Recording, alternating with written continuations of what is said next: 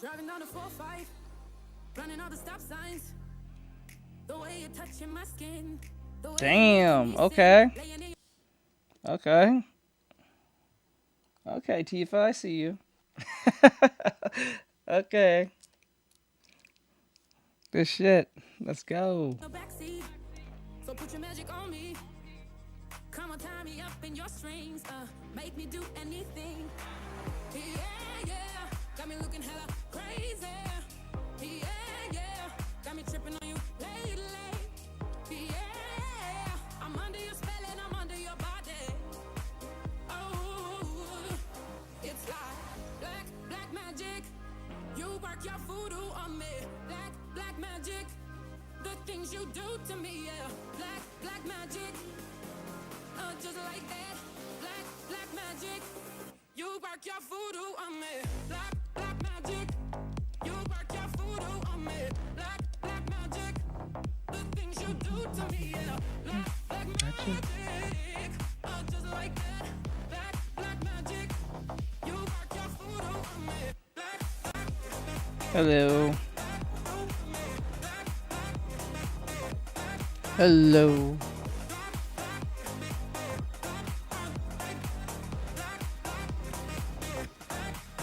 Staring in the dark eyes, you're controlling my mind. The way you're touching my skin, the way you're making me sin, praying down on my knees, so the devil doesn't take me. Tangled up in emotions, we go down. Rocket Raccoon, let's go, bro.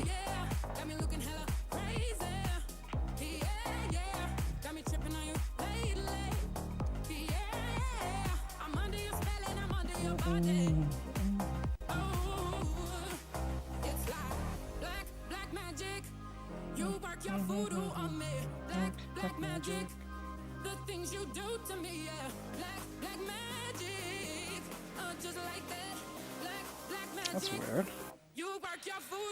How is it responding? What the hell? Black magic. It's still responding. That's kind of cool. Let me see.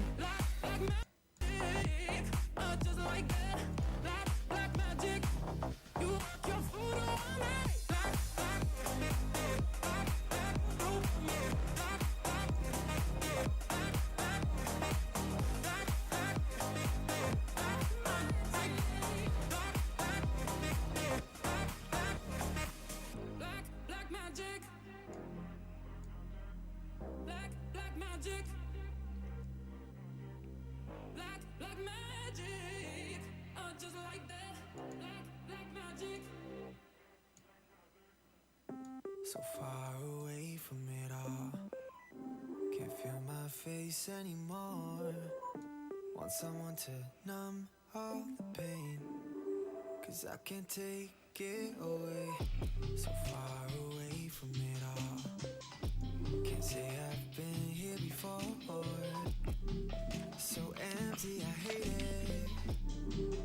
I'm sick and not feeling nothing. So where do we go when we feel so alone and we can't do a thing about it? About it. I'm done faking it, I can't pretend. In my head I'm running circles again.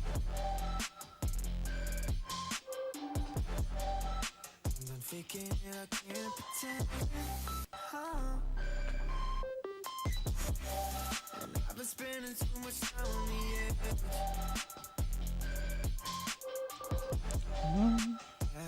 Yeah. You can see it in my face, though. You solved the mystery once again, oh no. I know we had this conversation a bit ago, so don't you know? I've been sitting at home watching the paint dry, kinda wishing you come over and say hi. Save my life, yeah. I'm just hoping that you try.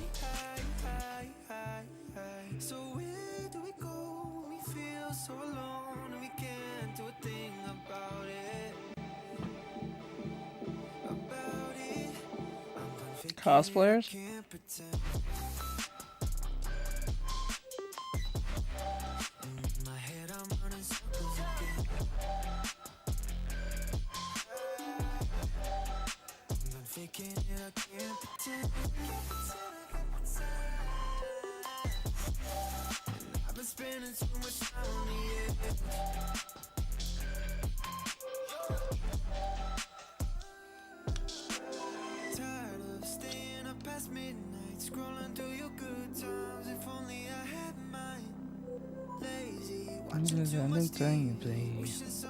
Yeah.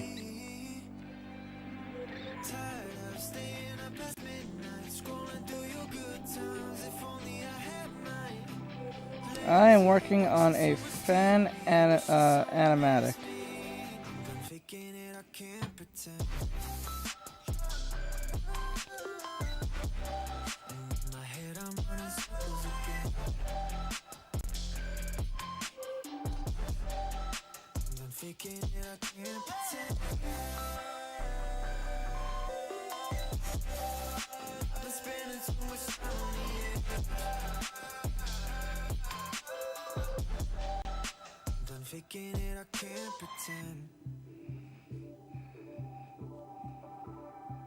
No? Where did you see that? Oh wait, yes, you do. That's just Google. That's just Google at that point. Yep.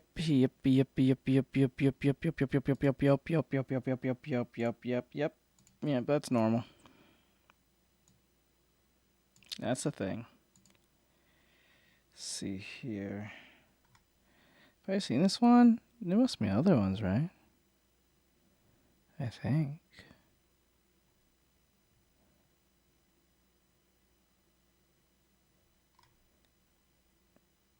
Can we see a tour one? I wonder if we can see a tour one. Let's see. Wait. Cool to see a tour expo, right?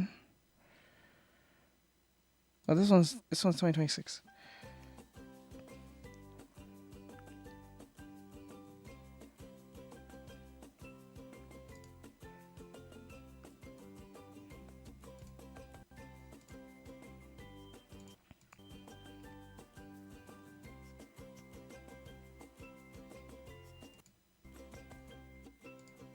I'm an art teacher.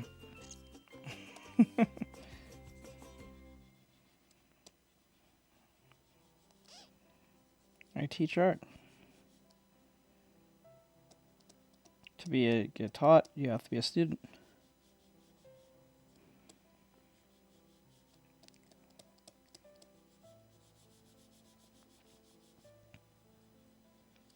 Luckily, next week I'll just only be streaming twice a week.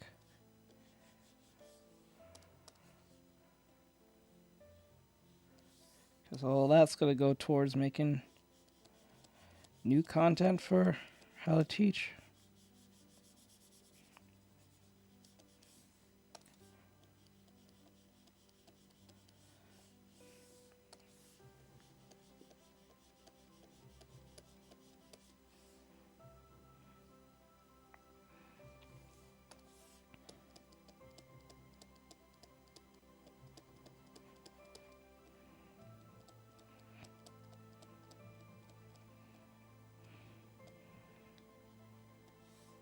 Well, right now I just use Instagram to teach them one-on-one.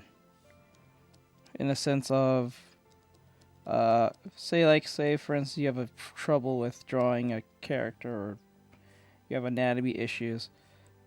You'll show me what it is and I'll send you an Instagram video on where you went wrong or where you should focus on. The only reason why I don't do the call thing is because scheduling is really annoying to deal with.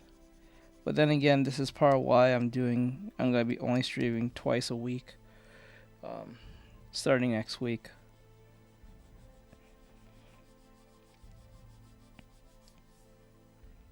So I can focus more on the students and the people who support.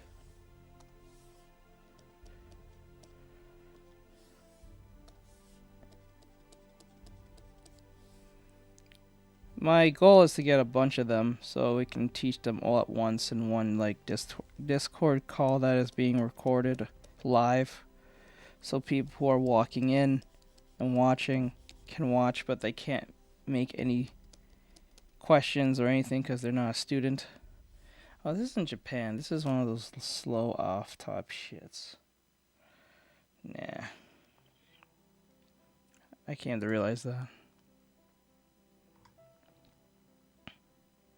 I am doing an animatic Hello.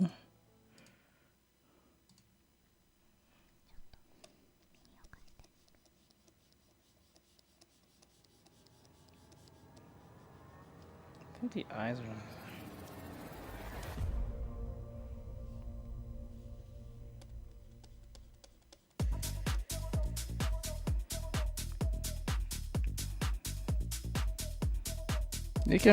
You can send me the link.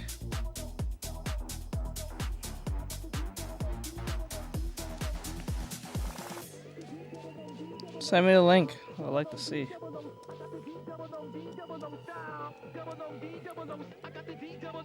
Oh wait, you can't send it here. Can you tell me their name?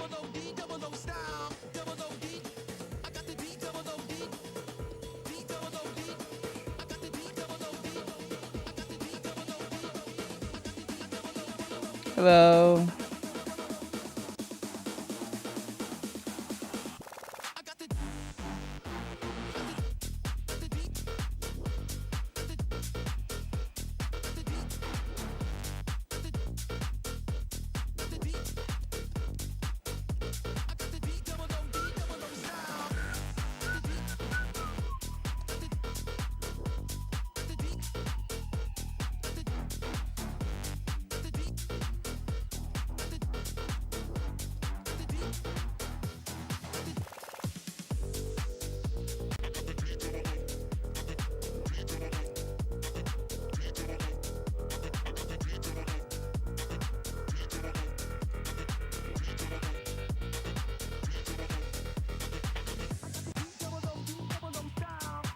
I guess they're not telling the truth. I guess they're.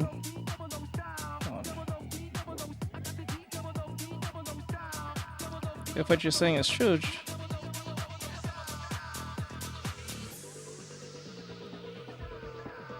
Guess you. She. If what you're saying is true, just tell me the person's name. Because tell me that it's probably useless to tell me if you don't tell me who they are.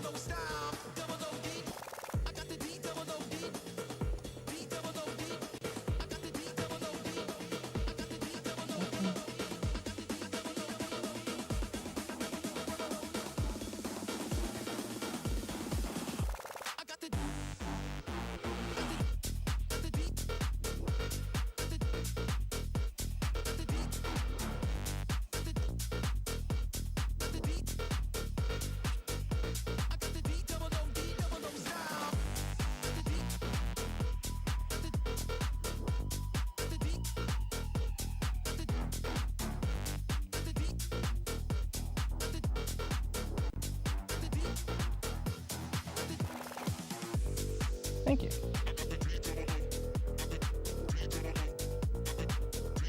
Smiley, let's go.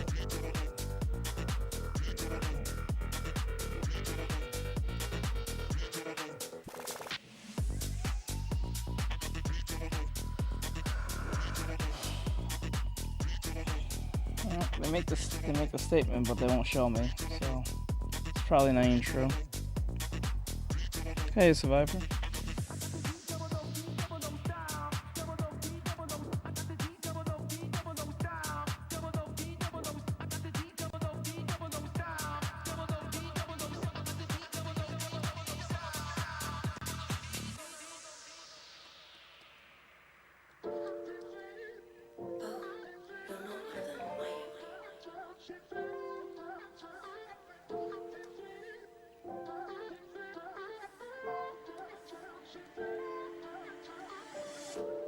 You make me smile in a dark section.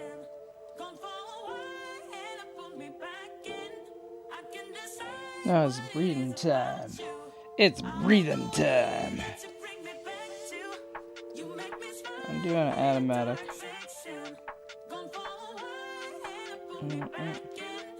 Jesse!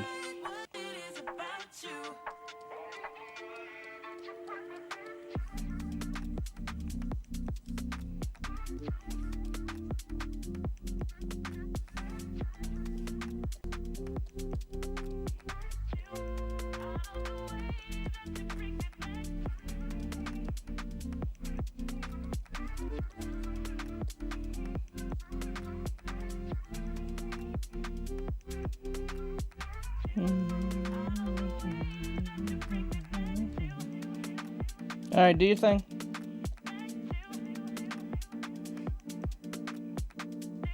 I don't know why they tell me if they're not. Why bother telling me if that was the first thing you say? That makes no sense.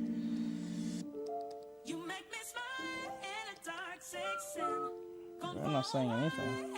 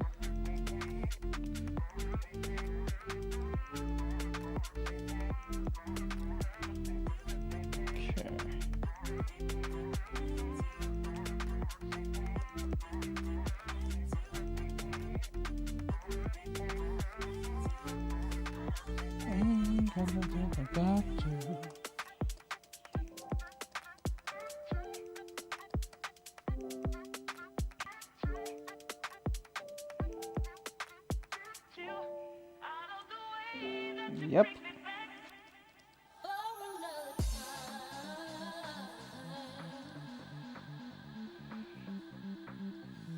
More of a fan art. Well, not even a fan art. It's a fan animatic. I was about to say animation.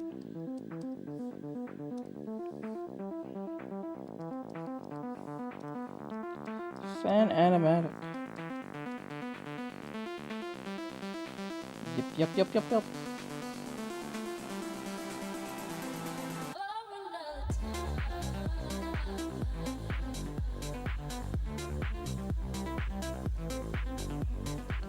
Yeah.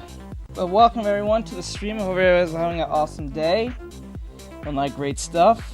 Right now, we're just watching a bunch of cosplayers as I do artwork.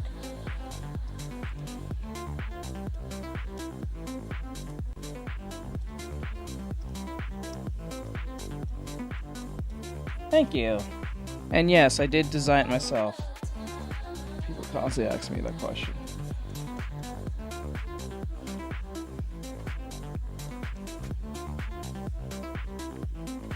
Hate what?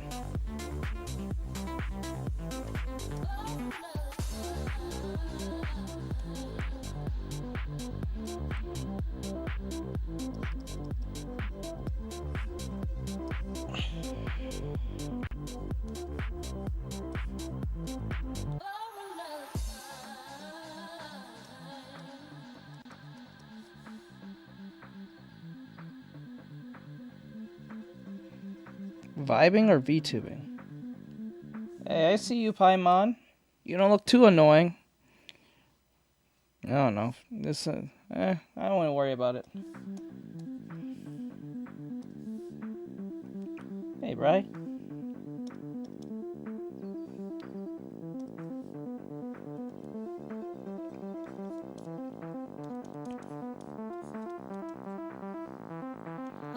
Paimon. Hello, how goes it? Hope everyone's having an awesome day.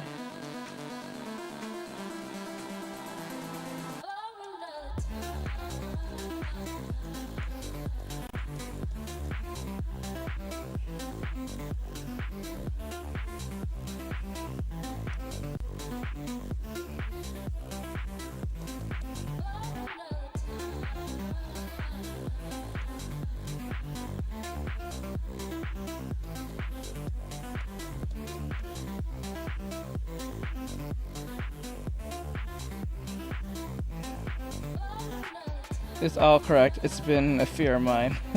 Oh, it depends on what you're talking about. You can just turn it off, you know. In most cases, you can turn it off if you're using like an iPhone. I don't know about Android, but you can definitely turn it off.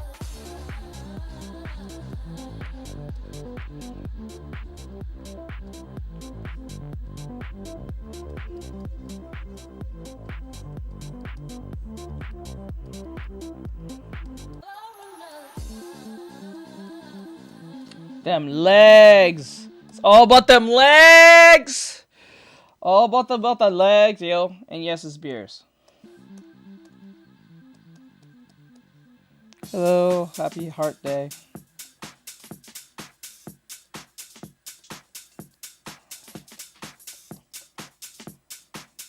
Yes.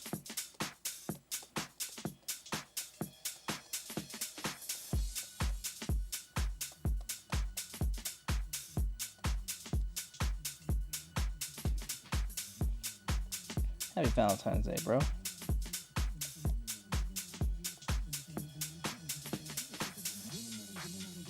Searching for what?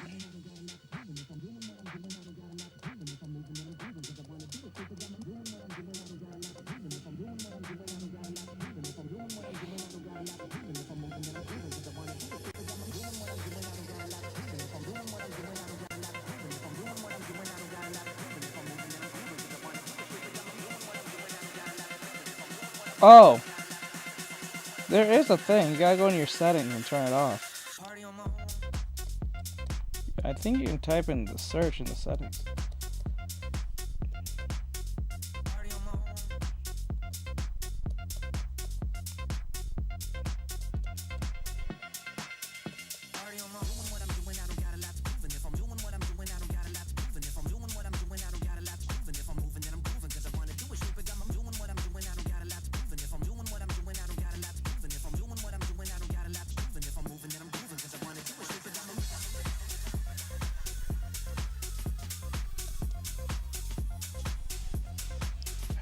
I suggest just go on YouTube and type it in.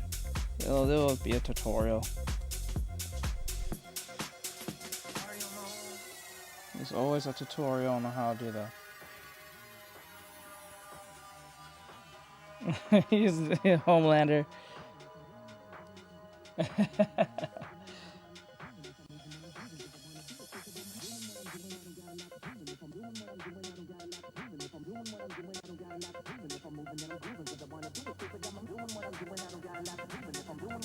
Alright, do your thing.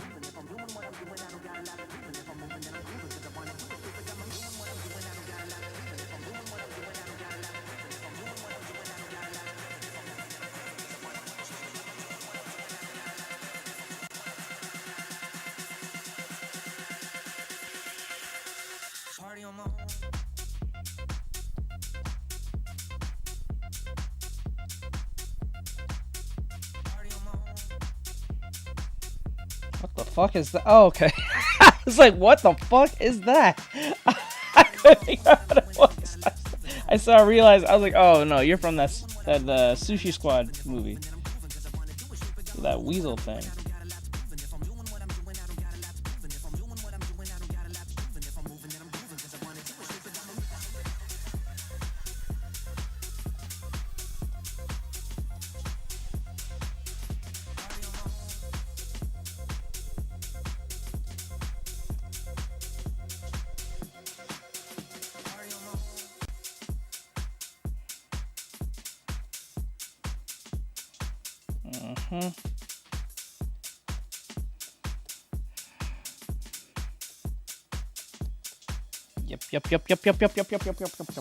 Yep.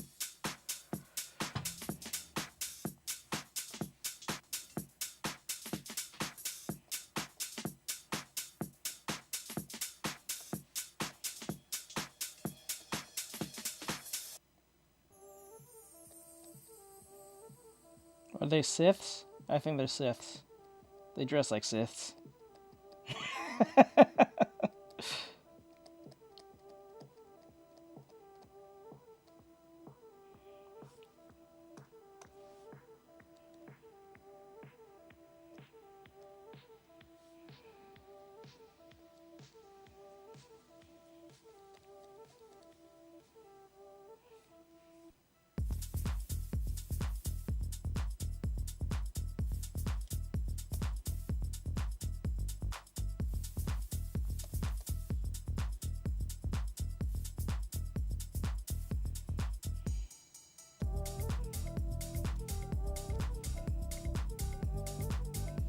There we go.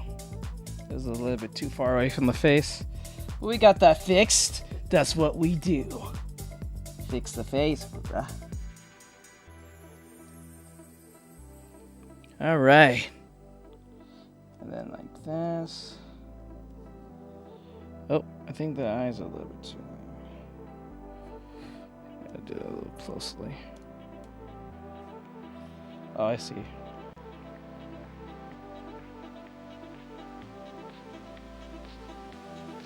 Ah, that's good. That's good, Nathaniel. What have you learned so far? Ooh. Wait, whoa. What the F?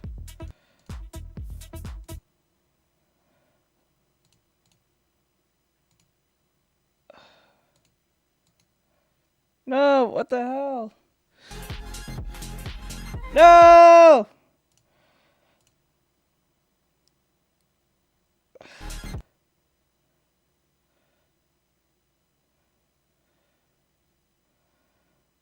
Hello.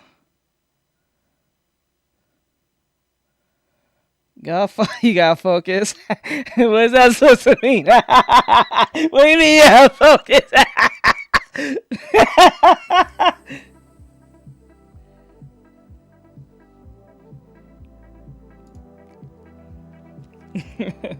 I think I want to see it at least one time. Okay.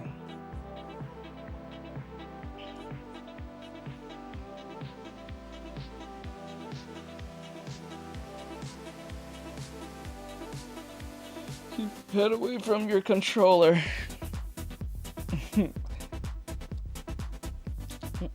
Oh, I mean head. I just read that's right. Stop, Silver. Stop, stop, stop, stop, stop, stop. Stop, stop, stop, stop, stop, stop, stop.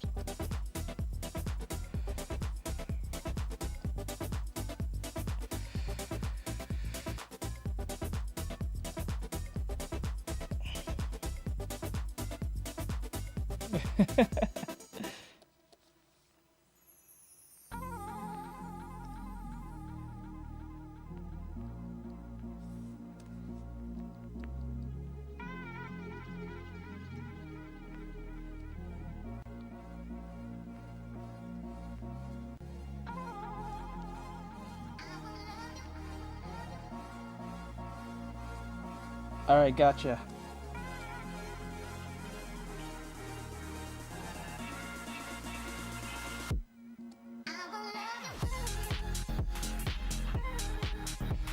I'm working on an automatic.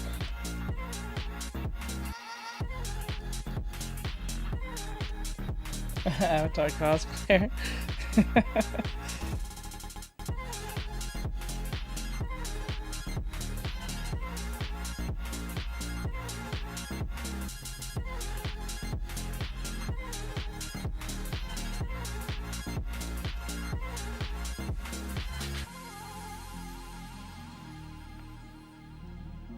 Okay, there we go. Hold on.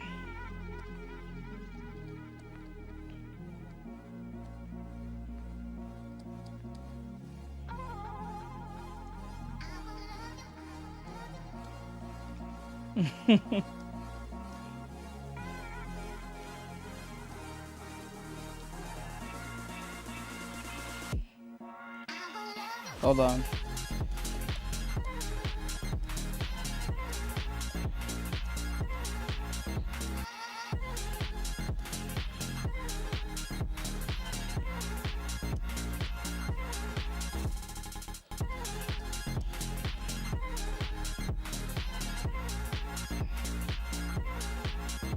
Hello.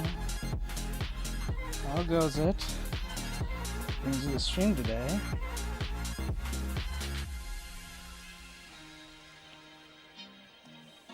Smaller. I think I made the head a little bit too big, so I'm gonna have to push it in.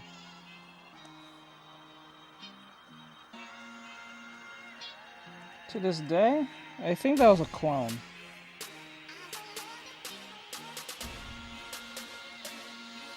I wouldn't be under. I think Red X is literally a Robin clone.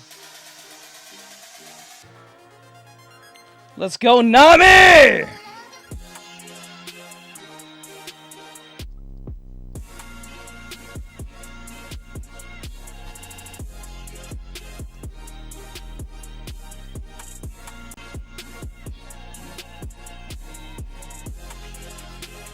That's the only reason. That's why he sounds like Robin, fights like Robin, act like Robin.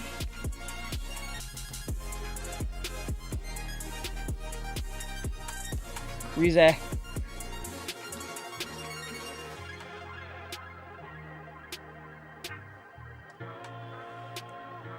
Find the heaviest cosplay. The goal of today is find the heaviest cosplay. Let's go. Let me see. We'll play one more.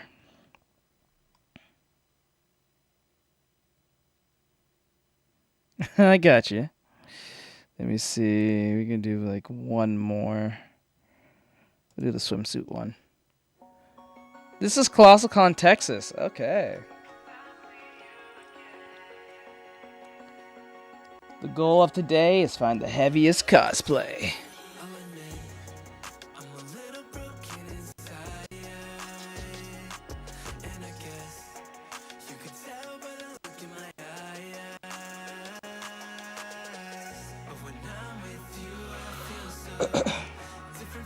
Benjamin,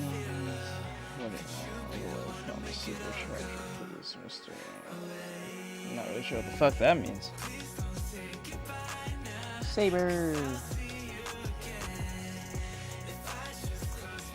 I'll make the handle over 2.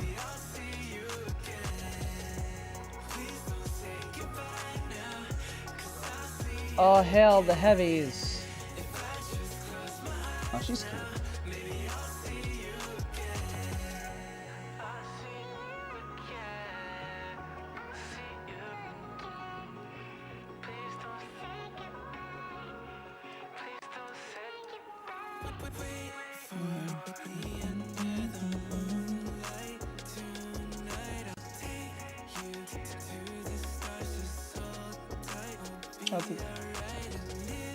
No problem. I don't know if I did much of anything, but like, no problem.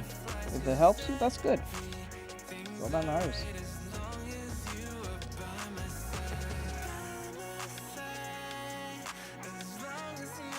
Later, Armani.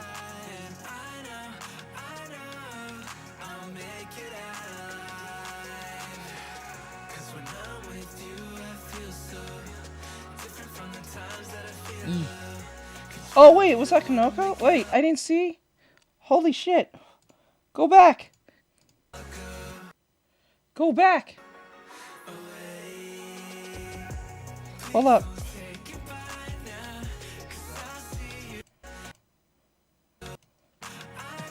Got Riz, yeah. Oh, okay, that's the mushroom girl, okay.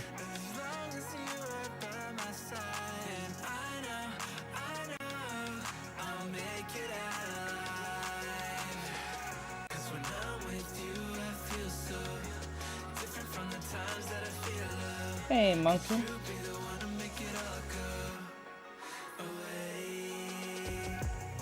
Yes, that was her. Was lacking the heavies though. Yeah, she was yeah, I think oh my god.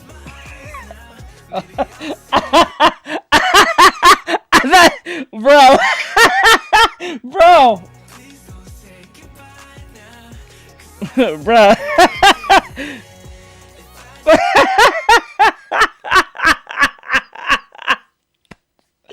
Bro.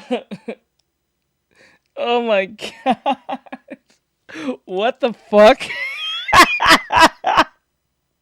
Holy shit. Right. Oh my god, dude.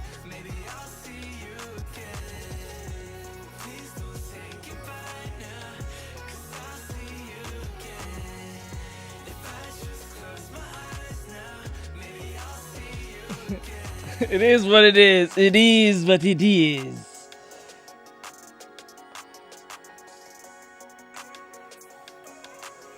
Why are you asking? What the fuck? Why wouldn't there not be more anime girls? That's like asking. What? What kind of question is that? Well, you want Concord players or some shit? What the fuck? Don't question. The fuck?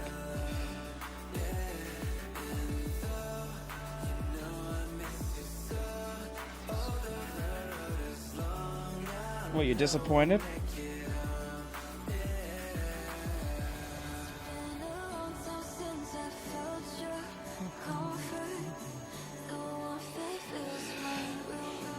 I wouldn't.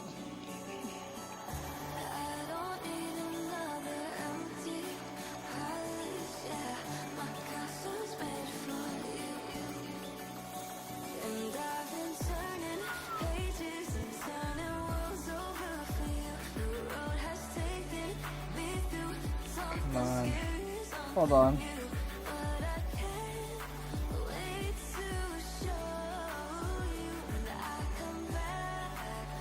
I can get the...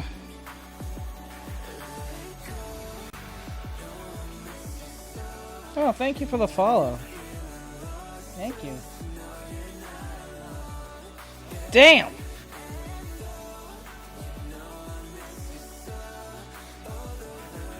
Thank you for subscribing to the channel. I appreciate it.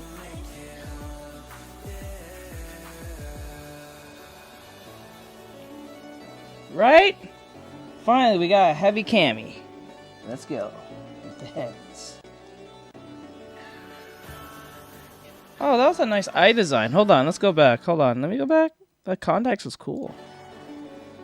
That was a cool contacts.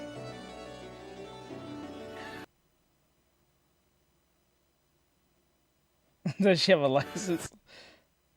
That's a cool... Yo, bro, that's a cool contacts. You see that? That's so cool. I wonder if they have any, like, Fire Force custom-made, contacts, you know, like... Or, like, what do you call it? Gotcha, Kuda. Look like Power Eyes. Is it Power? I don't think so. Yep. I actually like the eyes. I want to try those. I actually want to try contacts. They're really cool. Do they work slowly? Probably.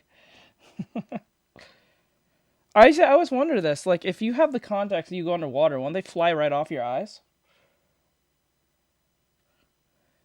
Wouldn't it be a bad idea to, like, wear the contacts and go in water? You fear them. I was just wondering that. Wouldn't that be a bad idea? Because wouldn't they fly out of your eyes if you're underwater? Or will they stay on your eyes? I feel like they'll just swash away. I gotta check. Waterproof. Though I have found some that actually makes eye designs. Ooh, please, can you send me them? I would like to see how much they charge. Because I was actually thinking of going to the next Comic-Con this year. I actually want to go. I was actually planning on going to the next Comic-Con this year. In summertime, wanted to take the GF to go, but, like, I'm not sure. I'm not sure yet. I'm trying to save up and all that stuff. So look for the eye contacts as well. Yeah.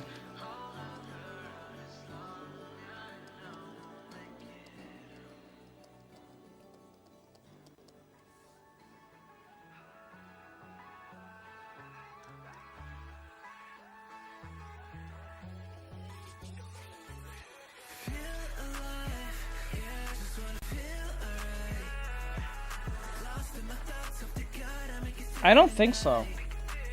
I don't think so. I think they're annoying to put on, but I don't think hurt. I don't think they hurt, but I don't know. They don't seem like it hurts. It just seem like it's a bitch to put on.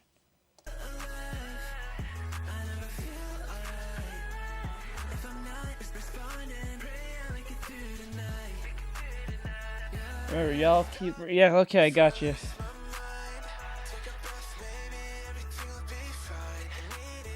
Okay, Power. I see you, Power. You're lacking so heavy on top, but you're really carrying a whole caboose in the back. What the hell, Power? What the hell? Holy shit! Okay, I think we found the winner. We found Mantis. I think it's Mantis. Bro, we got Mantis. Mantis won. I think Mantis just literally just won. She's carrying the power. I think Mantis won, bruh. Holy shit. Bro, I just got here.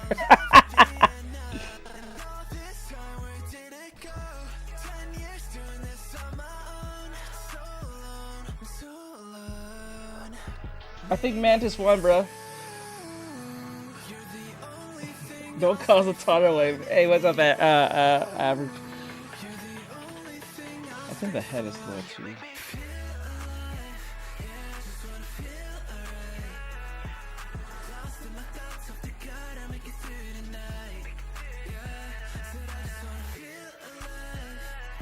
We're watching cosplayers.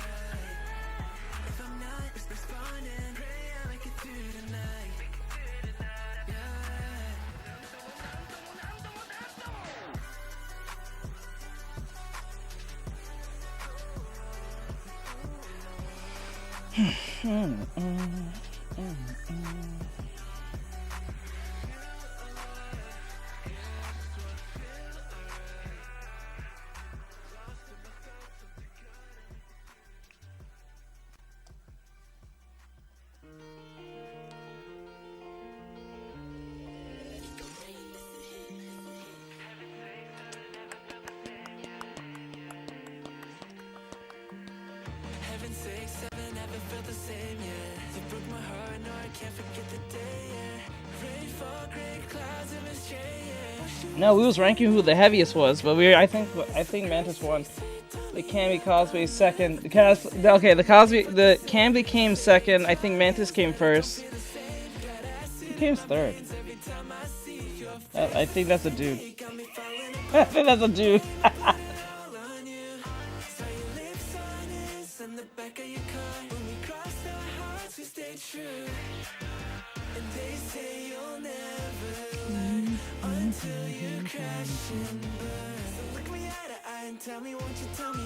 We have no third so far. Yeah, we'll have one. That makes sense. Yep. Oh shit! I think we found third. We found third. I think who's your character? I don't recognize. I feel like it's from Fate's Day Night. I don't know. You won't even tell me. What the fuck? Can you at least tell me who the character was? Yeah. Who's this character?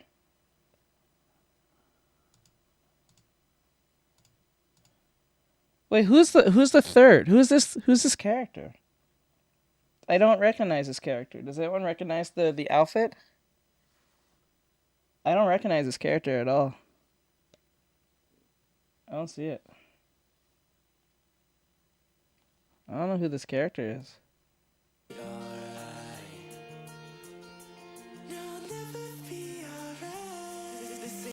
Not character, but I see next one's poster.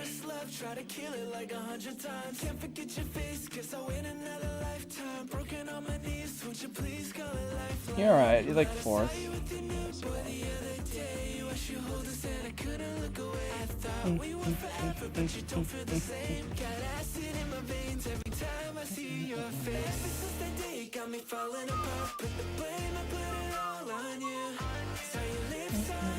In the back of your car, when we cross our hearts, we stay true.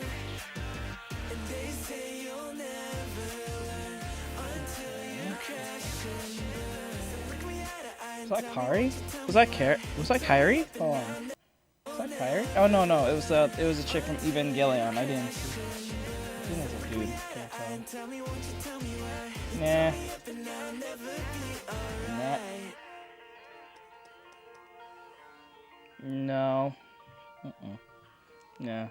I think first place was Cammy. No, second place was Cammy. The first place was Mantis. The third place was that one chick I could not recognize. I don't know what their character was.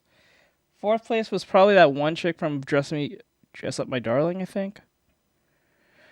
Forgot her name. Or so.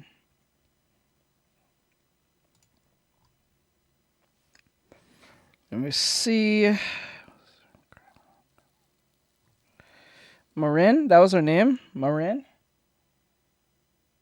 Oh, Marin. Okay, you thought about Marin, the one from Dress Up My Darling. Okay. I think you meant the one with the crown. Okay. I can pick...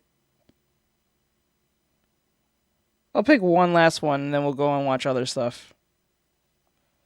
To what? What you need a link for? What are you referring to? I'm not sure.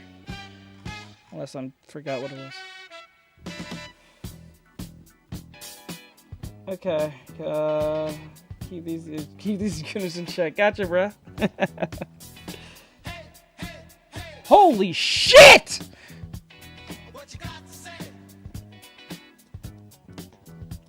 Sally, hey.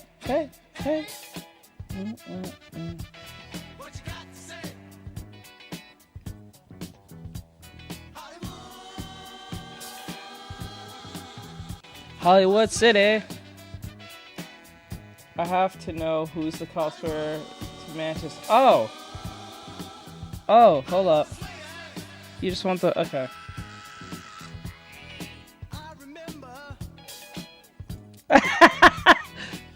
I got you, Flip.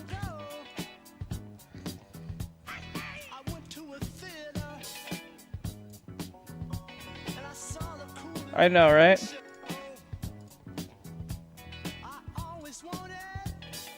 Boom, boom, boom.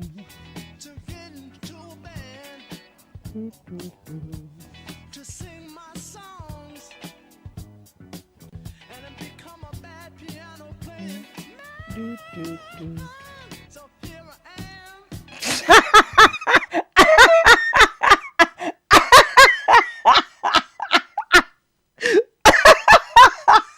I'm sorry.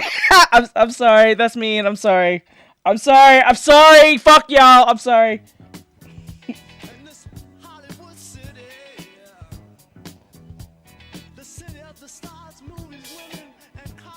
God damn.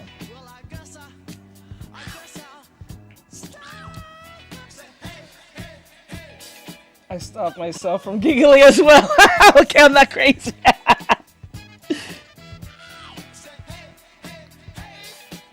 There you go. There you go. There you go, my bro. Flexing skills 0. Hollywood City.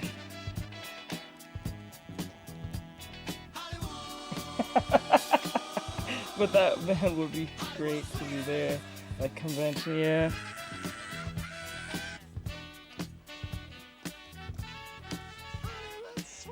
I think I know who you're referring to, but I'm not sure. You follow that black guy who laughs at people?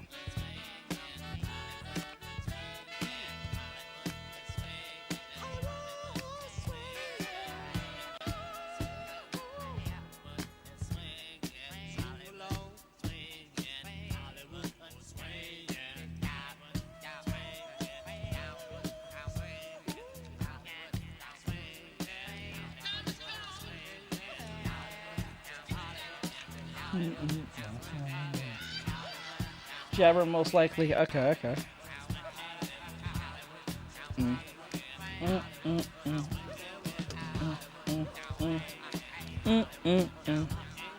Hey, Daisy.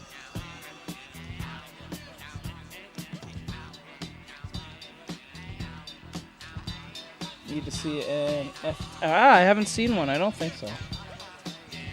Actually, I'm thinking, yeah, I have not seen an F-Death cosplay yet.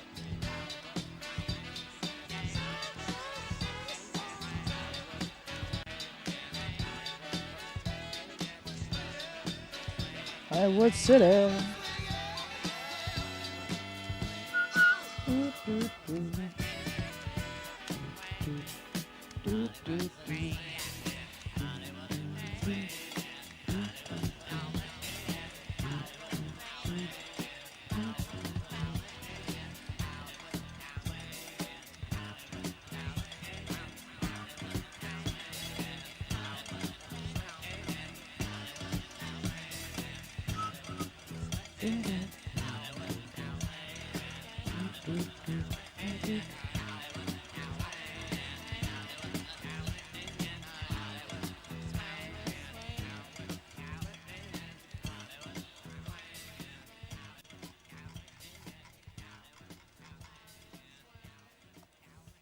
Oh my god. Wait, what? Hold up. What? What? Wait, let me see.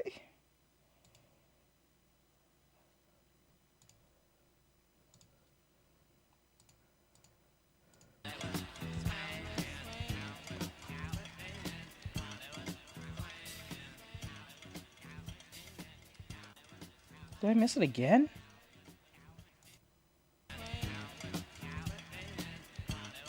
No. It's just Sonic, right? I didn't see Sonic. Did I see it? Did I miss it? Oh yeah, there it is, there it is. Okay. Hey, what's up, bro?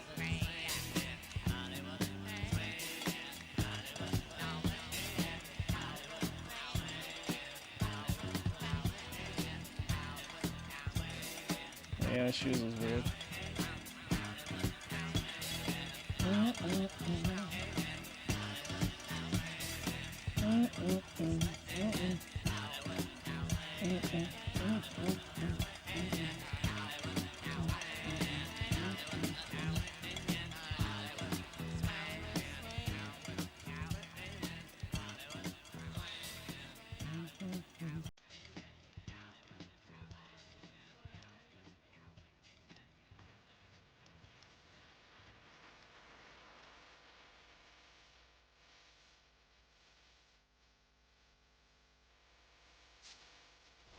Holy shit!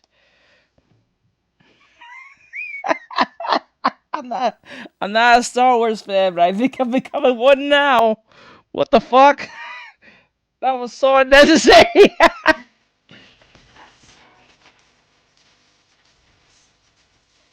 I didn't see that coming. Damn, that thing's. Damn, man. Holy shit, that was so unnecessary. Caught me off guard, bro. She that cosplay looked good, right? Oh, we got Rogue. Let's go, Rogue.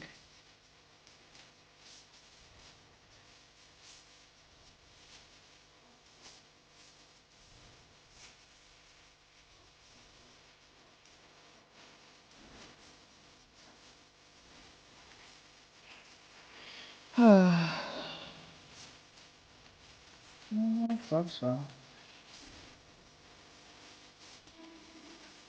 Is it the same chick? It's the same chick. Oh my god. It's the same chick. No. Hey, Royal. Holy shit! What the fuck is this? What is happening? Damn, she's like, fuck it. Bruh, like.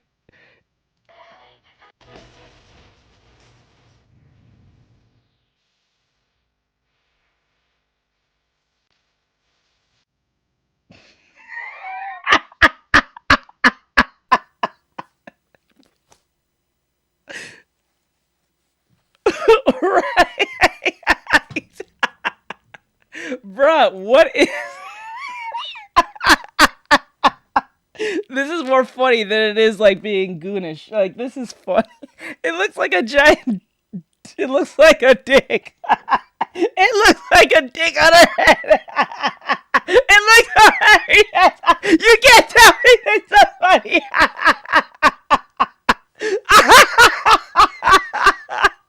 That looks funny as shit. I can't take it serious. I can't take this shit serious. You guys are fucking. Oh my god, you're so true. I see it now. It looks like a dick on her head.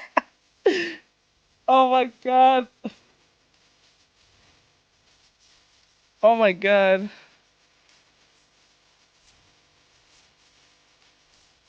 That's crazy, dude.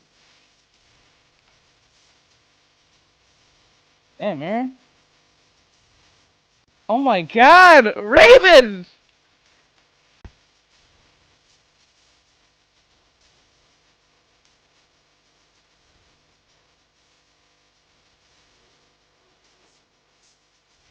My god, dude. That was crazy. Raven always had it like in the comments, right? Always did. Always did. Alright, alright, alright. I think there's enough of that. Alright, guys. Let me see. What do I have today? Let's see what we have today. Our house. Best to read. Manga. Horror. Okay. Yeah, there's a lot of them. But I gotta get rid of them. I Can't keep doing them. Candy Rangers trailer. What game is this? So I found a game trailer of this. I don't know what to call it. It's called Candy Ranger. All right, bruh. I got you, my dude. So this game is called Candy Rangers. I think it's an anime type. I don't know what it is. So we'll see what it's about, man. This is videos. It's the video's fault. It's all right, bruh. Let's see what this is about.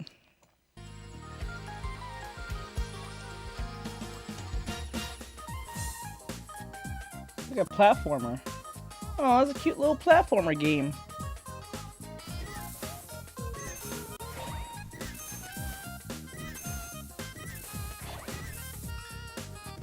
I got you, bruh. Gotta ponder on all the heavies. That's a cute little game.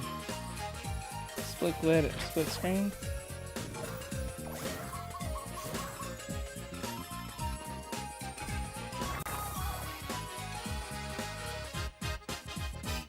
It's got multiplayer. That's cute.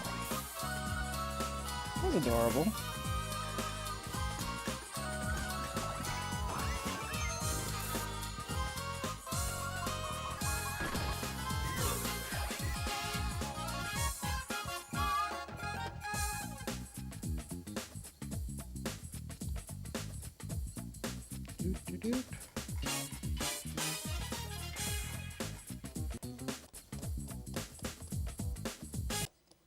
Nice. Cute.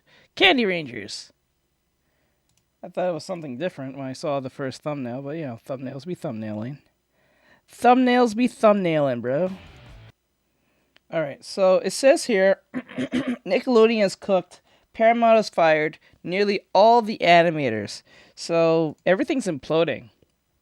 I guess everything is just imploding now. Everything's imploding. It just seems like that. Like everything's just exploding. All these companies are blowing up. Either they're eating each other, merging with one another, or they're shutting down completely. It seems like that's what's happening. See, if all these companies stayed under Netflix rule back in 2008, I don't think we'll be in this position. If you guys just did distribution based on the streaming stuff, I mean, if Netflix just did the distribution type shit and then you guys just put your content up there, I don't think we'd be in this position. I don't think so. I don't think Disney will be in the position they're in with Disney Plus. I don't think Paramount will be in the position they're in. I'm just saying. I think if they just did what they were supposed to do back in 2008 till now, I don't think they'll be in this position. Maybe they'll not be a better position, but no, I don't think they'll be in a perfect position, but a lot better position that they are going on. Because now Warner Bros. Is blowing up, Paramount's blowing up, Nickelodeon's blowing up, Cartoon Network's gone. I'm saying, like, everything's just imploding, eating itself, or dying. Hey guys, welcome back to Clownfish TV. This is Neon. I am here with Geeky Sparkles. Hello. And there is chaos at Nickelodeon Animation. We talked, I think it was a couple months ago, we said that the word on the street was that Teenage Mutant Ninja Turtles had been canceled over there. And it was confirmed, and now they're actually going to put TMNT on YouTube with a different studio. But apparently, the bloodbath doesn't stop there. Apparently, almost everybody has been fired at Nickelodeon except the people who worked on SpongeBob. Wow. Wow.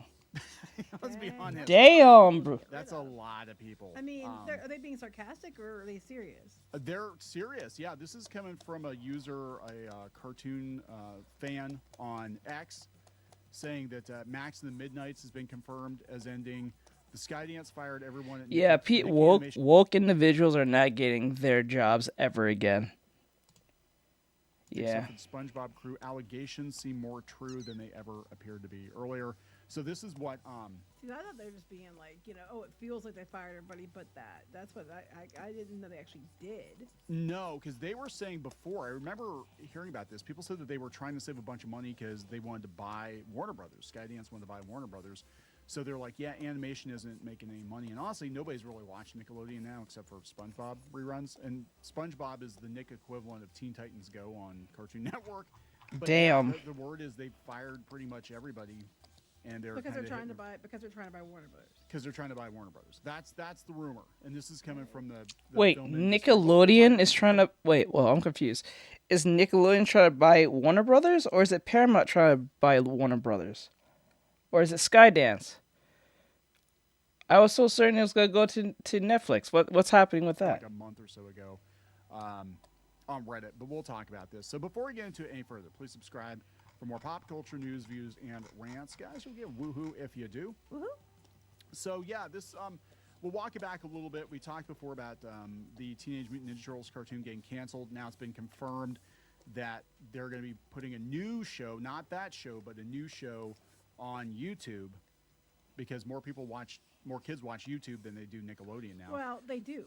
I mean, our kids. Okay, before it was the cool thing to do, our kids used to watch YouTube before school, and that They was did. when it wasn't so common. And now, pretty much everybody puts their kids on YouTube, and Yeah, let's be honest. just here's the iPad. Go watch some slop. Yeah, well, it was weird. I did a short earlier today talking about all the old Cartoon Network shows going to Tubi. I don't know if you heard about that, but they're all going to Tubi. Are you serious? And they said the viewership for Cartoon Network currently is 55 to 75,000 people max. Oh my god. Oh my It shit! used to be millions. Yeah, same with Holy and shit! stuff like that. They've dropped off a cliff as well. Yeah. Disney XD.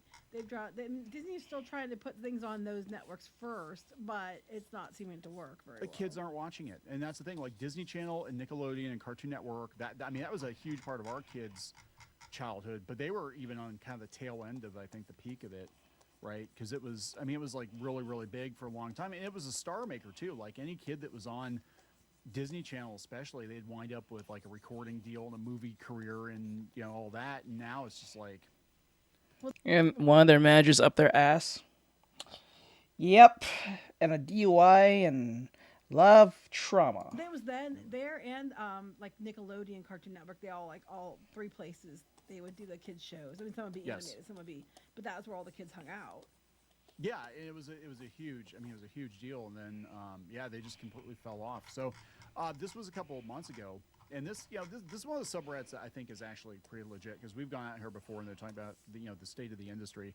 It said chaos at Nickelodeon, multiple shows canceled at Nick Animation as a result of the WB Paramount merger. Now this was before Netflix basically said, "Hey, I'm not convinced Netflix is going to get Warner Brothers. I think they're going to throw a wrench into it, and Paramount might actually wind Well, up with Paramount keeps offering stuff. Stockholders might just be like, "No, we're gonna go with them." It's possible because they keep sweetening the pot. I just think it's funny. It's just like they won't take no for an answer. it. Yeah, they won't, and they keep And then, will Netflix sue then if Paramount gets, or you know what Yeah. I'm saying? It's gonna be a big mess no matter what. It's like a messy, like divorce. It is going to be so weird to see SpongeBob and Superman interacting. That is going to be so weird to see SpongeBob and Superman interacting. The Fairy Odd Parents hanging out with fucking Gumball.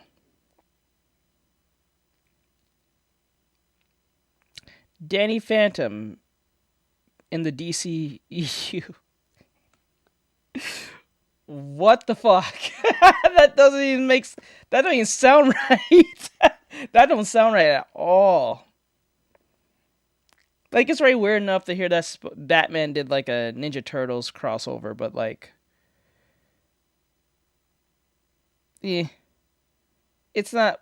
I don't think it's too weird out of the realm because like, it's not like Cartoon Network didn't do like crossovers with Batman and like, I don't know, Scooby Doo or some stupid shit. Who gets the it's kids?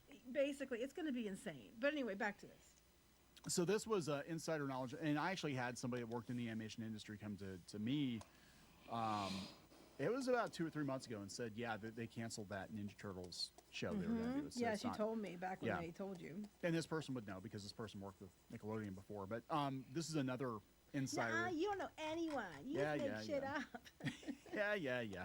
A bit of insider knowledge, and you didn't hear it from me, but Nick is in complete panic mode at the moment. Paramount went down hard on them and canceled Paramount Self. Nick had absolutely nothing to do with it, and they're pretty empathetic. Several shows. So this would be Paramount. So basically, the Ellisons got control of Paramount, and immediately they started chopping. He said, I can't tell you exactly which for legal reasons, and I can't confirm if a new Wish is in there for sure, as I only, that'd be the, I think it's Fairly Odd Parents, I think. As I only know of 3 specific shows, and the rest was left as an et cetera in the briefing, but I 101% wouldn't be surprised if it was among them, especially as many of these canceled shows were quite profitable, some extremely so, and their slashing seems completely arbitrary to everyone working on them, Nick included. The team I work with speculates all these nonsensical cuts might have to do with the whole Warner Brothers purchase attempt.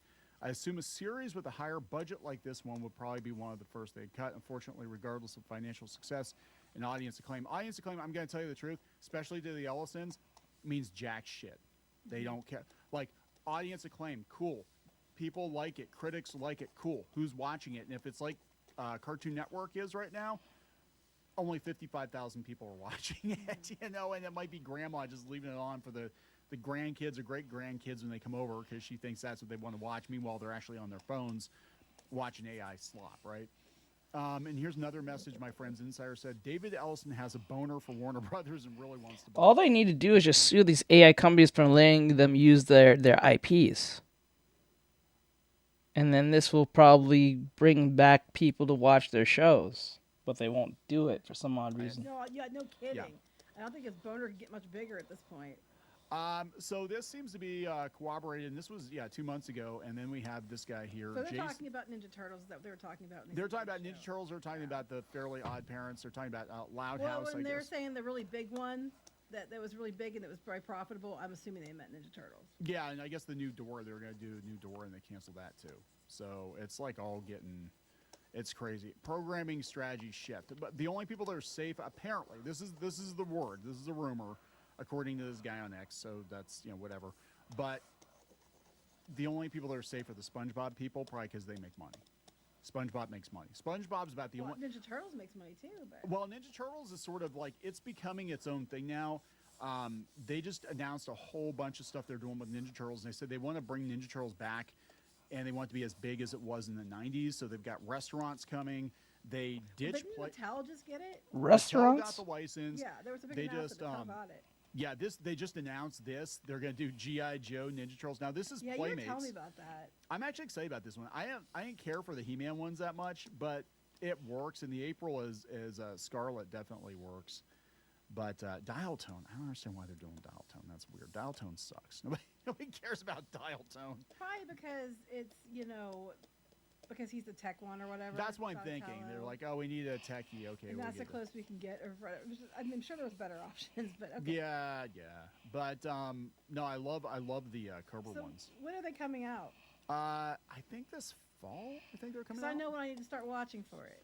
Yeah. So what's But Yeah.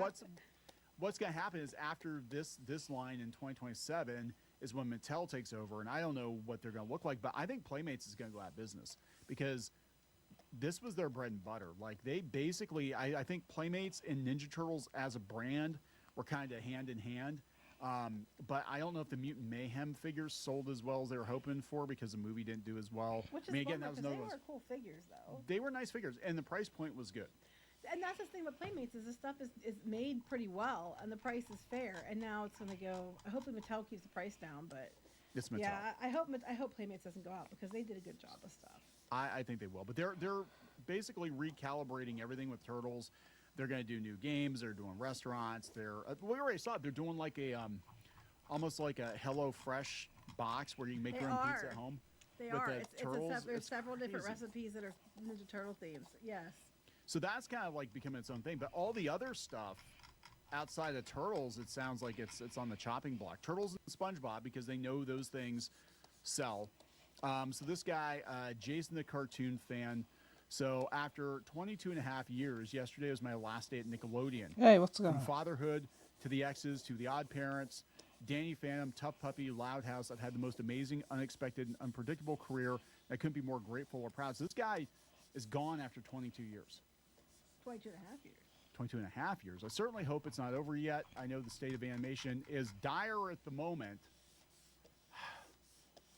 We tried telling people. We tried telling people these things, and all they do is He's attack negative. us. for it. Cancel him quickly. He needs to learn. He needs to keep his mouth shut, not listen to anybody, especially those clownfish TV people. Yeah, I know, right? Oh my God. Yeah. So yeah, it's not good. So they're getting rid of people.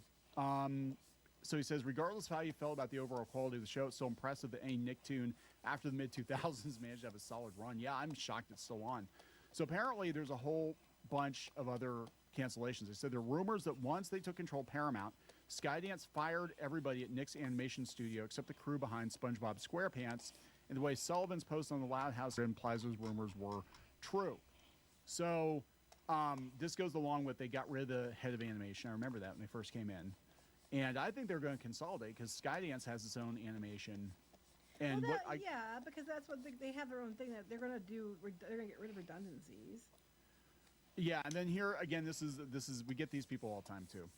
This guy says the rumors are probably not true since they still make those 2 seasons of Rock, Paper, and Scissors. The supposed seasons 2 and 3 of Rock, Paper, Scissors are really just season 2 split in half. Those episodes were greenlit right before Skydance entered the picture for Nick. People don't understand how long it actually takes to get an animated series out the door, and they do episode orders. And Shiri's Right. had a hissy because we said that we thought that that what they had left was already probably being finished up, and they already worked on ahead on it and everything else. That's not true. They're getting more seasons. It's like no, there aren't. They're just the same season split into chunks, and they're calling it different seasons. And that's what it was. Yeah, it was So it was I done told at that you. point. Yeah, at that point, Shira was done. The people behind it were looking for new jobs. They were looking for new jobs. They were doing GoFundMe, some of them. They didn't know what they were going to do. But they're like, no, Clownfish, you're lying because season 5's coming. I'm like, yeah, bitch. They put it together like 2 years ago. It's like how people just they do not understand. But I mean, that's an incredible run. But a lot of animators now are jumping ship and going to their own indie projects. And you've been talking. I to some said of them in that. the comics and stuff. Now. Do your own indie shit. Don't be all like it's over. Stop doing or trying to hope to get a job from Disney or some shit or Nickelodeon, fucking Warner Brothers. I ain't gonna say Cartoon Network. It's just Warner Brothers. Make your own damn shit. Make your own damn shit. It's gonna be a lot harder, but like it's gonna be a lot more rewarding. You have full control of your shit, and you don't have to worry about getting fired from some random, because they got a new person in and then they just get rid of you. It doesn't matter if you're there for 20 plus years. If you're not what they think you're good enough for, they'll get rid of you. You could be the best animator there, but if you're not profitable for whatever reason for their projections, you're fucked. You're fucked. So this makes no sense to try to be like, I'm trying to be the best animator for Disney. Fuck them. Do your own damn thing. It's gonna be harder. You will still need that part-time job, but it's going to be rewarding when that thing takes off on its own, and then you can do your own damn thing. You don't have to worry about someone firing you. You don't have to worry about some higher up who don't understand the craft. You know what I'm saying? That all makes all sense. Yeah, I'm seeing people doing webcomics and stuff. I thought that was interesting. Yeah, so, I mean, look, I think in some cases, people are going to be better off doing it on their own. I know we talked about Matt Braley, the guy behind Amphibia, having his movie canceled at Sony, and then he's going to go start his own thing on Kickstarter.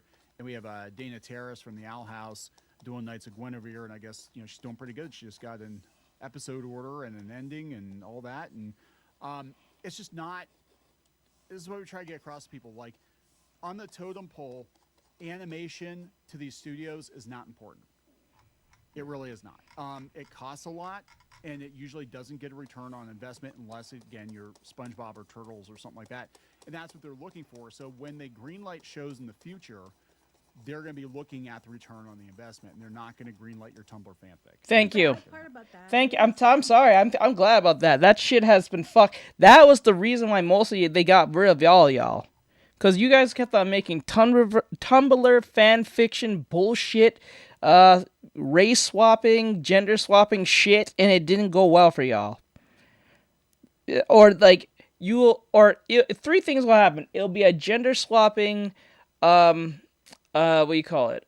It will be gender swapping. It would be orientation swapping. It would be the message swapping type shit. Spindle horse. I think I'm going to become a company as soon as. Yeah, do your own thing. It was gender swapping, race swapping, um, the message swapping, killing off the main character type shit, and then replace him or her with some diverse person of color or orientation or all two with a peg leg and some shit. Like they did it to He-Man, they did it to what do you call it? Scott Pilgrim. They did it to Batman. They did it to fuck. Who else I'm thinking of? Not She-Ra. They did it with Voltron, I think. Like they did it with a bunch of Western shows, and it just didn't end well for them. They did it with Scooby Doo, Velma. Like I'm telling you, if you take Velma and just change the names of every character, it's all it nothing changes. Like take the plot of Velma, take all the characters that we know based on their name, change their name to something completely different, nothing changes. Change Fred's name to Bob, change Velma to like, I don't know, Christine, change Daffy's name to like, I don't know, Katie, change Shaggy's name to like, I don't know, George. Nothing changes. It's just another unfunny Adult Swim show. They did it with She-Hulk. They did it with what's the other one? Fuck. Fallout. They did it with all of them. You get breakouts like K-pop Demon Hunters that are probably never going to happen again or get a chance because they just happened to get in between where they were greenlighting and canceling and they were able to squeak by. And it did really well. It was original. It did fantastic. And then you have other things that might have done just as well. They're never going to get to see the light of day because they're just going to double down on established people they know, and their show might not be great, or people, or like things they already own, a rehashed version of something they already have, and it's just going to be the same shit, different day. Yep, that's just it. But and we told you this was going to happen. All the original stuff is going to wind up coming from independent voices, and you can if you do it independently, you can do what you're going to do. Like the one guy that he's going to go do his independent thing because they took the other thing away from Sony. Go ahead. Yeah, and I think people need to get over the fact that you're not going to get your show unless you do it yourself first and prove that you can do it. Your show or your comic or whatever it is, you're not going to go through the system. You're not going to be plucked out of obscurity, handed hundreds of millions of dollars to piss away on your half-baked Tumblr fanfic. Those days are over. They're never coming back. Thank God. I think if you go out there and you do something on your own and you can prove that it has, I hate to be that guy, but you can prove that it has commercial value, then you might get a bigger studio interested in working with you or distributing it or whatever. And this might actually be a better deal for you because these studios, they want to own everything. They'll give you the money to do your show, but they want to own everything and they want to micromanage everything.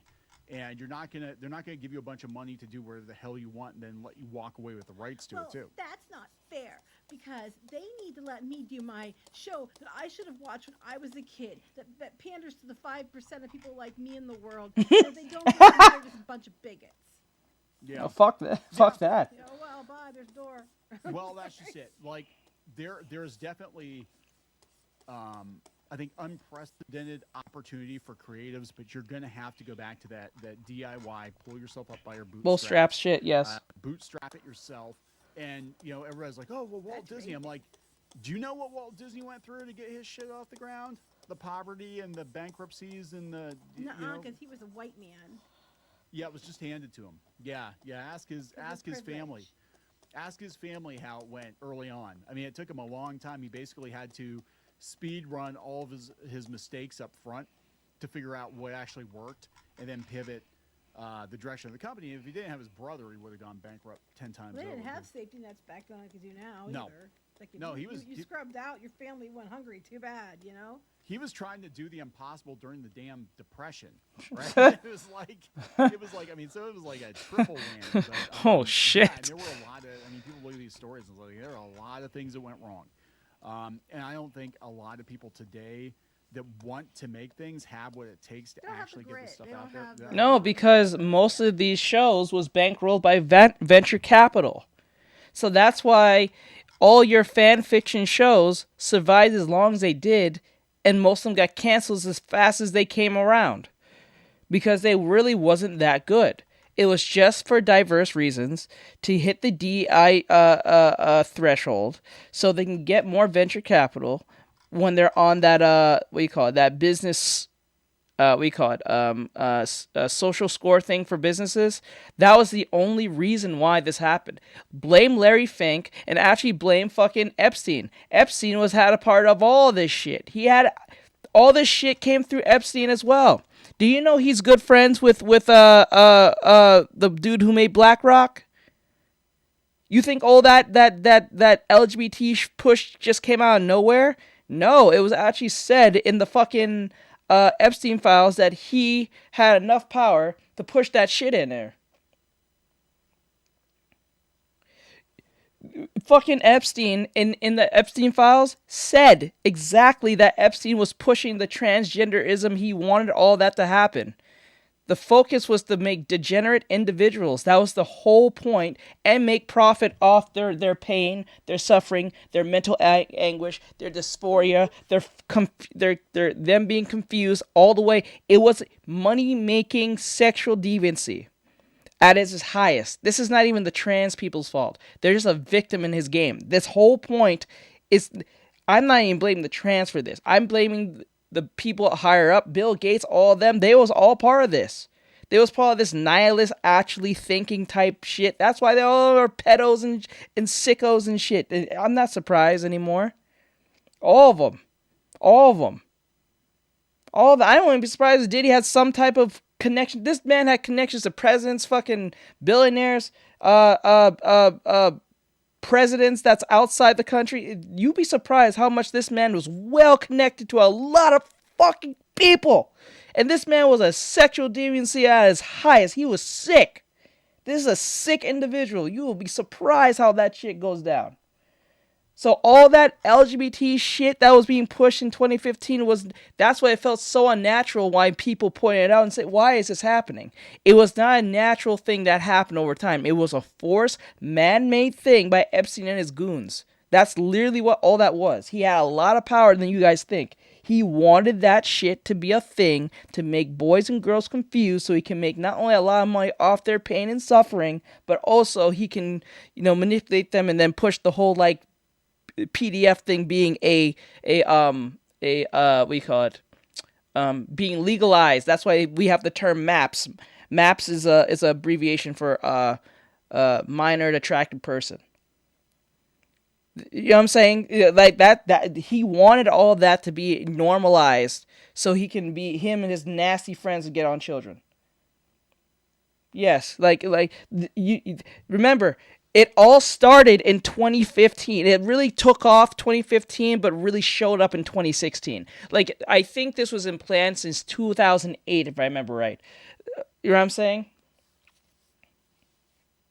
So yeah, so everything, that's why between 2010 or 2009 all the way to 2014, things felt super normal. Video games was video games, movies was movies, you know what I'm saying? Politics, anything politics was literally just vaporized. If you was in the gaming space, movie space, everything was vaporized in the sense of if you was trying to be political and try to bring up political shit, people were fuck off. We don't want to hear that shit. We're having fun, right? Remember, 2010 era was the era of the EDM party, it's 1999 type shit. That was a lot of that. EDM was a real push of we're living our best lives, we're living the best time that we can ever be, technology's up, social media's up, everyone's getting parties, all that stuff. And then when 2014 ended, at the end of 2014, that's when the whole bathroom thing starting at the far end. And then 2015, that's when they started pushing little things in video games, and you started wondering why the fuck is this happening. And then that's when all the microtransactions. Do you know he has a part of that whole battle pass microtransactions thing? That's also a thing that he was part of. Do you know that? He wanted that too. He pushed that shit on us too.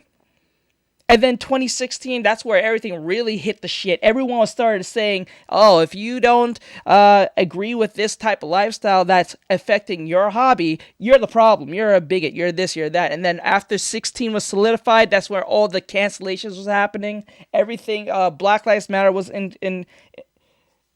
Black Lives Matter was ingrained in this. Everything that was some type of movement was under the one rainbow flag. Everything was in it, part of it, and anything degenerate, insane, crazy things that was not normalized. What people I noticed a lot of things in 2016, 2017. A lot of people was making videos saying, let's normalize something. Whenever someone said it's the year and said, let's normalize something, it's usually something extremely degenerate or something really common sense.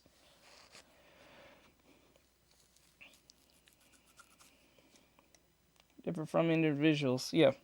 2010, those are the people that see through the facade of the media, yeah. Well, it is to be expected, yeah. You want a stick collection. You want a stick collection. But yeah, it was a stick collection. I think I get what you're saying when you're saying that. But yeah, that like everything that was pushed that we considered being inclusive was all Epstein's doing.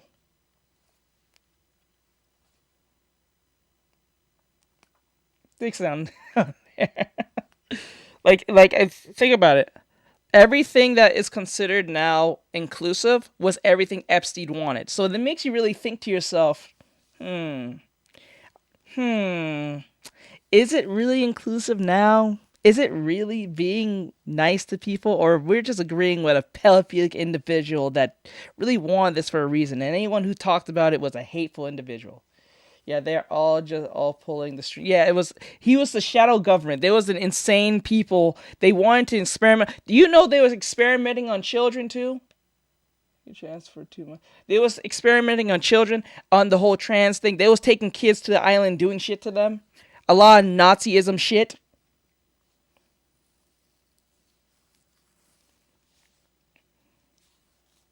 People are saying he's alive. I've been hearing that. Not totally sure how true that is. I'm not sure how true that is, but that man, they say that man's alive. People saying he's alive. I think they're saying because of that whole like Fortnite thing, and then people say they see him in the streets. Yeah, the drive or the grit to do it, and the ones that do, the diver admitted the corpse was. They deserve the win because they were out there doing it. They put their money where their mouth is. There's nothing my cup of tea, but I can totally respect the fact eugenics. that themselves, and I will support Gotta them. find the vid and send it to you. Okay, we'll definitely check it out. Always agree with them because they did it. As long as they aren't being a complete asshole, then Gotcha. There you go. It's cool you did it, but you're still an asshole. Well, here's an update here real hey, quick Mikey. before we end it. But this is the OP that said Skydance wants to erase Nickelodeon from existence in the next few years. His words, not mine. But he has no idea how the consolidation will affect SpongeBob yet. Now, I'm not gonna lie to you. I'm not even gonna lie to you. Oh, he did? Okay. So, like, I'm not gonna lie to you. I don't blame people who believe that they are trans. I believe they're just a victim of Epstein's game. To be honest with you, I do not think this is, like, the trans people's fault. I think this is literally the Epstein's fault. And his evil goons of billionaires and millionaires.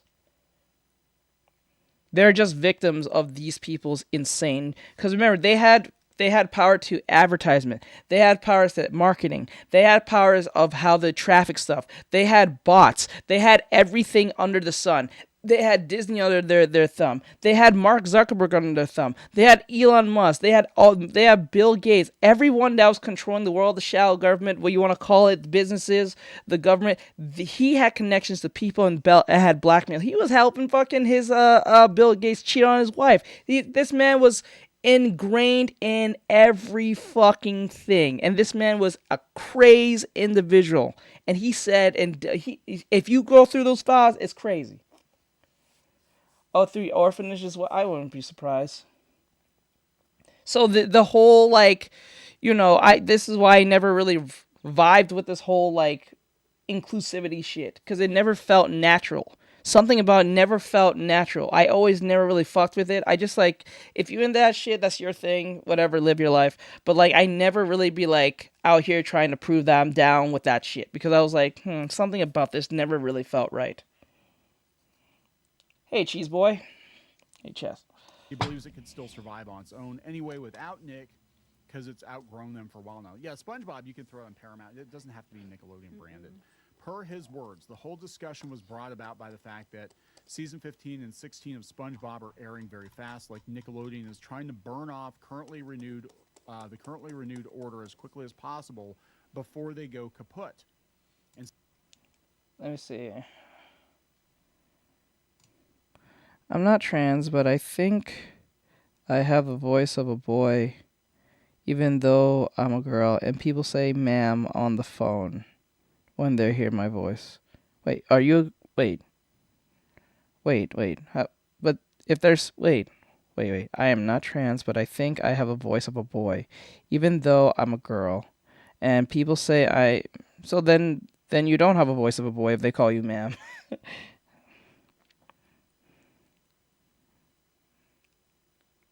Nah, I don't think that's a good indication. Because if everyone's calling you ma'am, but you think you sound like a boy, but everyone's calling you ma'am, that you don't sound like a boy.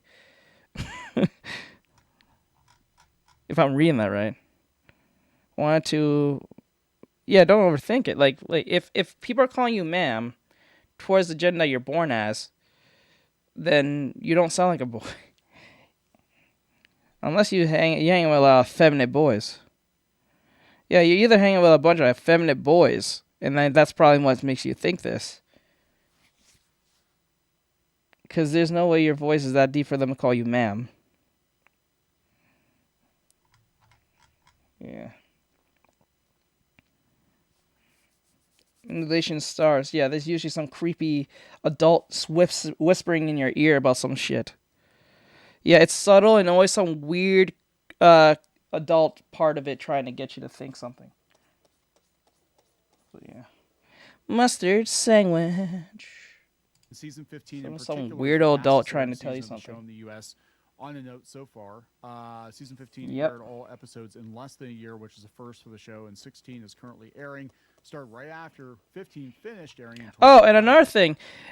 A lot of people may not like this, what I'm about to say, but this is I felt like this was kind of true to a degree.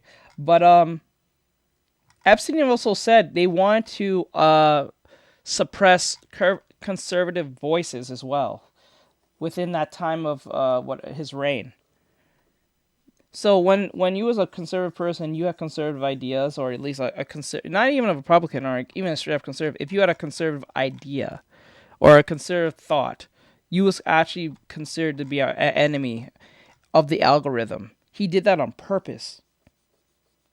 And they said push more left-wing talking points. They said that in their algorithm. That went from Twitter all the way to Facebook and all that shit. Google was part of this too. So like that's why things felt so like every time you made some type of conservative like statement or a conservative idea, you was hated.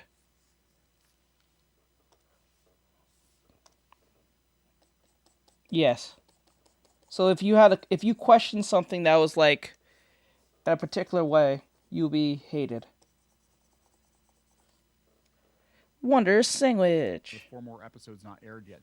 So yeah, it sounds like they're trying to. Yeah, don't think about it. If everyone's calling like if you claim you're a girl, and but you think you sound like a boy, but everyone's calling you ma'am, maybe you're a chick. I don't even think we should go based on voices half the time.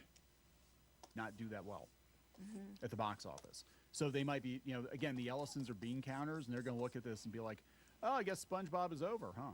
I guess people aren't really into SpongeBob like they used to be. You gotta flip that bean. Bye. See ya, SpongeBob. Anyway. Anyway, so yeah, we'll see what happens, but this could be the end of Nickelodeon. Miracle I think look, it's barely there anyway. Same with Cartoon Network. Like, it's hard to mourn Cartoon Network when they're not making new shows, and it's not what it was 15 years ago anyway, and it's just all Teen Titans Go reruns. It's like it's dead. he's If just having. somebody had come up with a network that captures that feeling again, Keyhole. I think they do really well. But good luck on that. You'd have to get a lot of. I think if you get a hold of a lot of the old stuff and get it back on the air, and then make new stuff that felt like the old stuff, you'd probably do well. But no one's gonna put money in that. Yeah, I was excited. This is a side note, but Night Flight. Hold on, I gotta show you this. So I didn't even realize until the other day that Night Flight is back. I talk about Night Flight all the time because they used to have all kinds of like indie animation and stuff like that. And they actually have a streaming service now, but they archived all the stuff. They have all the clips. They have a bunch of the movies they used to run during Night Flight, but they have all the animated shorts. You know, some of the stuff was fantastic, but yeah, if you had something like that, then maybe all these guys could get together and put together some kind of, you know, Cartoon Network-like or Nickelodeon-like streaming service or something. But it would probably be very niche. I don't think you're going to get a whole lot of people, you know, Just subscribing. combine them and call them Nicktoon Network and be done with it. The Nicktoon channel.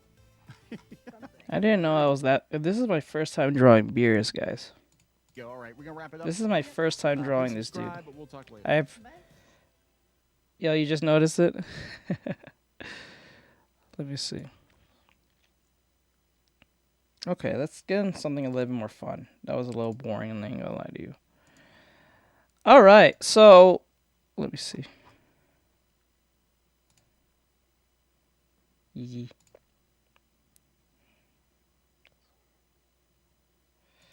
All right, let's get something fun here. So, hold on, let me get this real quick. I need to turn this on. There you go. Okay, we're on Twitch. Let me see, turn on background. Let me just make sure we got the chat sound.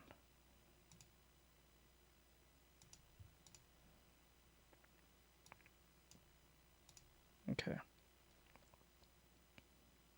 Wait, where's me? Okay, I've turned it down a little bit there. All right, so.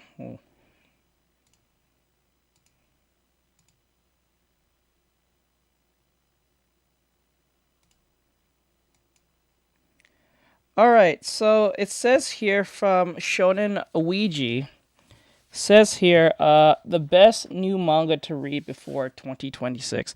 Please remind me, guys, if I played this video before, if I have or haven't. Sometimes I run the videos I thought I did already, but didn't. So this is this is Shonen Ouija. Oh my god, Shonen Ouija. I think of being a PNG YouTuber. Cool. All right, so it says the best new manga to read in 2026. So we're gonna see what this is about. This is from Shonen Ouija. He has 47,000 subscribers. He's been doing this for a while. Give him a follow and all that stuff, and and you know, follow him on the description down below if this becomes a video on the reaction channel. So yeah, let's jump into it. So what's this about? It's only 16 minutes, and let's see what it's about. I read all of the best new manga, and now I have a list of each series everyone needs to start before 2026. By the end of this video, you'll be able to pick from 15 of the best new manga from different publishers and different genres, and even binge all 15 before the end of the year. But this list comes with one rule to ensure that every manga here is actually new, and not the same series you're probably already reading. None of the manga on this list started before 2024 or have more than 60 chapters. Shit, I keep forgetting to do that. There we go. Alright, first thing, let me do this real quick. I keep making that mistake. It's music sound. Okay.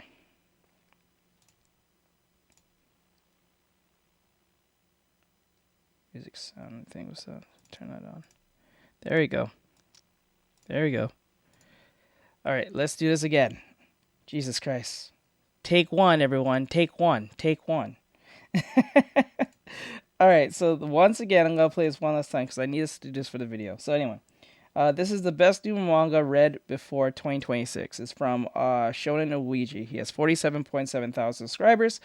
If you like what you see in this video, I'll put it in the descriptions and all great stuff. So if you guys enjoy this and all that awesome stuff. So we're gonna play this and see what it's about. It's only 10 minutes, and let's see. I read all of the best new manga, and now I have a list of each series everyone needs to start before 2026. By the end of this video, you'll be able to pick from 15 of the best new manga from different publishers and different genres, and even binge all 15 before the end of the year. But this list comes with one rule to ensure that every manga here is actually new, and not the same series you're probably already reading. None of the manga on this list started before 2024 or have more than 60 chapters. And the best place to start is with the new manga I am surprisingly excited about, Kaihen Wizards. This fantasy series follows the story of a boy who wakes up in a tower owned by one of the 7 colors. In this world, mana is split up into 7 kinds of magic, each represented by a different color. And our main character is now in the care of Zemu, the green wizard. The young boy loses his memories and can only remember that he's a prince from a mysterious flying kingdom. Now, with the help of the green wizard, the boy must learn the I art remember of Sufferance talked about this one. Yes, I remember Sufferance brought this up. I remember this manga. magic and regain his memories in order to learn more about his cataclysmic powers. The reason this manga is a must-read is because it's really not like anything else. It has a beautifully simple art style, and while it is a fantasy, this story stands out in the way it treats magic as something arcane that truly needs to be studied. Speaking of the story, probably the biggest reason this manga is so good is because of the characters. So far, the main character is a great example of the amnesia trope done right. And you meet a lot of characters early on, but each character feels different, and the writer knows exactly how to take their time fleshing each of them out in their own special way. Kaihen Wizards is only 27 chapters right now, due to a couple of long breaks, but this is a great fantasy story that you can catch up to right now before the start of the year. And if you're looking to start another fantasy series before 2026, then you should definitely read The Journey of a Dark Elf with Fading Powers. Basically, The Journey of the Dark Elf, Fading Powers. Is that what I'm saying it right? I'm gonna be very under the impression that this is gonna be promising to a degree just because of the designs alone. And she's a dark elf. You don't really see a lot of those being represented in a lot of manga. Yes, a dark elf. See, it even got Bri. Bri got it. Bri got it. Dark elves are really attractive. I'm not gonna lie. Yeah. Let's see what this is about. think Frieren, but in reverse. The story follows a dark elf who is the strongest living mage. That is, until her friend finds her roughing it in the wilderness and discovers that the dark elf has completely lost all of her mana and magic abilities. This manga only has 1 chapter out as I'm recording, but it's a really interesting first chapter with a fun premise. Plus, I was really drawn to this manga when I came across its cute art style over on X. So if you're looking for a fun fantasy manga that you can catch up to before the new chapters come out later this month, then you need to check out Dark Elf with Fading Powers. But if you don't want just another fantasy and still want something brand new, then you should check out Witch Riv. The story follows Nona in a world— Witch Riv? Witch Riv? Witchriv? Riv? Riv? IV? Riv? world where witches are born with magic, but have to hide their abilities or be arrested and executed. She's discovered when the police torture the only friend she ever told about her powers, and is forced to leave her home behind after her mother saves her. Now Nona has to find as many witches as she can in order to save her mother before she's executed by the police. Witch Riv is not your typical fantasy story, and plays out more like a mystery thriller. Witches in this world are not in positions of power, and they have to hide and fight just to survive. There's only about 7 chapters out right now, but the story is intense, and there's already some interesting characters. So if you're looking to start a fantasy with more of a darker mystery edge, then definitely check out Witch Riv. But if you're looking for a much darker fantasy, then the first manga you should read on this list is Centauria. This manga follows the story of Julian, a slave who gets the powers of 100 people after his ship is destroyed in the Yeah, I ocean, remember that and one. he's saved by a sea. Oh, I remember this one. I do remember Sufferance bringing this one up. I think this is the one with the trumpet. Yeah, I think this is the manga with the dude who has the power to use the trumpet or something, if I remember right. God. With his new powers, he fights to protect his found family in a ruthless world of monsters and a ruling power that is dedicated to wiping him out. I have a longer review I made before, but I just caught up to the newest chapters, and somehow this manga got even better. It sells you on a beautiful blend of tragic characters and nightmarish, horrifying monsters. At the same time, Centauria is one of the most wholesome manga you can read. In between all of the terrifying monsters and gore, Centauria's main cast offers the kind of wholesome vibes that help it stand out as a relatively light-hearted story compared to other dark fantasies. But you also have the newest chapters where you can expect all kinds of cool powers used by new villains that you just want to see even more of. The series has been out for a minute, but it's still pretty underrated despite being the best new dark fantasy. So if you love Berserk and stories like that, then now is the perfect time to read Centauria before it starts its next arc. Now, if you're looking for a more lighthearted fantasy that also has plenty of action, there's still one more series that I'm saving for the end of the video.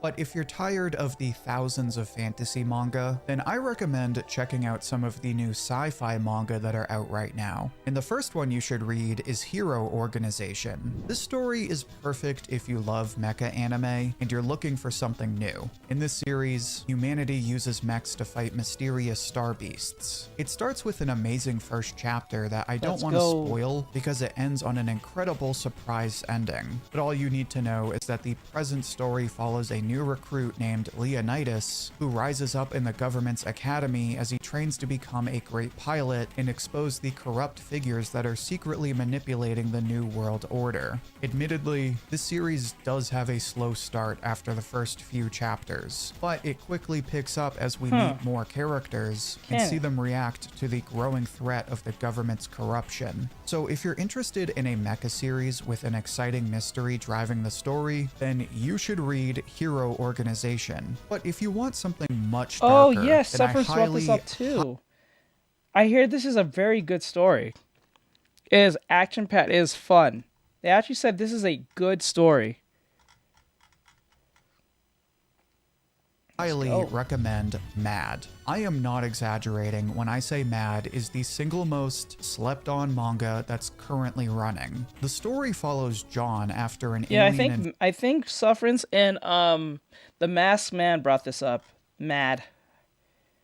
Invasion wipes out almost all of humanity, and after an alien attack destroys his family, he finds himself in the protection of a mysterious military organization. But John soon realizes that there's more to the alien threat than he thought, as he slowly becomes humanity's last hope against a growing cosmic terror. Not only is this the most intense story out of anything running in manga, but it's just an all-around great story. The art style reminds you of Chainsaw Man and Jujutsu Kaisen. The characters are all great, including John, who gives you the kind of main character who fights to protect the good in the world as he slowly rebuilds his sanity. The best part is that this story moves fast, and you truly never know what's going to happen from one chapter to the next. It does get pretty dark, but if you're looking for what is probably one of the best sci-fi series I've ever seen, then Mad is definitely a must-read. Now, if you're not really into sci-fi, but you're still sick of all the fantasy manga, then I also have a couple of crime thrillers, one of which is actually created by an animator from Jujutsu Kaisen.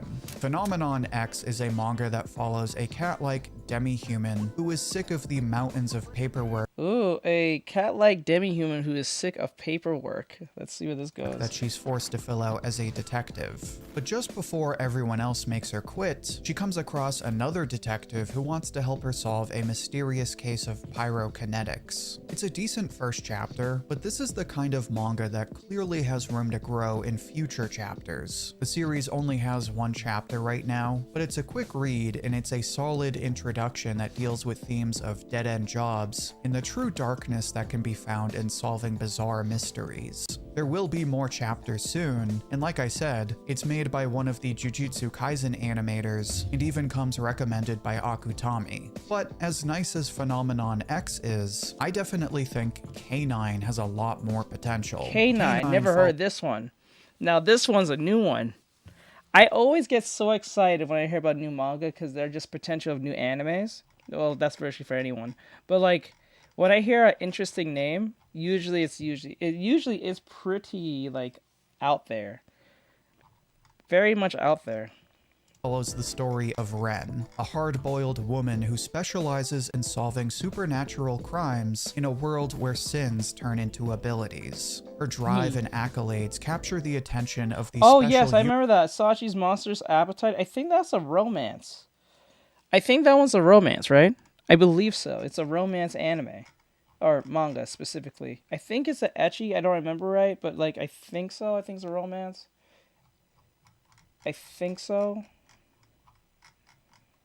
Unit K9, a new unit dedicated to Or a fighting sin harem, but I don't abilities think- I think using it's their more of an very ecchi than own it is a sin harem. users. Ren is reluctant to join when she discovers her new partner is an ex-murderer, but quickly warms up to him as the two work together to solve super-powered cases and stop the growing threat of sins. The story definitely leans more into the action than the detective element, but it balances both while introducing some fun characters. Speaking of characters, K9 has a great main cast, but it does more hinting at backstories than actual telling of those stories. So while you do learn about these characters through their interactions, the author is clearly saving these backstories for later in the manga. There's still only about 30 chapters, but these characters are off to a good start and have a lot of room to grow. But I also love the manga that don't have a ton of action, which is why I had to include at least one good romance manga on this list.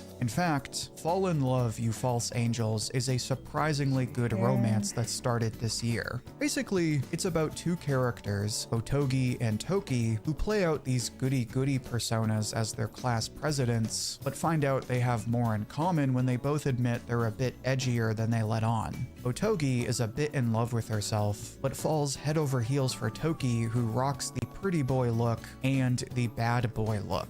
False bad Angels boy is look? from the same Does this look like a bad boy to you? It looks like a persnickety version of like James. A Chuck Norris. Wait, then that does exist. I don't even say it's an anime. I think there's a manga on that. I think there's a legitimate manga of that. I think.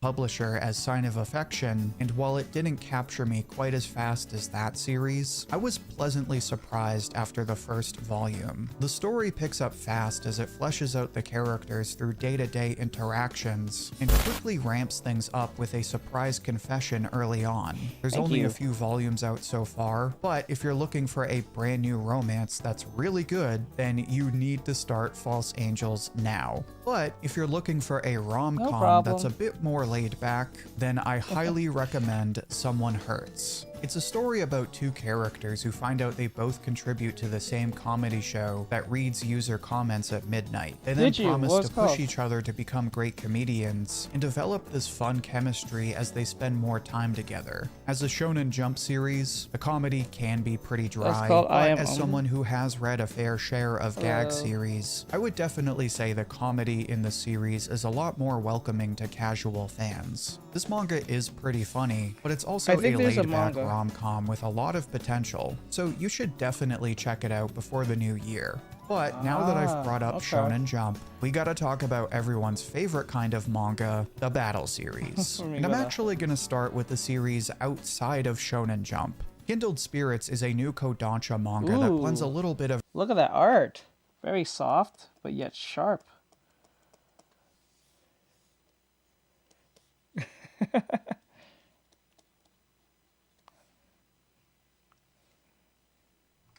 Look at that. That looks really cool. Let me see. So I tossed on the stove for a bit. Top piece of bread and a mayo that's bottom. of everything. It's a battle series with comedy, romance, Japanese folklore, British Whoa. imperialism. Whoa. Back up. Hold up. Is a new Kodansha manga that blends a little bit of everything. It's a battle series with comedy, romance. Ain't that like a legitimate two-headed chick? What the hell? What the hell?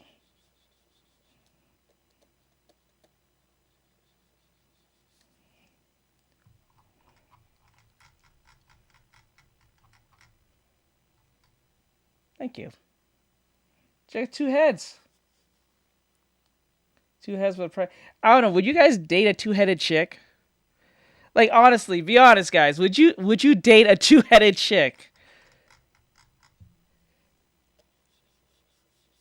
That's a good question. Are they the same? I doubt it. Nah, I think that's two-headed. Would you date that? I don't know. I don't think I would. I don't think I would. Hell no? Okay.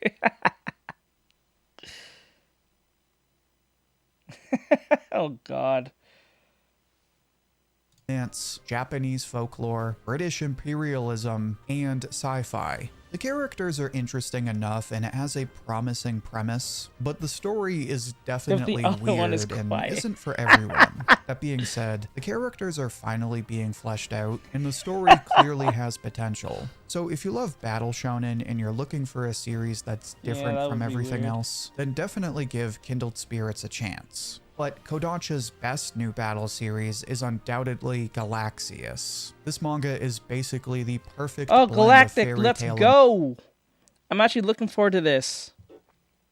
I am looking forward to this, Galactic. Yeah, let's go, bro. Let's hear what he has to say.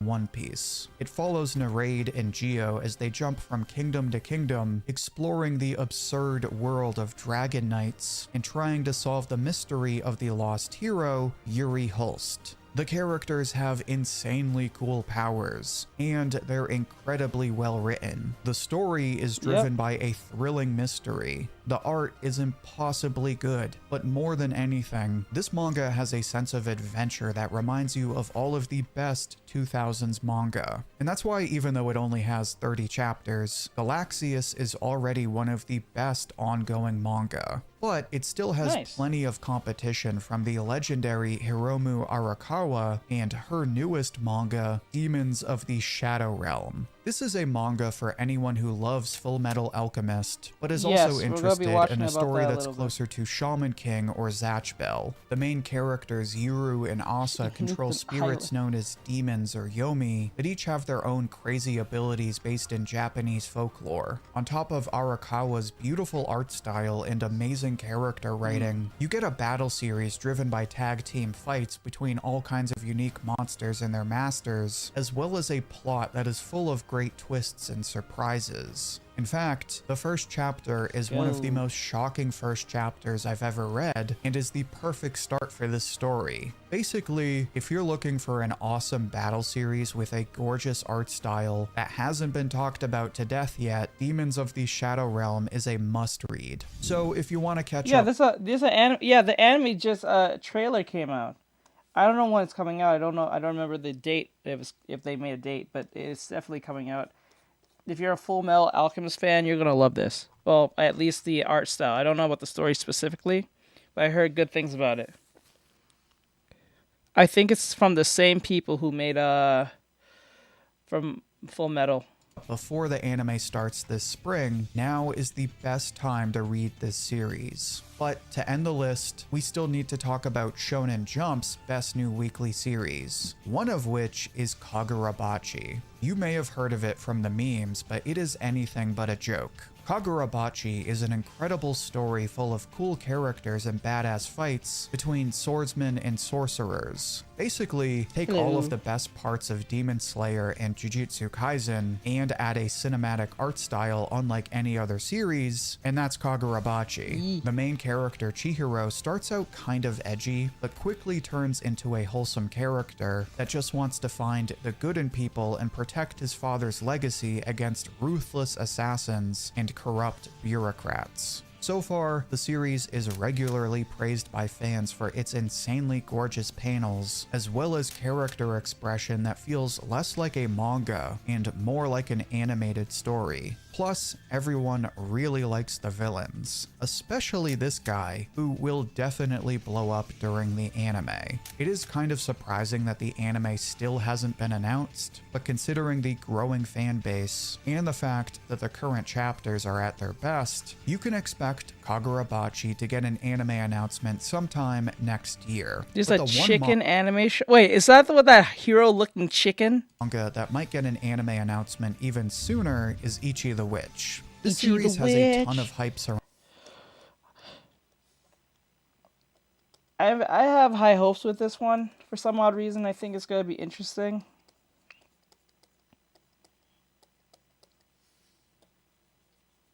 They're waiting for the fans to get rabid.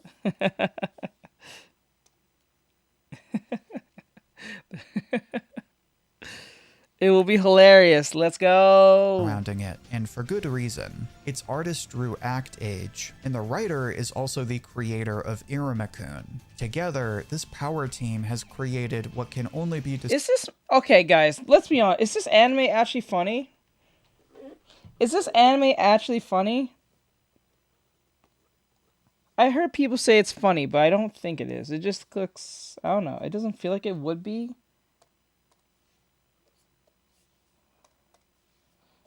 Like, it's just the art style looks really like... It's okay.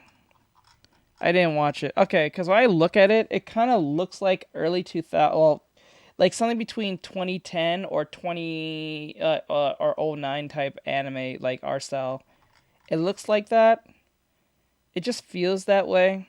You get what I'm saying? Like, if I can think of an anime right now, you guys know what I'm talking about. Like, it just kind of feels that way. Described as the best fantasy manga in Shonen Jump. The main character, Ichi, is a refreshing take on the shonen protagonist. His mentor is the world's strongest witch with a sad backstory. And the story also centers around a villain with one of the coldest introductions I've ever seen. The art style is gorgeous and balances amazing paneling, cool character designs, and hilarious character expressions. The fights are awesome, the emotional scenes are heavy, and the story is simply addicting. It's a fun series that anyone of any preference can enjoy, which is why it's not only my favorite new manga, it's one of Shonen Jump's most promising stories. And that's why, in addition to all of these manga, Ichi the Witch is something you have to check out before the year ends. But on that note, now you have the 15 best new manga, all from different magazines and genres. Make sure to read each of these manga for yourself before the year ends. That way, in 2026, you can start the new year with a great list of exciting new manga. Let's go. Alright, so that was, gotta grab the thing over here, I'm sorry. I was not paying attention. That was Shonen Ichi. Shonen Luigi. Sorry, Ichi is Ichi. So that was it. That was interesting. Some of them we already knew about. I think two of them were something we never heard of. Like that K9 one. That seems interesting. So with that said, like, share, follow, comment. I hope you guys enjoy this. Not great stuff. I'll see you guys next one. And thank you. Give them a follow. It will be in the descriptions in the reaction channel.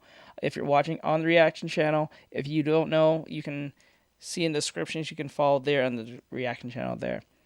All right. With that said, later. All right. We're going on to the next one. On to the next. Okay, guys. Let's see what we have. We're gonna knock out all the anime stuff I had scheduled so I can have stuff for some stuff, and then after that we'll go to the Owl House one. Alright, so it says here Okay, so this is from... No, I do this every time. So I take these clips within my stream when we're doing the anime stuff. When we're doing any anime recommendations, I take those sections and put it on the reaction channel, because I'm trying to do all anime recommendation reactions of like anime recommendations I like, and then we talk about them or I react to them, given from the YouTubers, because it helps everyone. One, I give them a shine of what they do on their streams or with their videos. It's great for my streams. I have content for the reaction channel over there. I'm soon gonna jump off just doing anime recommendations. I might just do the other stuff that we usually do, like when I'm reacting to, like, you know, Matt Pie or Mori or whatever case may be. Yeah, I'm so used to saying it that way. So yeah. Hello. Alright, so we are here with the next video for the next anime recommendator. This is from the Masked Man. He said 16 new manga debuts.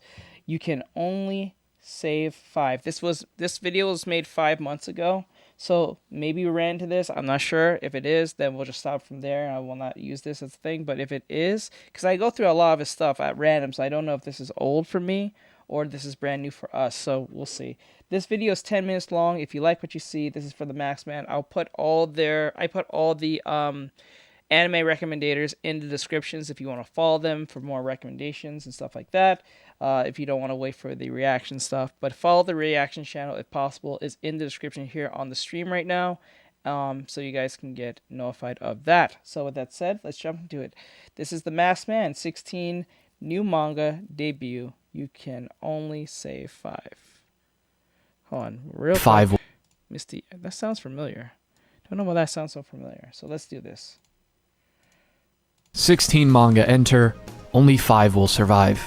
I've been given the great honor of working with Kodansha and Weekly Young Magazine, known for manga such as Akira, Initial D, The Fable, GTO, and a wide range of some of my other favorite series ever, in order to bring to you the opportunity to vote for 5 out of 16 debuting manga, deciding which ones get serialized. There are 20 titles, 18 have never been released, and 16 are open for voting. Usually this is left to the reception of the Japanese readers, but now we get to decide what continues in the 4 medium platforms managed by the Young Magazine editorial team and their online service K-Manga. Before continuing, a serious thank you to Kodansha, Weekly Young Magazine, and of course, all of you for allowing the channel to reach this point. I'll be giving each series one by one before the 5 I plan on voting for at the end of the video. Still, it is important to keep in mind that you should check out these and formulate your own opinion on these before voting.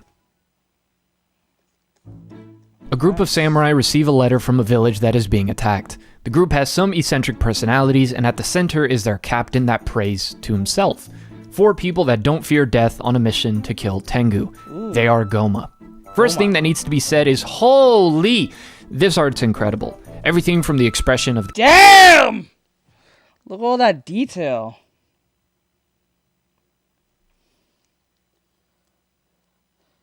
Look at that. Look at that. Bro, look at that detail. And this is probably like one section.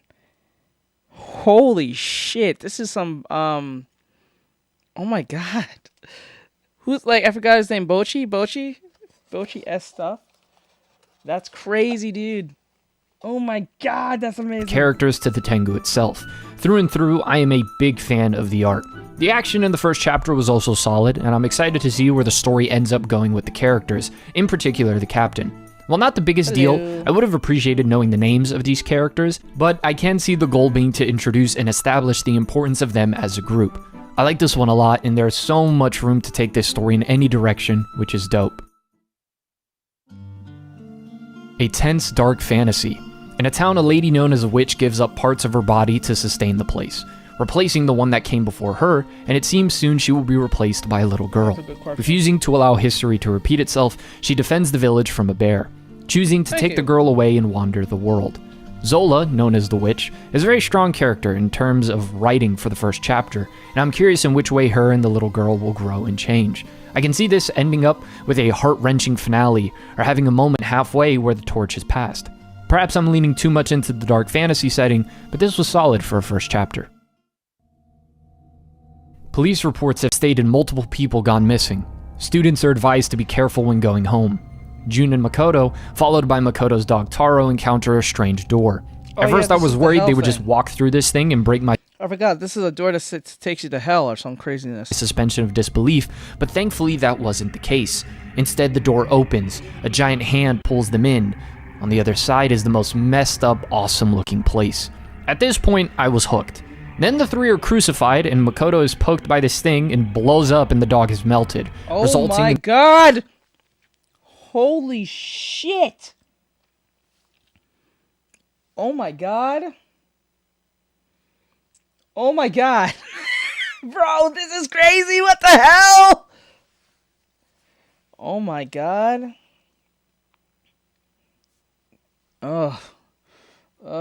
He is going to be King Yama. And the two of them combining.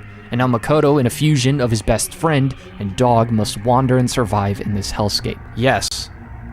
Fuck yes. While I do think the story could benefit from an upgrade in art, the creativity and brutality behind it all is amazing. And the design of this thing, whatever it is, I want it, I need it. Oh my god. 2 months ago, a pregnant wife killed her husband. Then 1 month ago, a husband killed his pregnant wife. After that, a string of similar cases dropped. They all seem to have happened to married couples with pregnancies who lived in Sakuma City. The main character checks on his pregnant wife's belly, and a voice speaks, and it turns out— Thank you, Cheese Boy. Thank you for the clutch. I appreciate it, my dude. Do you like drawing on paper?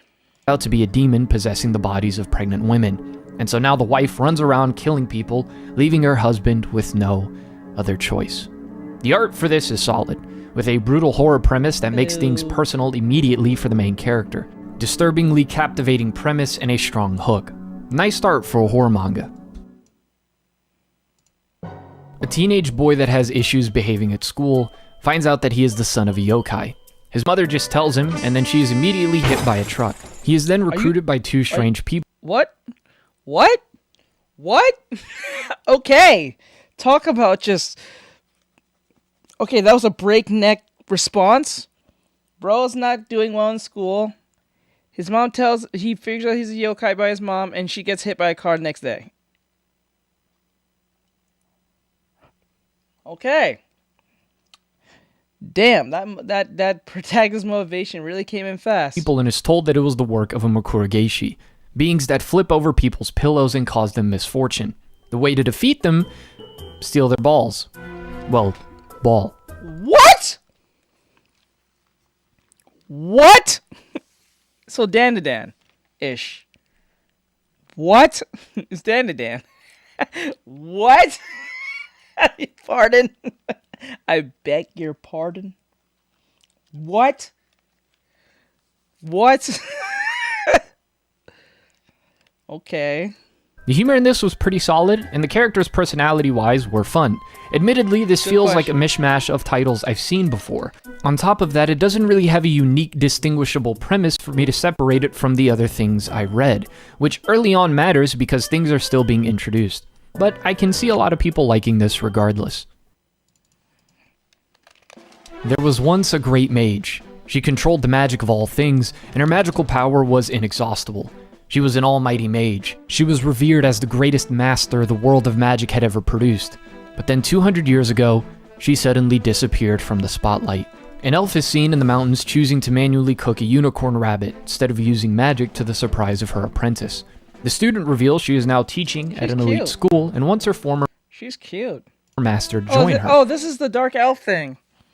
This is the dark elf thing. The elf says that will be difficult and to check her magical power.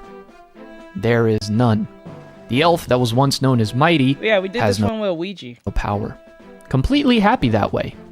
This has a clean and professional art style, and when I read this, I somehow missed the title. What was the one? Wait, hold on. What was the one called? Hold on, let me see. The one with the yokai, right?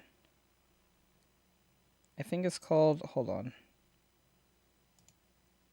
A teenage boy that has issues behaving at school. Disturbingly captivating premise and a strong hook. Nice start for a horror manga. It's spelled Kikikai? Kikikai? Kikikai? Kiki ga Kai Kai. I think I'm saying that right. It's Kiki ga Kai Kai. Or Kiki Kai Kai. There you go. No shit. A teenage boy that has issues the behaving hell? at school finds out that he is the son of a yokai. His mother just tells him, and Kiki then yokai. she's immediately hit by a truck. That it does disregard mage. She was revered as the greatest master the world of magic had ever produced. But then crazy. 200 years ago, Crazy, she man. suddenly disappeared from the spotlight. Kiki An elf is seen in the mountains choosing to manually cook a unicorn rabbit instead of using magic to the surprise of her apprentice. The student reveals Like Kiki Kai Kai. she is now teaching at an elite school and wants her former master to join her. The elf says that will be difficult and to check her magical power. There is none. The elf that was once known as Mighty has no power. Completely happy that way. This has a clean and professional art style, and when I read this, I somehow missed the title, so the reveal was a pretty cool twist. Still, I see this being a fun and interesting series. Two friends kiss, and years later, they are now somewhat distant, but are still friends. One of them is in a What the fuck? relationship, but it becomes very clear to the girlfriend that her man is not her man, setting up a romance between these two where we will have to see how it grows, lest this ends up being a tragedy. I really enjoyed how this felt like a serious romance with actual characters that will have to deal with their flaws instead of just tropes. I would have preferred if one of the reveals that happens in the first chapter to have been built up to more, but solid first chapter, and I can see this growing This is definitely not for me. into a powerfully emotional story. A girl goes to visit her great-grandmother, but instead encounters a young woman in a wheelchair, and then immediately after encounters horrors beyond her comprehension. She then learns that her great-grandmother will be dying in 1 year's time, and after she dies, I all think those it was. spirits will need someone to take care of them.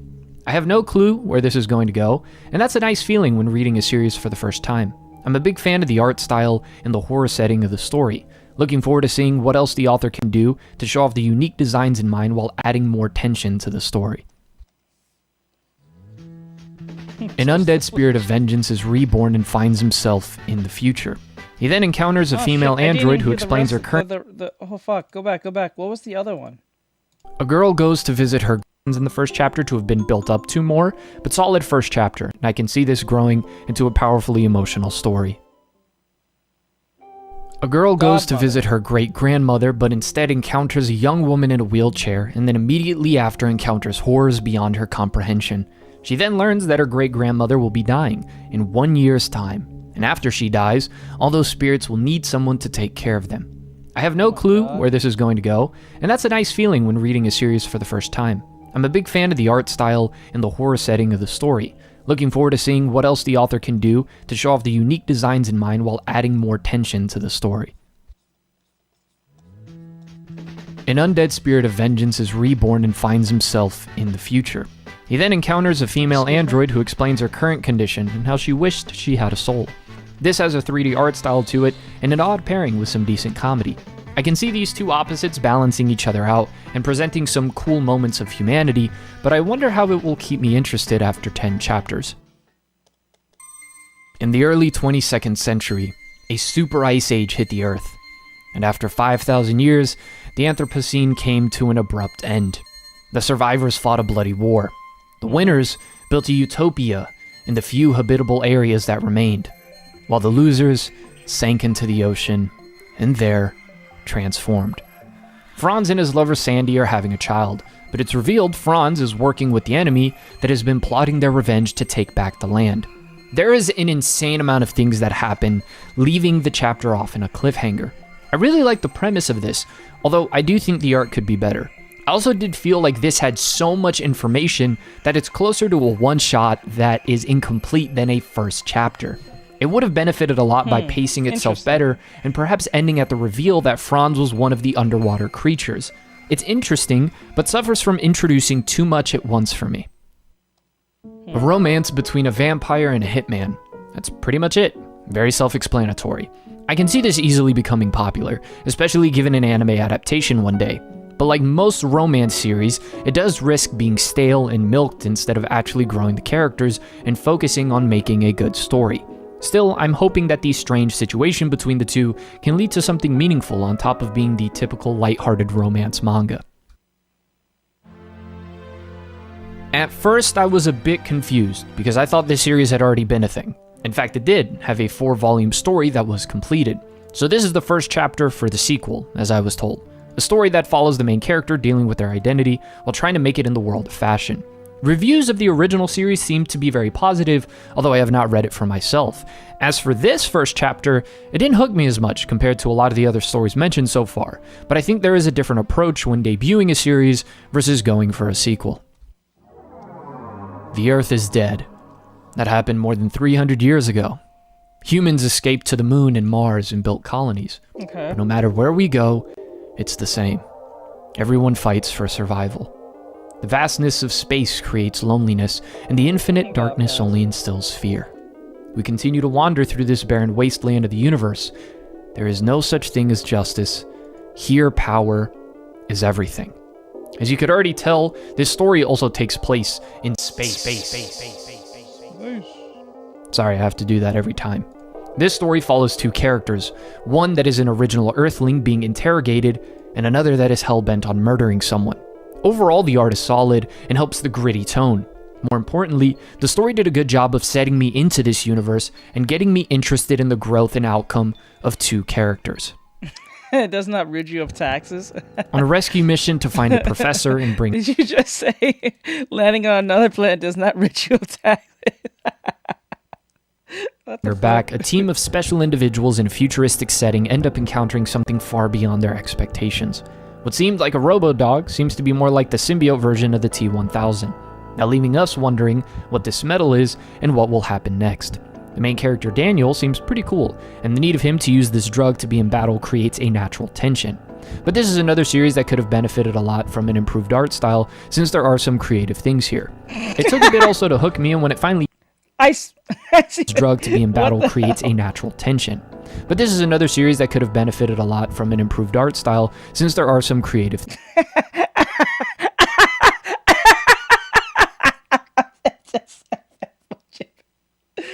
Oh my god.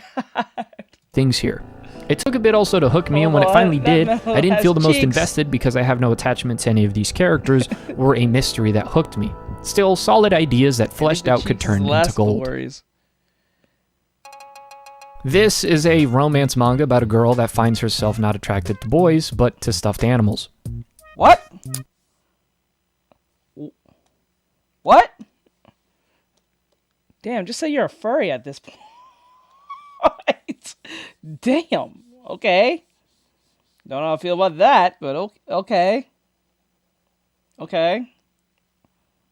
What the fuck?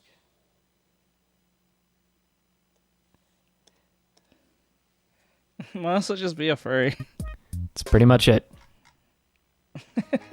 Gerald, a young man raised by a priest, desires to become a knight, but wait, back it up, hold up. still solid ideas that fleshed out could turn into gold. This is a romance manga about a girl that finds herself not attracted to boys, but to stuffed animals. Okay. That's pretty much it. Wow. Gerald, a young man raised by a priest, desires to become a knight, but the priest sees the conflict as something not worth being involved in. The priest is then visited by a man crying for forgiveness as he has killed a soldier, which leads those men to that town, and they lay waste, killing the priest. Now, Gerald wishes to free the world from the curse of God, hence the name of the series. I'm super interested in this one. The art is clean and professional, with an easy-to-digest plot in the first chapter, with lots of potential. So there are all the series. Now how can you vote? You'll be able to vote through Twitter and a special site as follows. On Twitter, each like and repost counts as one vote. Votes are valid across all down-thread posts related to the target work. On the special website, you can vote once per day. You can vote for the same work every day, or for different works on different days. Both are allowed. Also, you don't have to choose between the methods. You can do Twitter and the special website. Now, as for the 5 I plan on voting for, it would have to be Goma, Into the Dark, The Night of Blasphemy, The Last Terrain, and lastly, The Journey of a Dark Elf with Fading Powers. But make sure to read these and vote for... I would probably pick The Journey of the Dark Elf with the Fading Powers, maybe the Night of Blasphemy, and The blade that slaughters God. Or the 5 you want. The results will be posted at a later date, and thank you once again to Kodansha and Young Magazine Fix the L. for this amazing opportunity. All right. All right, so that's the video of the Masked Man. If you guys like this, like, subscribe, share, follow, and comment. I hope you guys enjoyed this. We did a little bit of reaction here. I'm bringing back the reactions back again. We're going to see where this goes and really this takes us. If you guys like what you see, please follow on the reaction channel here if you're brand new. But if you also like what the Masked Man is doing, give him a follow in the descriptions. I'll put it in there as well. So with that said, like, subscribe, share, follow, and comment. And I'll see you guys in the next one. Later, guys. All right. All right. So what's next? What's next on the agenda? Okay, this one is from Kaizen. I think I've actually I actually did a video on them before. This is Kaizen. This video was made 2 months ago. Kaizen, I'm saying it right. Kaizen. Sorry, saying Kaizen, my bad. It says the only manga recommended video you will ever need. Not really sure what that means, but we'll see what that is about. So we'll get to that in 2 seconds. Let me put this up. If you like what you see, please follow Kaizen, if possible. If you like what he has done, he or they, whatever thing they go by, give him a follow and all that great stuff. Yeah, so let's see what this is about. I used to think reading was cringe, but turns out if you use comic bubbles and draw some pretty art in black and white, then you got me hooked, like Yumiko is, to gambling away more money than I'll ever make. Here's what you can expect. 12 manga recommendations, a small synopsis of what it's about and as to why you should read it. And I am trying my hardest to stay away from manga with anime adaptations already, as well as super well-known manga. Sounds good? Then let's begin.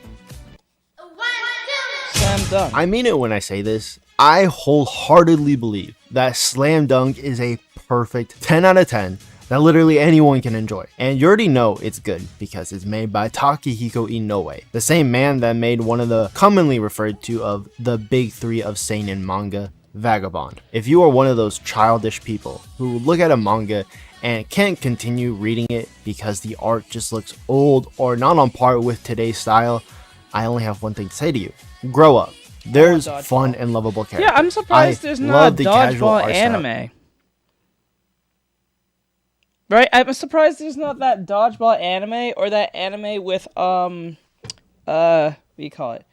With where they kick the badminton. I think it's called badminton kicking or what it's called, and they do a bunch of kicking. I want the soccer. You mean blue? That's Blue Lock, right? In the soccer anime. And there's like, I think Blue Lock. Yeah, there's a soccer anime. I think that's Blue Lock. Inoue uses for most of the chapter, and then all of a sudden he will drop a panel worth 1,000 words. I love the main character Sakuragi so much, and I especially love how when the manga first starts, his only motivation to play basketball is so he can get laid. But eventually learns to love the sport down the road. Inoue does a perfect job by balancing the extreme moments of heavy competition and the lighthearted moments that make you smile and laugh consistently like a maniac throughout this read. This story is pure development. Development as a player, development as a person, development as a leader. All this while simultaneously keeping you intrigued with every hard-fought battle ahead. If you just want to sit down, read, and enjoy a manga, I don't think I could recommend a better one to start with. Now, I know this is... We're doing a recommendation of like anime comics. Anime specifically. Manga comics.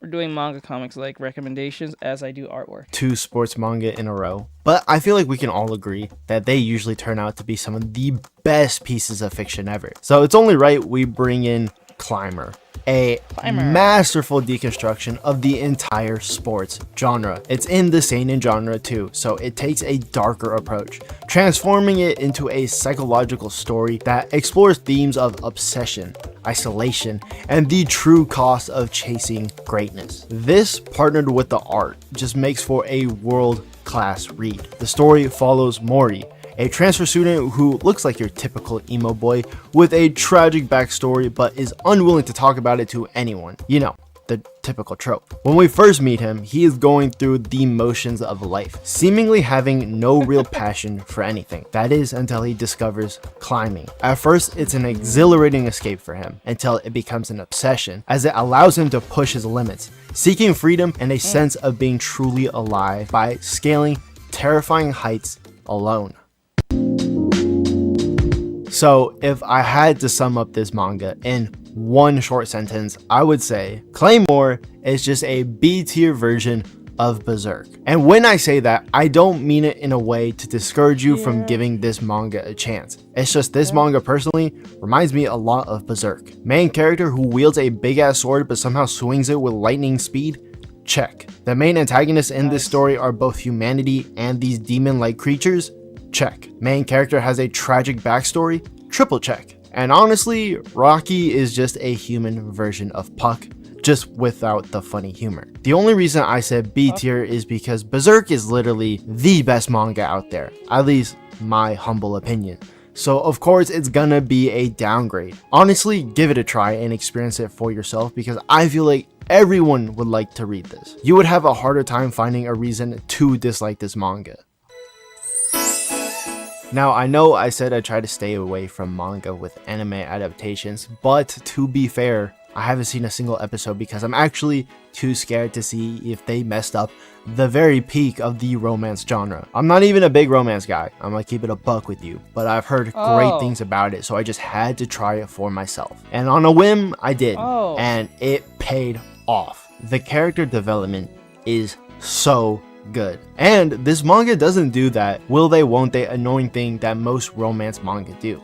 This manga introduces the characters and it's blatantly obvious who is going to end up with who, and they just worked on building up the relationships from there. It's relatable. Yeah, I'm so and the tired art of romance manga doing that.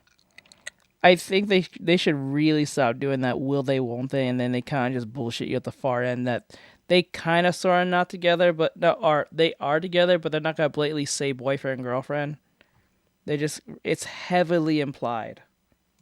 is actual perfection. I say the best thing about this manga is the way the art portrays the emotions. Yeah, that's a straight up blue balling. That shit'd be fucking annoying. So well. And that's the main reason I'm scared to watch the anime. I'm actually worried that they're not going to be able to pull that off with animation, which is actually kind of crazy when I say it out loud, but I still think it's completely valid. So this might be seen as a little biased because Sui Ishida's work on Tokyo Ghoul is the first manga I ever read, and you should already know that it's one of the best out there. So Chojin X being made by the same guy is just a must try. You can tell Ishida obviously has everything planned out, and the subtle foreshadowing is amazing to see and recognize. Oh yeah, it is. This manga Definitely has so is. much. I've been told that it really is on that simping ass shit. It's not good. I think it's kind of like damaging to young boys though. Potential. And you can already tell Ishida is really putting his all into this manga. He's making sure to build an entire world and give everything lore, which is honestly my favorite part about any piece of fiction. I would say this manga is a lot different from Tokyo Ghoul. Tokyo Ghoul felt like a super dark fantasy psychological mind game that was able to pull you in with all the chaos going on at once while somehow tying every little detail together that just amazes you. Chojin X is more of a calm, goofy read, just like anything else from shonen, just adds plenty of serious stuff to it. I was honestly skeptical with this manga. I'm gonna keep it a buck with you. At first, I thought it was gonna be like a worse version of Vinland Saga, that. because the main character I Julian heard, yeah, starts Arthur did that. He actually changed. He cut his hair to look like that of his protagonist. as a slave and is trying to find his own peace and make something out of his pain and anguish-filled life. While reading the first chapter, I was filled with pure skepticism, but that quickly, very quickly, turned into a speedrun of non-stop back to back, no breaks, nothing but fucking gas chapter reads. This is nothing like Vinland Saga. I can honestly say I don't think I've read anything like this before. It's like watching a Souls-like game in black and white. Nothing crazy like Berserk, but the antagonists just look like something straight out of a Stephen King novel. I highly recommend you read up until chapter 12. And if at that point it doesn't suit your fancy, I say drop. I'm hoping that too for Trojan X. I've heard nothing but good things about it by nearly every manga recommendator on YouTube. They glazed the shit out of this manga. And I know it's from the dude from Tokyo Ghoul, but like, if the animation or the anime is ass, that's going to be so disappointing. Because at that point, there's really no helping you and your terrible taste. Now, I've actually been reading this manga on and off again ever since there are only like 9 chapters translated to English. And I can honestly say, as a, relative OG, that this is it. The characters and the art alone are just a fucking 10 out of 10. I mean, I fell in love with this as soon as I saw Tao. The story is about Tao and Alma, a duo of troubleshooters. Hitmen for hire, if you will. Usually take on any job as long as it pays, but what they really do is fight Maga, monsters who feed off human flesh and blood. Did they announce this was gonna be an anime? Yeah, I think that's strike music from Street Fighter. But like, is it gonna be an anime? Like, did they already announce who's gonna be animating it? Did they? I don't hear if anyone talk about who's going to be animating it. I know there's going to get an anime eventually, but like I didn't hear anyone who's going to be animating. What studio's going to be animating it? That'd be crazy. Of course, Alma here is his very own Yuji Itadori, because he's got a monster inside him as well. Plus, there are actual furries in this manga, so if you're into that sort of thing, then boom, here you go. But I think the thing I like most about this story is Alma seems to have a whole little Alucard thing going for him. If you know anything about Alucard, then you know Alma is in for a rough life. Alright, no meme, no glaze. I'm gonna be as straight up as possible, and obviously if it's in this video, that should already tell you what you need to know. I feel like it has so many similarities to Chainsaw Man, and we all know the cult following that title has, that it's actually impossible to hate this manga. The start of this manga to where it is now is like night and day. You actively see the author level up as a writer, and it's just very interesting to see. I don't exactly know how to describe this to you guys other than just imagine Chainsaw Man but with swords. I think the thing that makes this manga so good and deserving of a spot on this list is just the progression. Everything moves so smoothly. Character progression, story progression, everything is just well built and told. I'll be honest, before I read chapter 6, I wasn't gonna bother. But then I saw the potential and I kept reading. And then there it was, all in its beautiful glory. A good shonen once again. Now this is actually a relatively newer manga. As of time of recording, there aren't even 30 chapters out yet, but it definitely leaves an impression. I actually like this manga just because of how goofy it is, even when it feels like the stakes are always at an all-time high. This story is about Yutaro Urashima, who at the start of the manga is just your run-of-the-mill average high school student, with only one quirk that really sets him apart of most people his age. You see, he's a reformed delinquent who is striving to become the best version of himself. In this case, it's the ideal adult. He even has his own little journal where he writes down the rules of adulthood. And striving to become a good person and trying to save a cat, our old friend Truck-kun pays him a visit and puts this man in a coma for 15 years. Now imagine waking up 15 years. Did we do this? I feel this is familiar, but like, Jesus Christ. What? Are you serious? 15 years? Yeah, I think we did this video. Not this video, but I remember this one. Oh my god, 15 years? Holy shit. Later, in an adult body, but still with the mind of a teenager trying to adjust to everyday life once again, only for your entire world to be turned upside down. The book you use as a way to guide yourself through life now has been used in a twisted, distorted way that takes away privacy, self-actualization, and all other kinds of twisted shit. Now Yutaro has to battle all of Japan and shut down the very system he helped create. It's actually a very cool read that I think you should try. I highly, highly, highly recommend War of the Adults.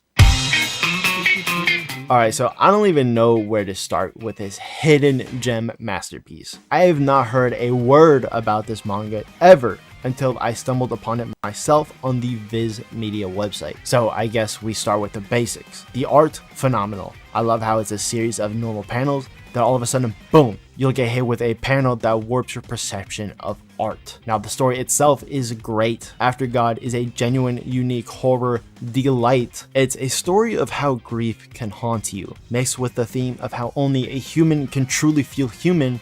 But then again, what is humanity? What separates a god from a mortal? Is it their power, or their ability to connect with others, or their age? When suffering is almost beyond them, it can paint a deity in a childish, curious light as they live beyond consequences. But what happens when a deity comes face to face with consequences and worldly attachments for the very first time?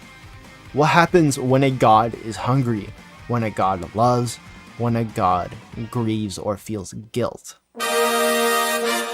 Now this manga is for the Neanderthals. Nothing but ore farming characters, battles that only end with death, and a story that doesn't really matter. But you still continue to read it just because of how fun it really is. If I had to describe this manga with one sentence, it would be, this manga is a combination of Hell's Paradise and Record of Ragnarok. The shogun, Oda Nobunaga, has become bored and is close to death. So to decide who will inherit all of Japan, he decided to hold a tournament of the best warriors Japan has to offer. And the winner takes it all. It's that simple. If you're a fan of mindless violence and aura farming, this manga is for you.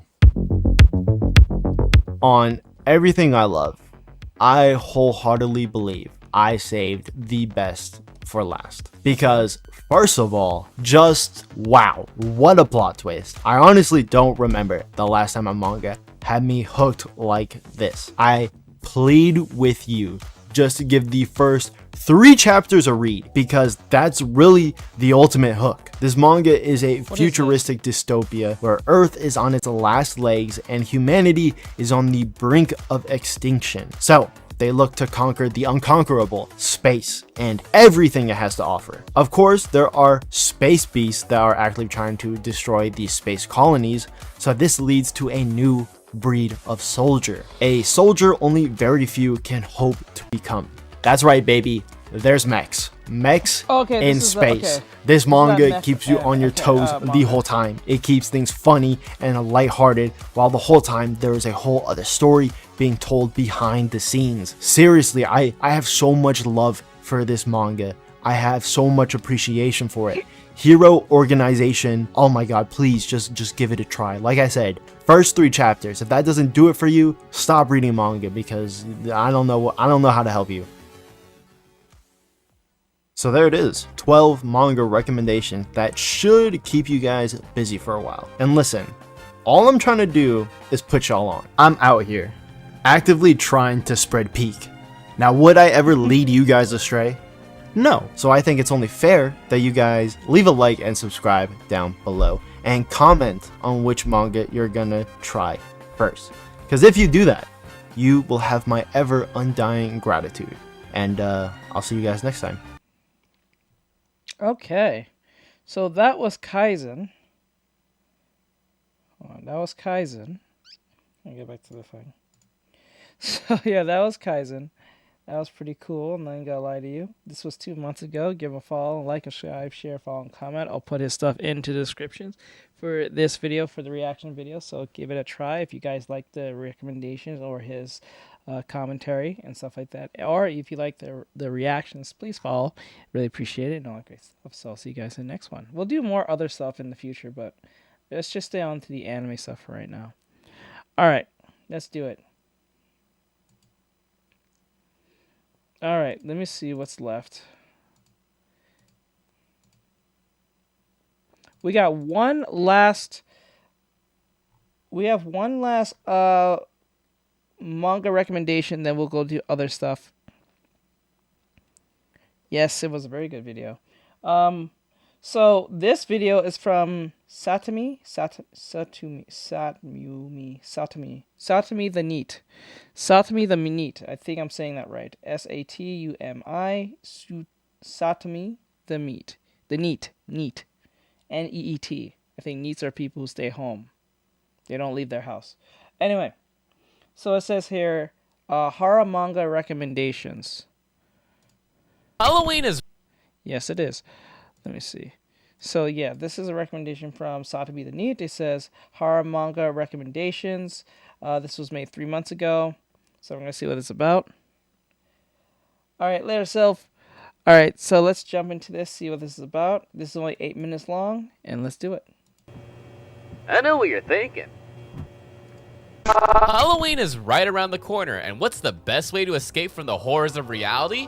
Why, you read fictional horror manga, of course. So I'm here to help you out by recommending some horror mangas that you can read this October. Maybe you've heard of it, maybe you haven't.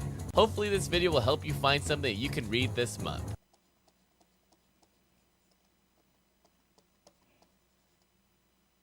What the hell?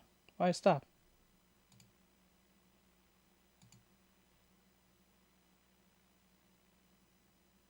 What? Why is it stop? Oh! Sorry, my bad. Hold on. There we go. I know what you're thinking. Is that you can read this October. Maybe you've heard of it, maybe you haven't. Hopefully this video will help you find something you can read this month. Warning, there will be a lot of graphic imagery and gore in this video. I see the mesh around the lips. I don't know if this person did the meshing on the or the deformers or meshing around the lips on purpose to make it have that that marking. You guys see it right around the lips, that round like mark around the lips itself. If you see it, that gray thing. I don't know if they did that on purpose. Oh, hold on, the video disappeared. There we go. So I don't know if you guys can see that big, like, it's like a weird gray mark around the VTuber. I'm not totally sure that was on purpose, but yeah. I don't know if they did it themselves. Maybe that was on purpose. Not totally sure. Pretty sure you guys can see it. There we go. Yeah, should be there. Which should be obvious. It is horror.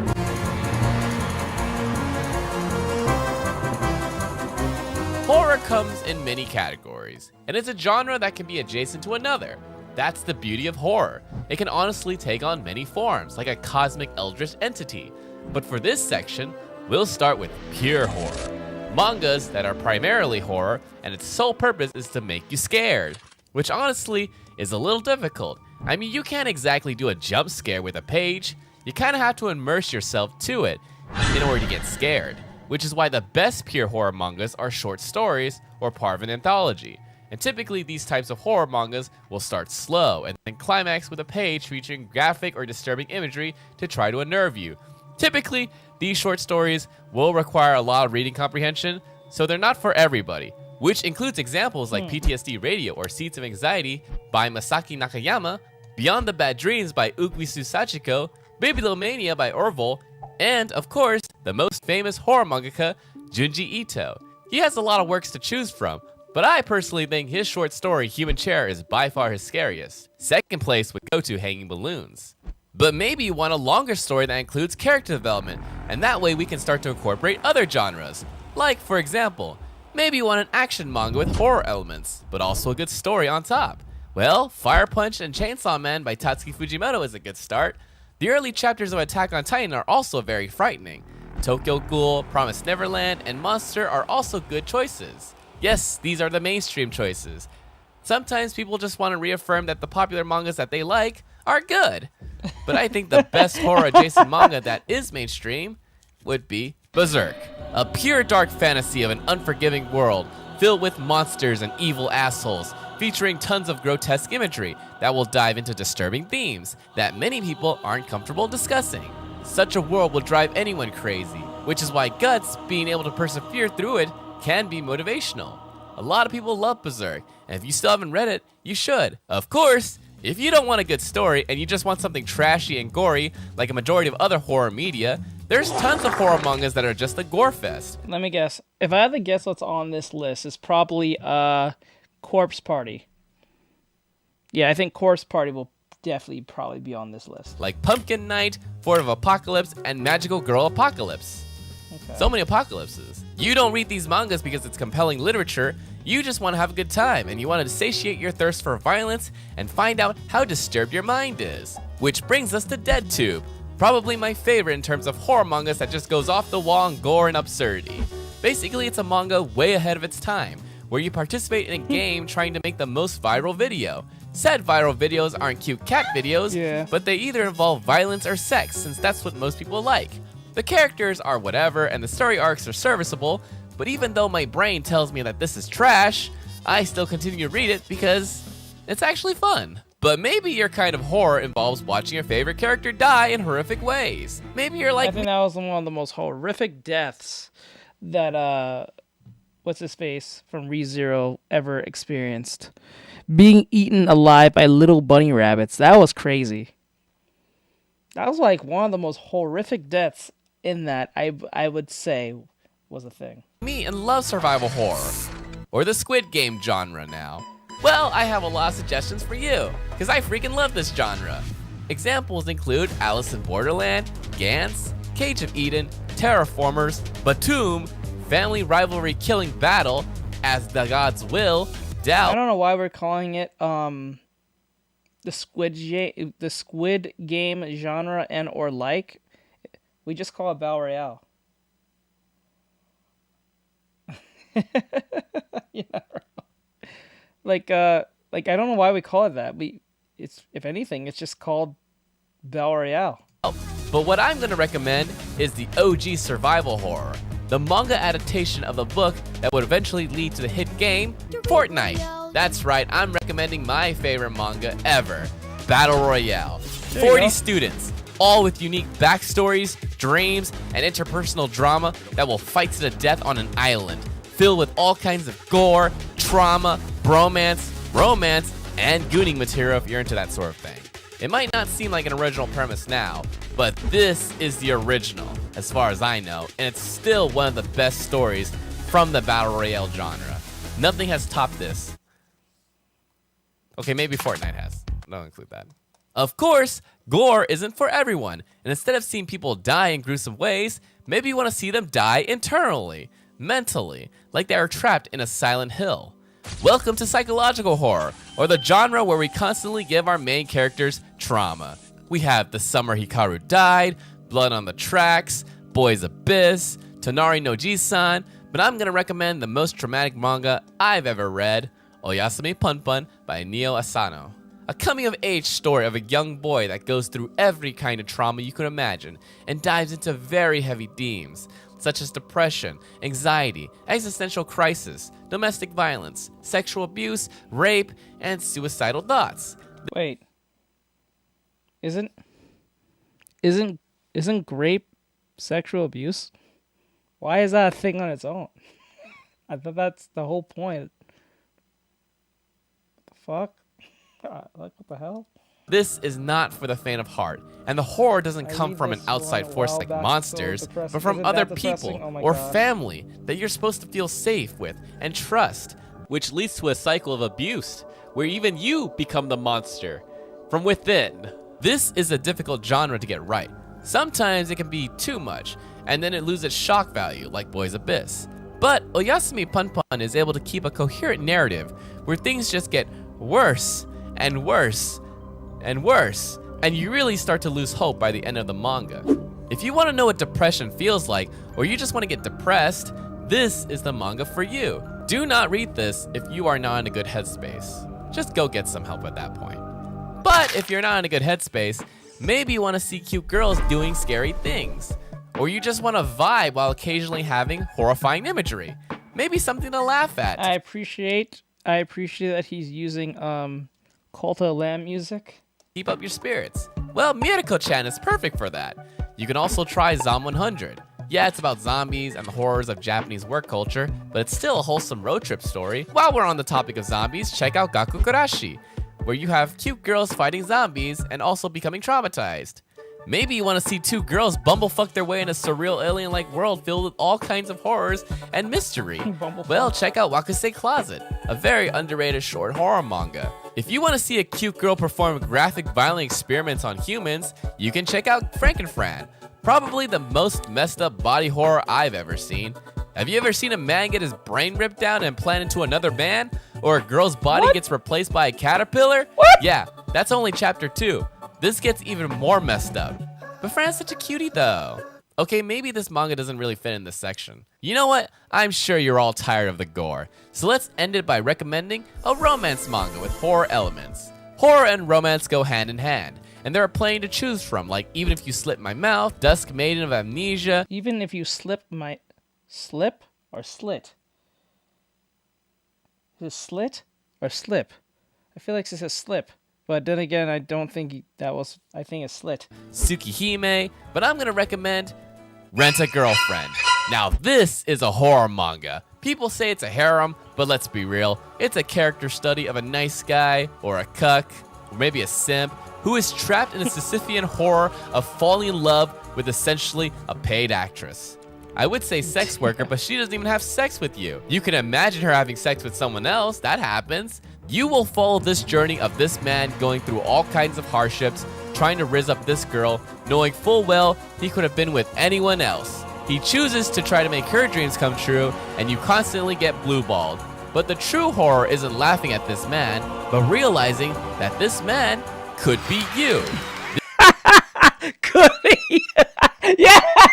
Let's go! Yeah, true horror. That is true horror. I think that you're wrong.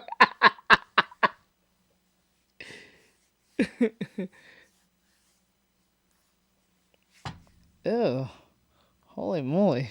This is a grim reminder that if you become obsessed or even That's parasocial, your life might end up like this horror manga. And those are my horror manga recommendations. I hope you found something to read for Halloween, and if you have any more suggestions, please leave it in the comments down below. Don't forget to like the video and subscribe. And I hope you have a great day. Try not to die, okay? Bye! Oh, shit. Subscribe. And I hope you have a great day. Try not to die, okay? Bye! Fuck! I forgot that happens. Holy shit! God damn it! I'm closing my eyes. That shit! I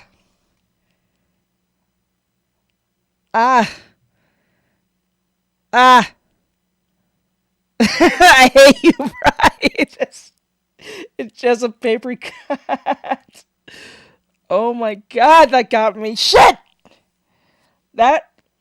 That's the second time in an anime it made me close my eyes because the character got their eyes slit by a knife. Oh my god. I think the first anime character I see their eyes get slit like that was fucking Ichigo. That happened to Ichigo. That was wild. That was in the Fullbringer arc. When he was trying to do his Fullbring. The dude who was helping him would cut his eyes. Get the lemon juice. I already get my eyes burned by lemons. I can't keep my eyes closed. I can't. And I remember Ichigo screamed in pain. He said, "Why the fuck would you do that?" Dude was so mad. He was so mad, dude. Why did you slit my eyes? It's like, Jesus Christ, he was screaming like a bitch. Oh my god.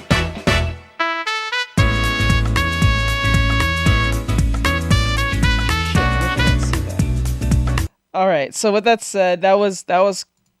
Oh my god. That got me hard. I was not ready for that. All right, horror. Okay, that was Satumi. I think it's Satumi.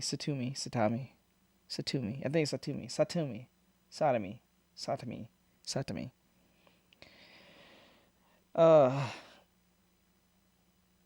It's too far, bro. Okay, so that was Satumi. I can't say it. Satumi the Neat.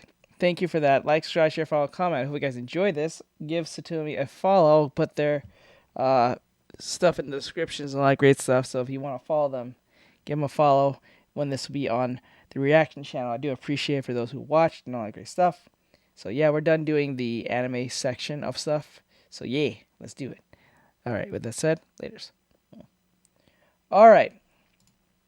Now we can go back to our segment on how we do things. All right, so it says here, this is from the round table. The round table mentions something about the Owl House is back. Now, I never really watched the Owl House, but I noticed it's very popular amongst the Steven Universe Tumblr S-type crowds or so, or at least in that type of demographic per se. It seems to be very popular amongst young people of that specific demographic. I'm sorry, I'm reading something. All right, so what this says, let's see what this is about. This will not be on the reaction channel for those who are wondering. So this is just a regular us just reacting. So let's see what this is about.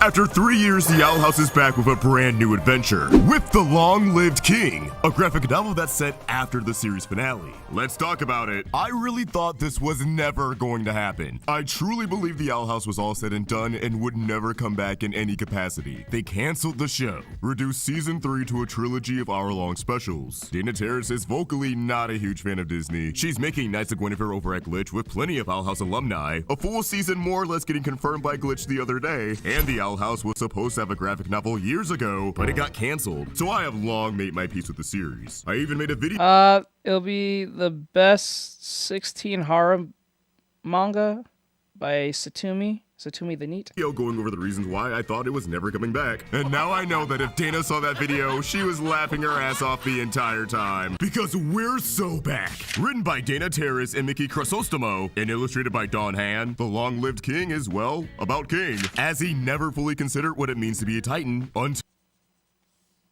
Oh god, no. Hold on, did that thing. I forgot. I just gotta stop letting that happen.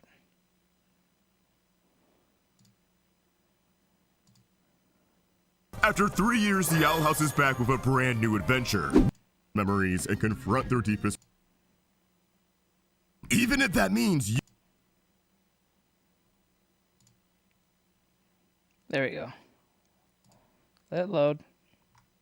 But it got canceled, so I have long made my peace with the series. I even made a video going over the reasons why I thought it was never coming back. And now I know that if Dana saw that video, she was laughing her ass off the entire time. Because we're so back. Written by Dana Terrace and Mickey Crisostomo, and illustrated by Don Han, The Long-Lived King is, well, about King, as he never fully considered what it means to be a Titan until now. Burdened by the knowledge that he will outlive his beloved Owl House family, he's still determined to enjoy every moment he can with them. Even if that means using one of the collector's devices to wipe away his sad memories. But when King accidentally erases Luce's memories, he must enlist the collector Anita to help him recover Luce's memories and confront their deepest fears along the way. Packed with humor, action, and stunning black and white illustrations in the fresh manga-inspired style, this graphic novel welcomes readers back to the Owl House with an unforgettable adventure. It releases September 29, 2026, and will be 144 pages, which actually isn't far off from your typical manga volume. The cover also conveys a lot of information. For starters, while this novel will take place after the events of Watching and Dreaming, it appears to be a Dragon Ball Super situation, where it's set before the time skip epilogue. It might seem a little obvious just looking at Luce, but the biggest tell is actually Gus. Rocking a stylish new blue outfit, the boy has yet to start his lock journey. I'm gonna take a stab at it and guess this is taking place 6 months to a year after Watching and Dreaming. Actually, Dana has now clarified on Twitter that this story will be taking place about 2 years after the finale, and it is indeed before the epilogue. Gus and the Blimp also implies that we'll be exploring new areas of the Boiling Isles, places we really didn't get to dig into during the main series. I always really wanted to see more towns besides Bonesboro. We got a brief glimpse of Latissa, but that's really it. Of course, we've been to other locations like the Knee of the Titan, but it definitely feels as if there's so much more to explore in the Demon Realm, and I can't wait to see how they expand on the world building. Willow and Hunter have snappy new outfits, but if Hunter's giving you a sense of deja vu, it's because his outfit very much evokes vibes of Caleb Whittabane. With Bellows dead and out of the picture, I could see Hunter finally feeling comfortable enough to embrace his origin. questions, wanting to learn more about Caleb, and taking after his fashion sense. Or it could be one of those things where we as an audience recognize what his outfit is, but the characters don't really acknowledge it.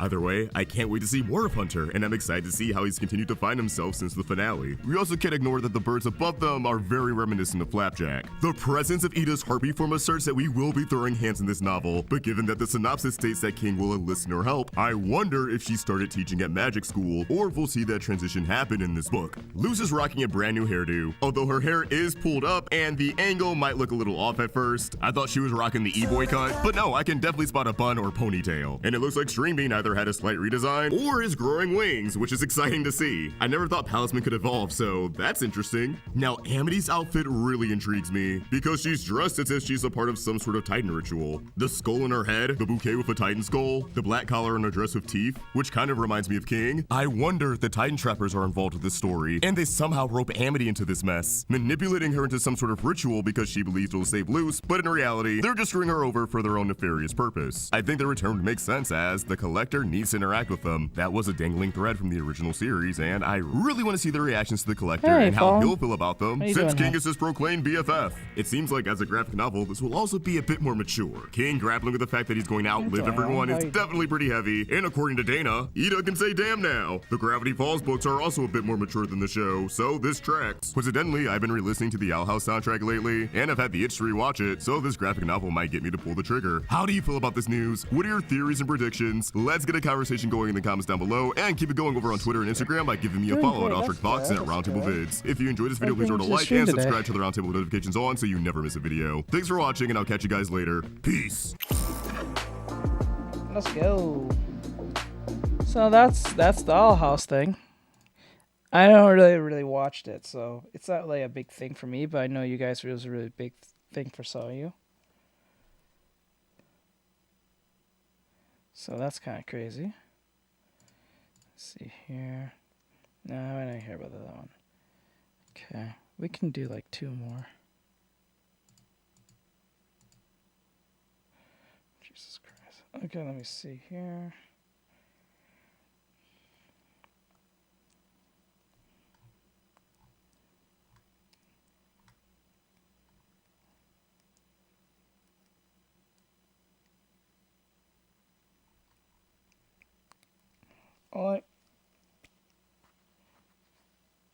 Yeah, I never realized it. You can give at least 1. Hello.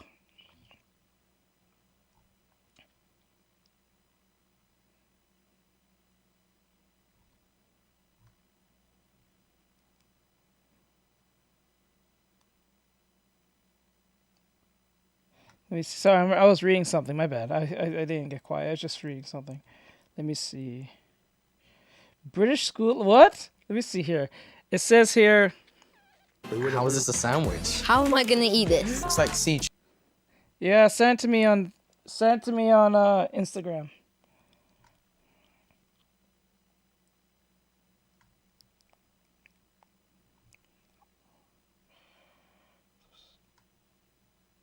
Chicken. Let's see here. Chicken. Guys, banging. It's marshmallow with peanut butter. So this one is a video on. Let me see what this is about. I think it looks interesting. It says British high schoolers mind blown by American sandwiches. Apparently. First up, an American classic. It's got peanut butter in it, I can see that. Oh, is this and jam? Jelly? Oh, yeah, I've that's heard fine. of these. I've never tried it. Is jelly just jam? As far as we Brits can tell. We think so. Let us know in the comments. You know, I've actually never tried it. Yeah, neither. Neither of you guys have ever had a PB&J? Never. I don't like peanut butter on its Neither. own. I like the Biscoff spread. That's not the same. There's no nut that makes Biscoff. I'm not the biggest fan of peanut butter. I think it'd be frowned upon for your parents to give you this for school. Too unhealthy, innit? Would you give your kids this? Yeah. Yeah, I would as well. Give it a taste. I understand why they eat now. Yeah? That is incredible. That's quite good. It's very thick. Yeah, it's very thick. It's a bit dry. It's really bad. Sticks to your tongue. It's average. It's a weird contrast. It's like the peanut butter is a bit more bitter than the jam. It's like mixing sweets with chocolate. I won't choose to eat that. I just don't understand. I'd rather Beans just and have jelly. peanut butter or just jam. Okay. Mixing the two just doesn't feel right. No, what the fuck? What is this? Beans and jelly. Peanut butter or just jam. It's very thick. Yeah.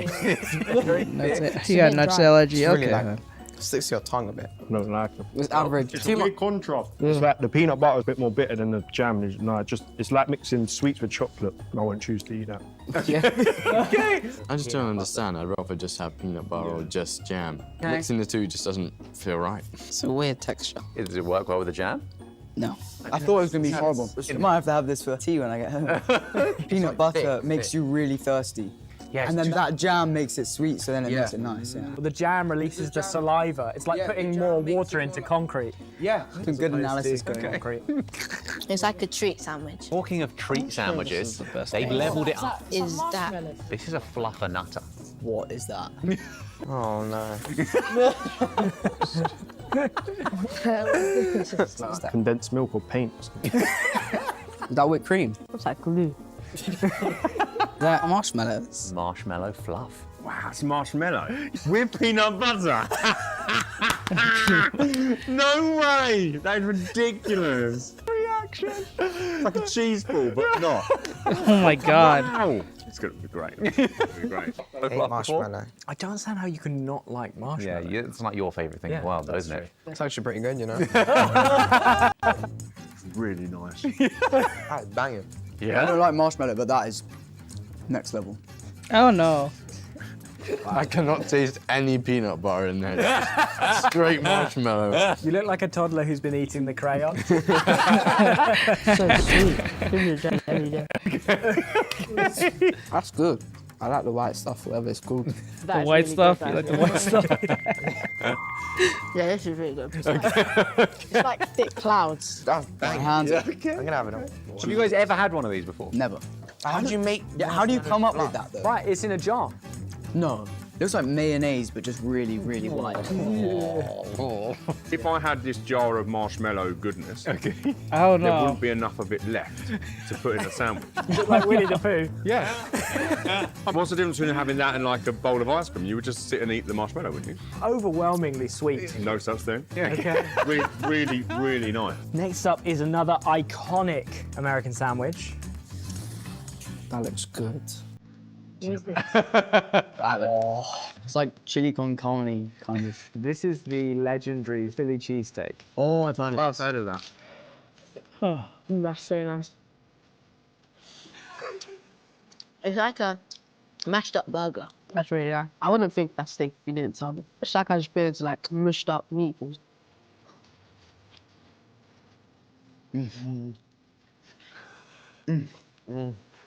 That is really good. Oh. That's good stuff. Cheesy, oniony, beefy, ready. You just put a Y on the end of every ingredient. In England, you wouldn't get an equivalent of this. And it would be full of lettuce, wouldn't it? Wouldn't it? It would be. Do you want lettuce with it? No. I bet in America they don't even ask if you want. That's banging. Love at first bite. Dude, like, what is in said? Finely chopped steak, onions. She said, wait, she said marshmallow fluff. We got that there. We got that here in Norway, import from USA. We also got with strawberry flavor and chocolate. Oh my god. Oh, so you guys do have that in Norway. That's cool. That's good. And then they have made their own whiz cheese. What is that? Kind of like melted fake cheese. I can't buy that. It's illegal here. Illegal. So there's a shop called Passion in central London, and they make their own whiz cheese. Their chef is upstairs making it. So it's breaking the law. Yeah. I don't know, what did you go to prison for? Made cheese. Yeah, it's ridiculous, isn't it? I got something to tell you about. Oh hell no, we're not doing this. We're not doing this. We're not doing this. No. Get back to the shit. Get back to the shit. We're not doing this. All right. Thoughts? Oh yeah. It just tastes like chemicals, you know? No, I don't really like cheese anyway. Yeah. It ruins. It's not like cheese anyway. Oh, okay. Potential problem there. Yeah. It just ruins the taste of the meat a bit. That might be better than the deep fried lasagna. Okay. Okay. Is that the best sandwich you've ever had? By far. Save some for after. Oh, wow. He said by That's far. so good. That's the best thing so far. It's almost like a, have you heard of those American sandwich called like Slappy Joe's or something like that? I haven't heard of a Slappy Joe. Yeah. I knew a guy in prison called Slappy Joe. Okay. You guys polished out. I could have like 10 of Okay. back to back. Next up, hotly anticipated, the Slappy Joe.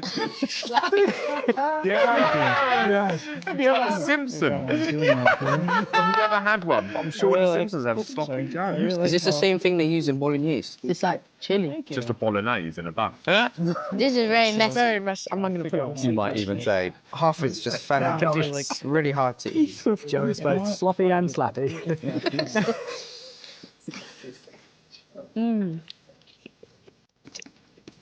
It's quite like flavorful of meat. Like, it doesn't taste like your traditional like minced meat. It tastes like flavorful. I don't like this. It's really good. I like it. Oh. And it's spicy as well, and I like spice. Kind of has spice to it a little bit. You like that? Yeah, I love it. Okay. Oh, that is nice. See where they get the name Sloppy Joe. Half the meat just fell out of it in the first bite. It'd be better if it could keep itself together. A less sloppy Joe. That would be nice. I mean, this is nice, but I just think it's quite tame. A lot more you could add into this. Like more sloppy. Let's go more sloppy. Oh, it's not sloppy enough. That is not a critique I was expecting. I think it needs cheese and gherkins and other goodness. If this was available here in the UK, would you get a Sloppy Joe? Maybe. Yeah. First gets a bit more in shape. What if he tidies himself up a little Slappy bit? He Joe becomes in Tidy decades, Joe. Out of Sloppy Joe and I think of it cheese. now. I haven't had one in like Okay. I haven't had one in like decades now. I should just think of just getting one later on. This is way too messy. Okay, next up, a chicken sandwich. How would they call it a sandwich? It's chicken burger. Americans get Delight. very upset about that. That we called it a chicken burger. Like, it's in a burger bun. Even has the sauce. So was the Sloppy Joe. Yeah. Was the Sloppy Joe a burger? That can stay sloppy Joe. No. Is that what he said? That's perfectly named. Yeah. What do you think? Chicken sandwich?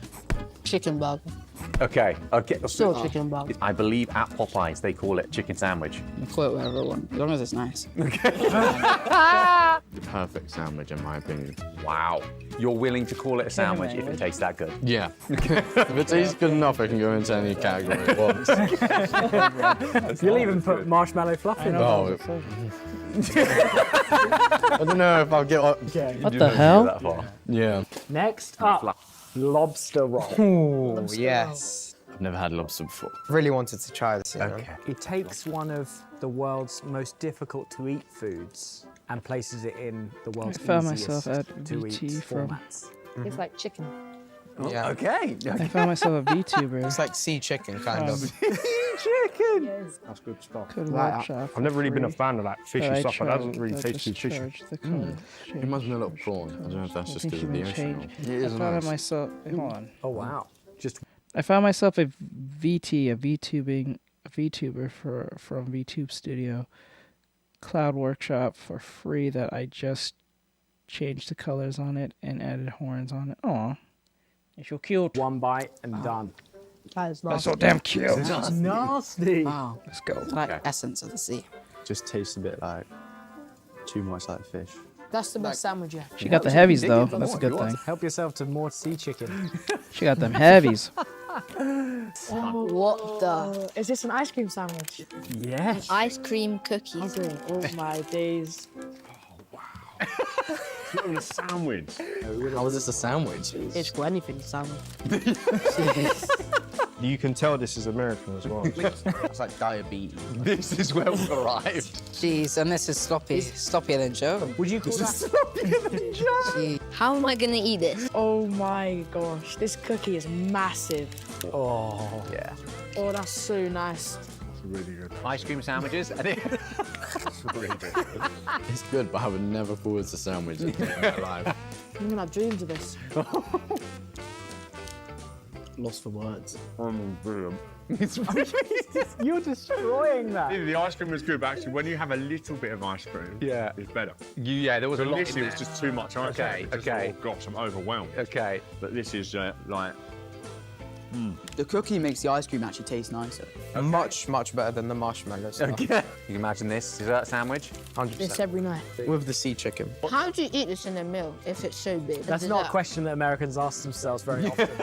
It's too much. I can eat this in public. I wouldn't eat it in public. Would you eat it in the privacy of your own home, though? I don't even feel comfortable doing that. That's been a little journey through the world of American sandwiches. You got anything you want to say to American viewers? Watch your calories, man. Okay. You fat fuck! He said directly in your face, "You American, you fat shits! Stop your bullshit! You fat fuck!" Let's go! You keep going back for more of that ice cream sandwich. It's nice, but... Is it nice that you just feel a bit ashamed of yourself? It's fair enough.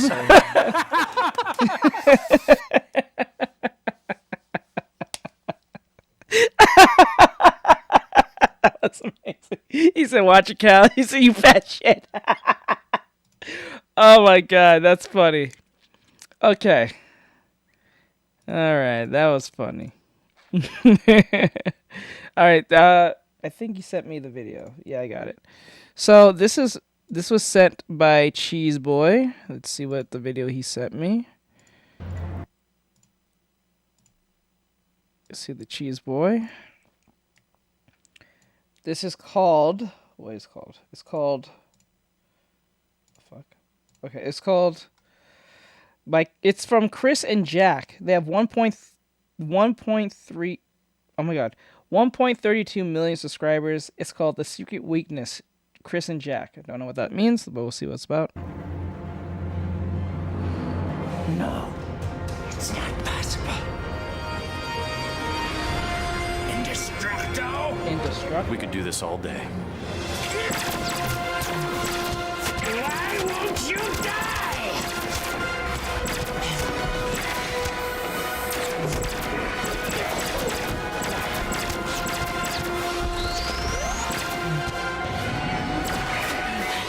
I don't really understand if you're shooting at a character, monster or hero, and they're literally slapping the bullets away.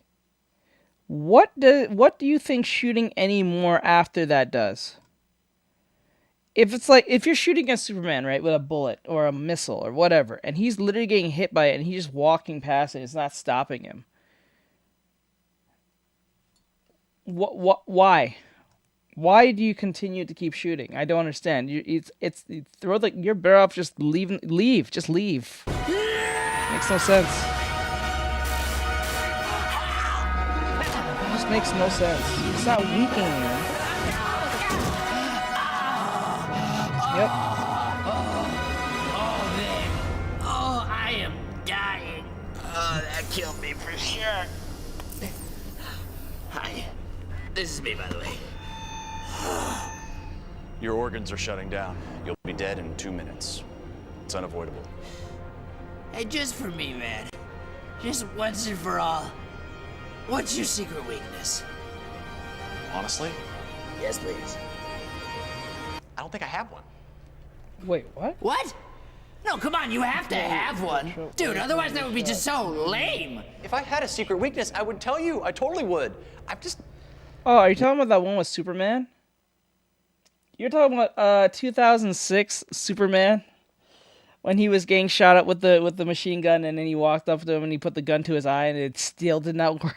Never found one. Maybe it's like kryptonite or something? No, tried that. What about nuclear missiles? No, you I tried tried that. that. Have you ever flown through the sun? Ooh, no, I haven't.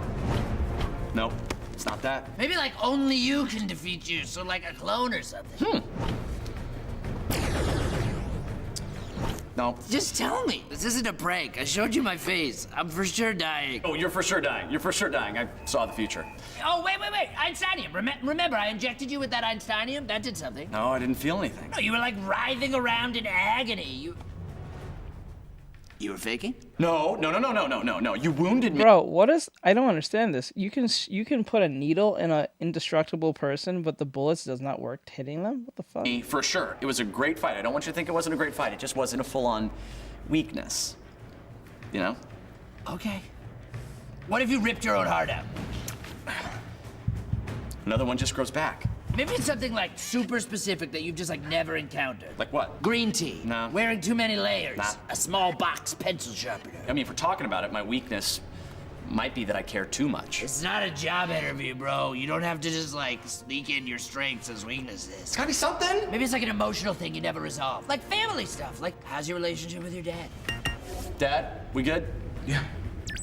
Look, a lot of times it just comes from like how you got your powers. How'd you get your powers? I was born with them. Forged in a light beam on the edge of a dimensional tesseract.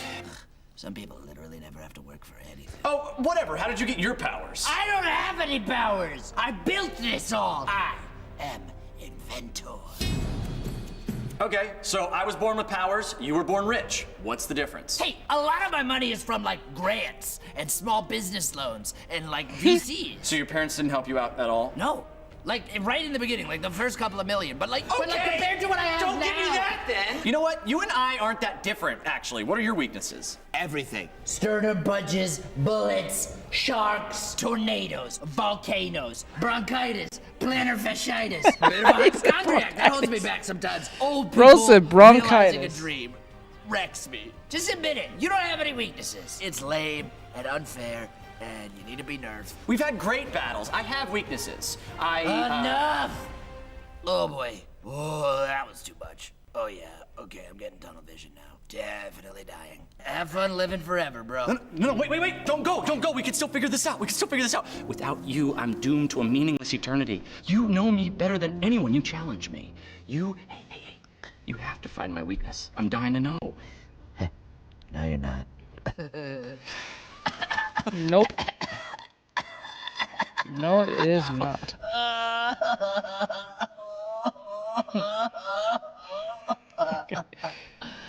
You know, as crazy as it sounds, I'm gonna miss you, man.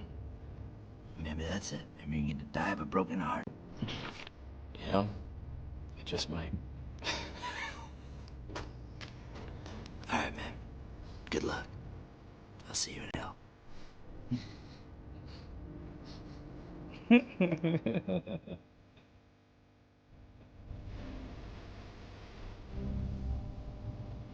Silly video that one of my viewers sent me.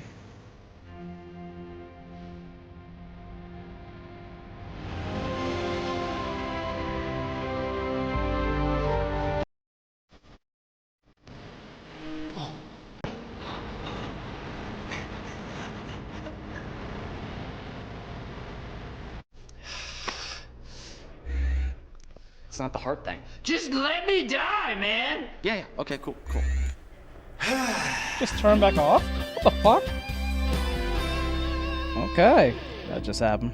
And what was Indestructo's secret weakness? Well, you know how at the end of the movie Signs, they're like, oh, these glasses full of water will kill the aliens. Yeah, his secret weakness is the movie Signs. Okay. What the fuck? Okay. Burger King just... Okay. So I found this quick video that was up here. It says Burger King just released burgers for ants. I don't know what that means. They said it's called baby burgers.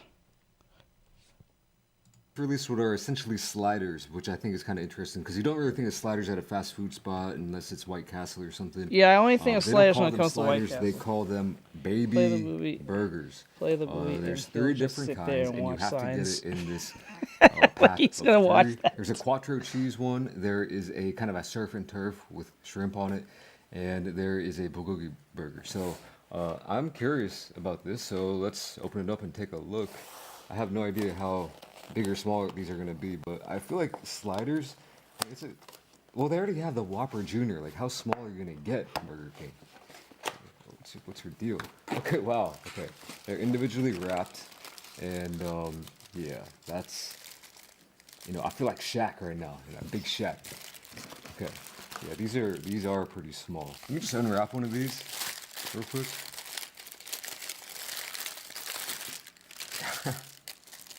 Okay, so it's not a sesame seed bun. It's essentially just a little mini slider. I like the fuck idea is of it. I that? like sliders, so What the fuck is that? How much is this? I swear to God. What the fuck is that? That shit is fucking small, bro. What is this? This is... Oh, God, bro. What? I can eat that in, like, in a minute. All three of those and still feel fucking... I know they're sliders, but damn. Oh, my God, bro. I'm curious to see how this eats. And you know what? Actually, just for comparison, I've been wanting I am going to fast compare this food. to the Whopper Jr. So it's actually taller than the Whopper Jr. with cheese, but not as round, I guess, circumference-wise. And yeah, it's a little bit different there. And just for another comparison, I got an actual cheese Whopper too. So I don't know if I'll be eating these, but I just wanted to compare the size.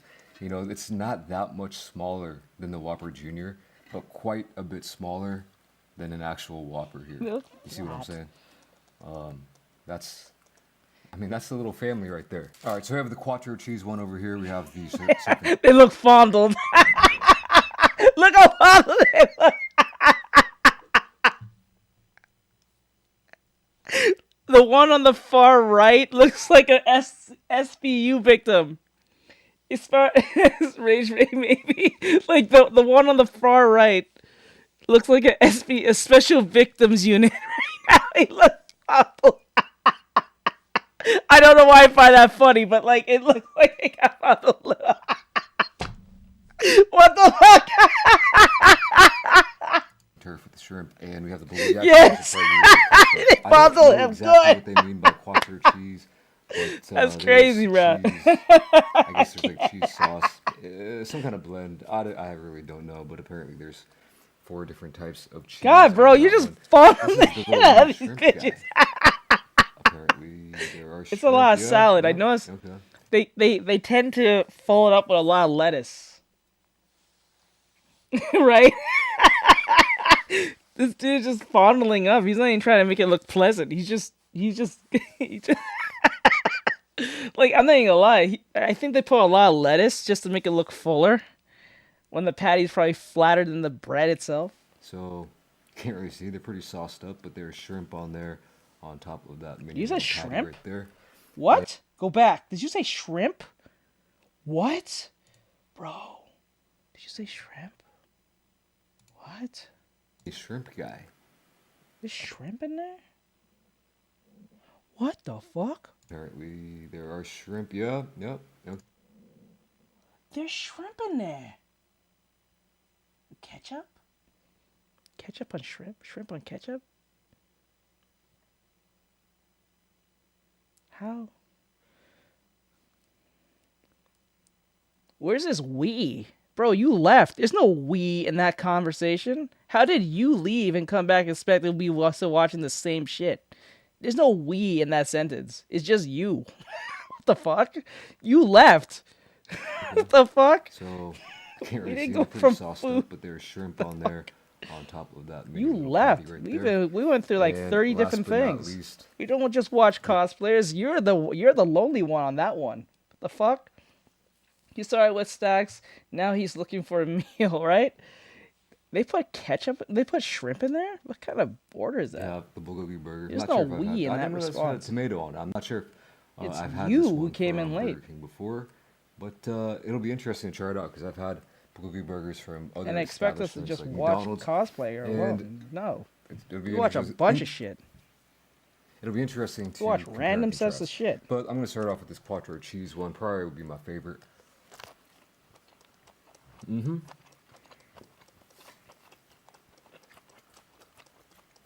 Decent little bun action going there. Bro, those burgers look like sausage.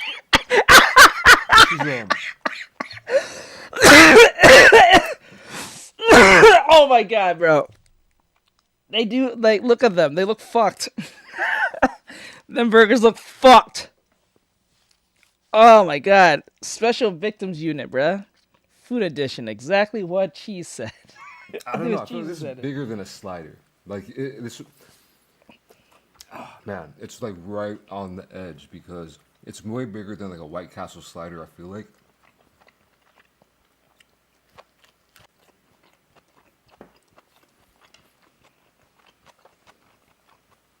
This will take me 5 bites to eat it. This is the ransom. You like, get us Whereas the White money or Castle eat the looks like slider, maybe bruh. 2, maybe We 1. fondled them a little bit, so we traumatized them a little bit, bruh. It's like 5 Who or 6. assaulted them?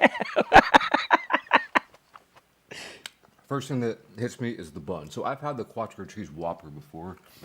I don't, yeah, like I said, I don't know what kind of cheese they're using, and I don't really want to know. You know why One of this them, feels like a though, hostage video? Because there's no music playing. It just feels like a dude just took out his phone, has a pretty good camera, and just started talking. Not saying he's not, I'm not even saying it's not entertaining. I find it funny that he's just kind of like over super analyzing the food because they're just little sliders, just the runtime. But like the fact that it's like dead silent and he's just talking to us, no music, no background atmosphere, makes you think it's a hostage video. Send a pic of Chip in the box of proof of life. Like, it's, you know, I see him funny. It's like, please, I have wife and kids. Bro, like, it's funny because, like, imagine, like, someone kidnapped someone you love and they have background music playing.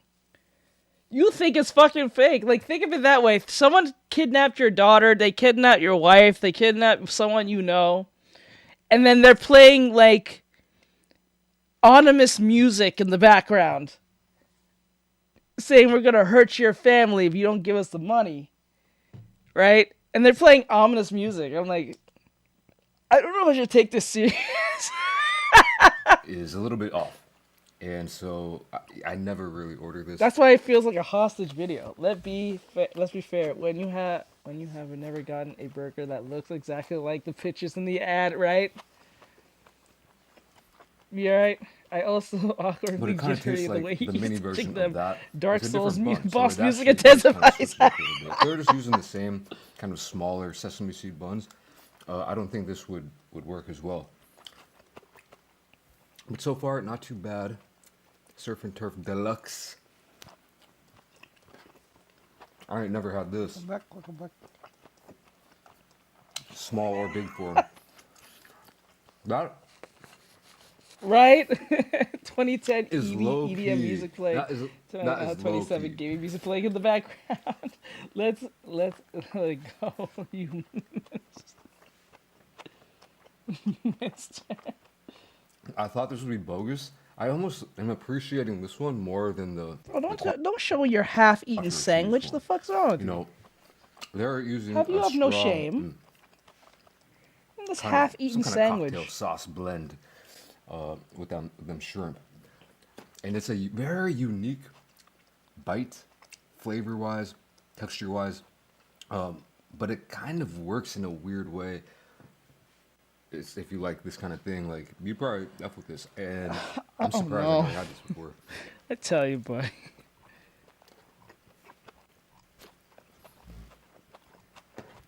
Yeah, I don't think it would be like my go-to.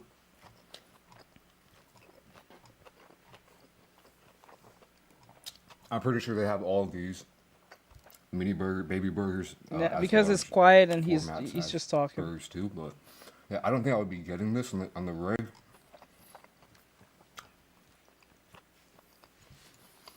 But so far, I'm liking the variety. The variety. Bulgogi burger.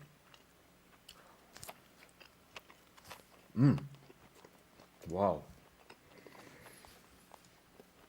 Variety. I could see some people really effing with this. By the way, I paid $20 for everything, including the Whopper Jr. and the regular Whopper. I think this set, the 3-pack of baby burgers, was probably about, I want to say around $8. Munch it up. Maybe 8 to 9. Why do you show your half-eaten And sandwich? that's It just not a feels bad kind of little off. flight I don't know in a why. little sampler. That is not bad at all. Honestly, I wouldn't have minded if they made them even smaller and dropped the price a little bit. Just for a little bit more of that novelty.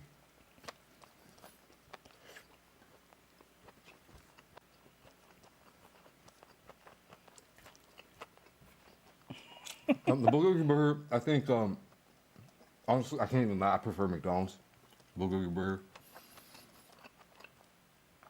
It's not bad. Robot chicken. I haven't seen one I in think such the a long tomato- time. Do they even still make those? I don't think Is so. it- I think they I stopped don't know. making I robot don't, chicken I a long don't time dislike ago, didn't they? tomatoes. On burgers, I love them actually.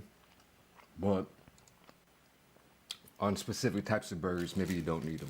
I'm gonna go into this Whopper Jr. with cheese real quick because I'm still a little bit hungry. Yeah. Sorry, I'll hold on. Oh, ran out of what tissues? Whopper Jr. with cheese. I see, like, man, actually, this is crazy because holding this Whopper Jr. actually just feels like a regular hamburger. Even though it might not look like it, it is pretty junior, Weenie Hut. But Did you say Weenie Hut? Did you say Weenie Hut Jr.? after holding those Oh, little fuck you, guys, bro. it feels Did you like, say Weenie Hut? you know, this bun, I feel like is the size of a bun you would get at the grocery store if you're Bro, I gonna was get about to say hamburger butt. buns. You know, in a pack.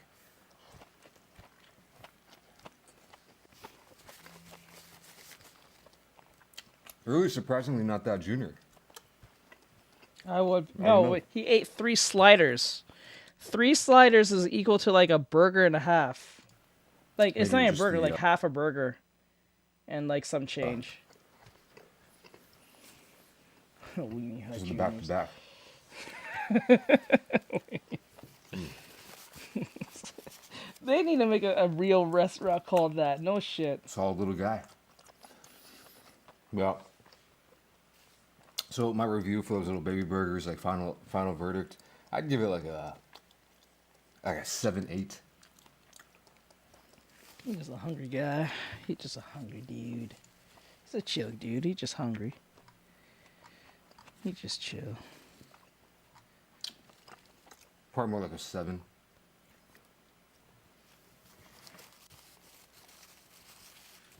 Love the concept.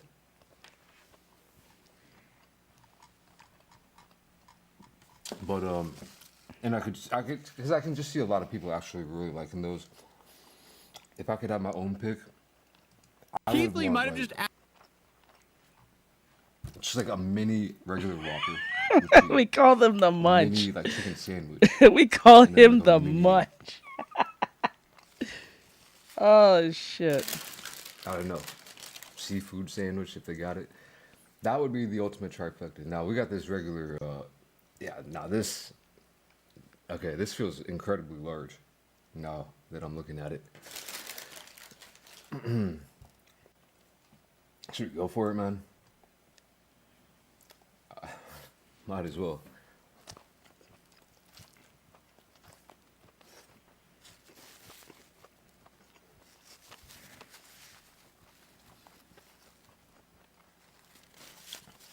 I did that video the other day.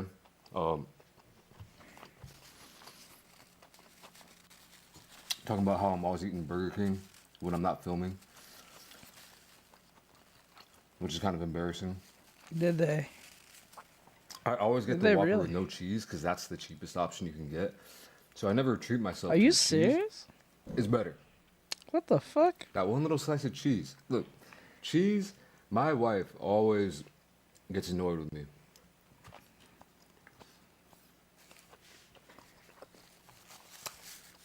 Because I want cheese on like basically. Bro, I'm getting so sick of tired you There's no eating the cheese on it. sandwich and showing it in front of me.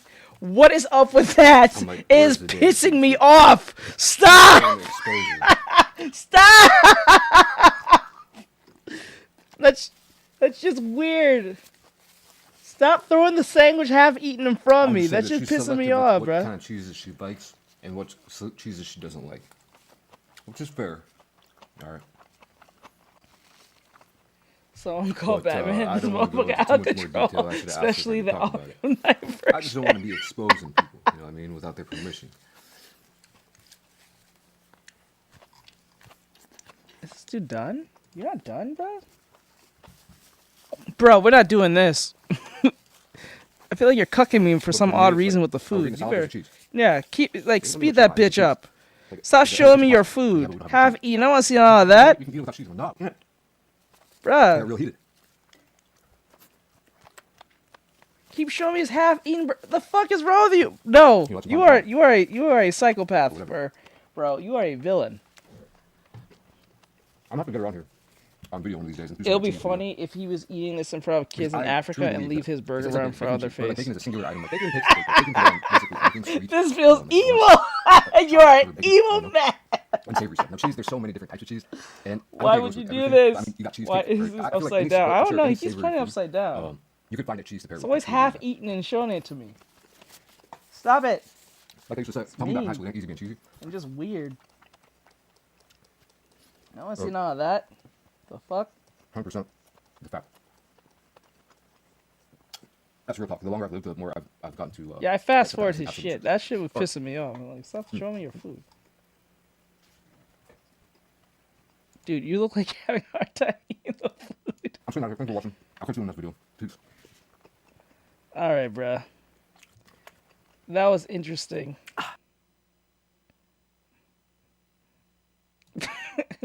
Alright. I found a simple video. You guys not gonna believe this one. Probably would. I don't know. But this one is called. Let me see. Right? The Bay Harbor Munchies.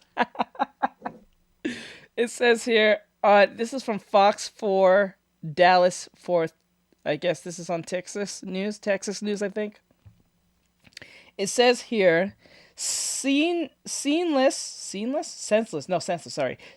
murder over French fries leaves teen dead. So, two guys destroyed themselves over some French fries. Friend, after a disagreement over food, is now in custody 2 weeks after the shooting. Lamarcus Darden Jr. is accused of shooting. DeMarcus killed his fellow, I don't know, ally over some French fries. Jarvis Davis at a Fort It's one of those moments from Boondocks. Worth apartment after Davis would not share his French fries. This is the best picture you can pick. I tell you something, the stereotypes write themselves. Why the fuck would you guys pick these pictures? You couldn't find a normal picture. It's this one. It just have him holding the Jesus pieces on. Of course, Peyton Hagen spoke to the victim's mom today. Peyton. Steve, and multiple people witnessed this shooting inside of an apartment, including children. So Fort Worth police tell me they were confident in who they were looking for. We now know this 18-year-old suspect was tracked down all the way to Tyler, Texas. That's about 140 miles away from Fort Worth. He was tracked down to a hotel. A knife, borrow a French fry. It's possible he has family in that area, but he's now back in North Texas. That suspect is at the Tarrant County Jail tonight. Senseless. That's how Sharika Kennedy describes the nobody. murder Come of her on, son. dog. Why? Now that's the question. Why? This No, is my the most baby was stereotypical probably shit I've ever heard. Genuinely his friend. My baby wasn't expecting him to shoot him. Everybody in the house was like, they thought The typical mom. My son had done nothing. He's a good boy. He never do anything to nobody. He never been in no situations like this. The typical mom.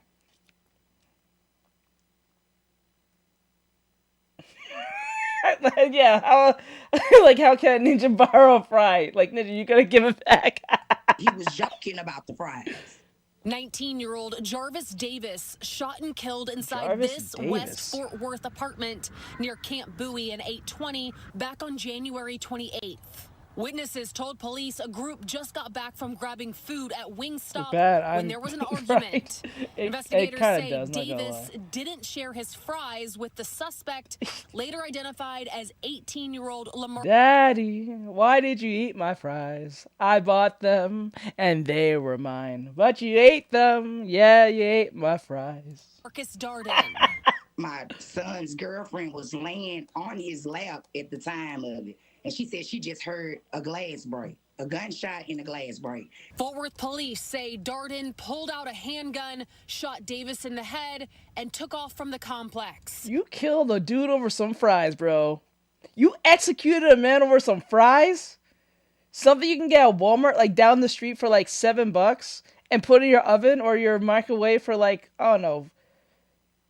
For real? Yeah, you can just put that, you can go to your local Walmart, buy like a $10 fries, go home, put it in the oven, let it sit for like 30 minutes to an hour and a half, and then you guys just, you really kill the man, or just go to Burger King, buy some like $2-3 fries and call it, you really killed the man over some fries. You really just killed the man over some fries. You took a man's whole life for some fries. I bet you those fries wouldn't all that good. Like, what the fuck? Why would you kill a whole man for some fries? Holy shit. Did he take the fries with him at least? I bet you he didn't. I bet you he did not. I bet you, bar none, this dude didn't even take the fries. He was tracked down nearly 2 weeks later. Kennedy, a mother of 8, now with a missing piece in her family. A mother of 8. You have 8 kids?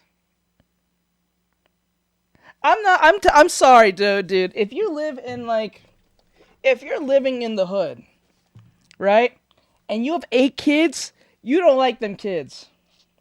Think to yourself, if you live in the hood and you have 8 kids and you know living in the hood is not a great place, why the fuck are you having 8 kids? You don't like them kids. You want to stay there. Why are you having 8 kids in the hood? Knowing that the hood is a violent place, you're always have your necks on a swivel. You have 8 kids. That's child abuse. Fuck you. I don't give a shit where you from. I don't care. You watch me or shit. You know what I'm talking about. Why would you have 8 kids? More meat shields, right? It's like more meat shields, right? Like, it doesn't make... You have 8 kids in the hood, knowing that the area you live in is not safe and or dangerous. There's always bullets flying. Your head's on the swivel. We'll take care of them, most likely. Yeah. You don't like your kids if you're having 8 kids. It's one thing you have 1 or 2. When you have 8, you are stationed there. You can't leave. You're hoping that one of those 8 kids becomes some type of entertainer that becomes like, I don't know, a sports person or a music person or or some type of business person that becomes successful in their and you know what I'm saying? Like that's what that is. Why would you have 8 kids in a horrible neighborhood where we're killing each other over fucking fries? And frustrated, considering she says her son and Darden were friends. How it happened is just, I'm never gonna be okay with it. Why does she? What? Yo, I bet you the GoFundMe is going wild right now. I tell you something, she don't even look all that sad. She looks kind of like she's about to laugh. Like, look at her face. Honestly, tell me she's not, look like she's about to laugh. She thinks this is funny. Everyone thinks this is funny. The mom thinks this is funny. Your son died over, you're probably the 8th one. So you got another 7. They're trying to make the next Jackson 5.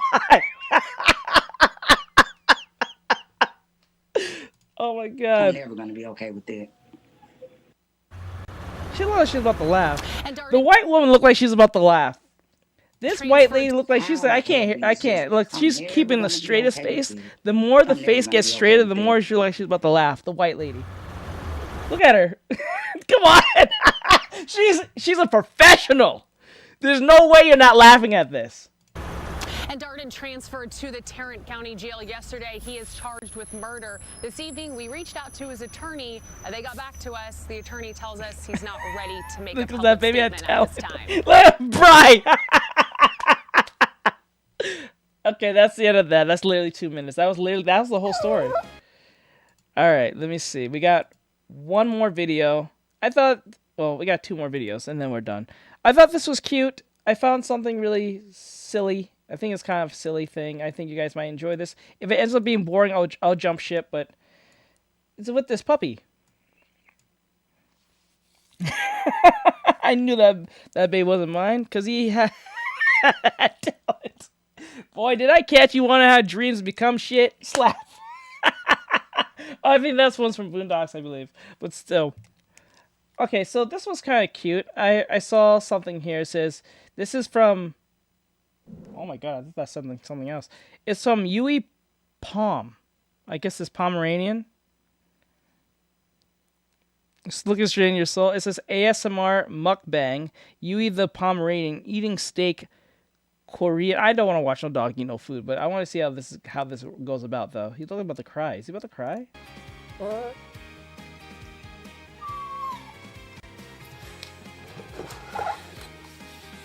Fuck, even the dog's getting the silver platter. Man. Aw. Cute. Even the dog's getting more shit than I am.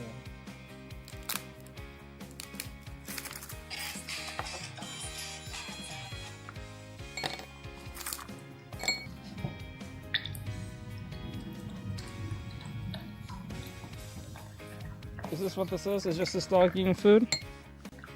What the fuck is that? Yep. I'm doing horrible at life.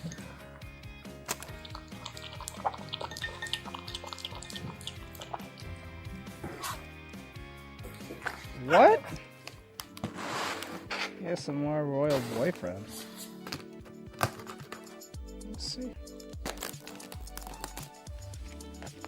Aw.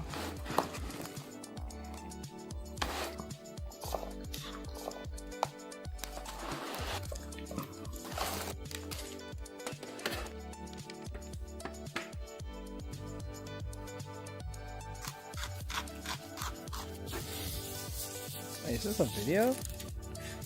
What is this? Send me the video. I'm not sure if I can find the right one. Yep, eating better than all of us.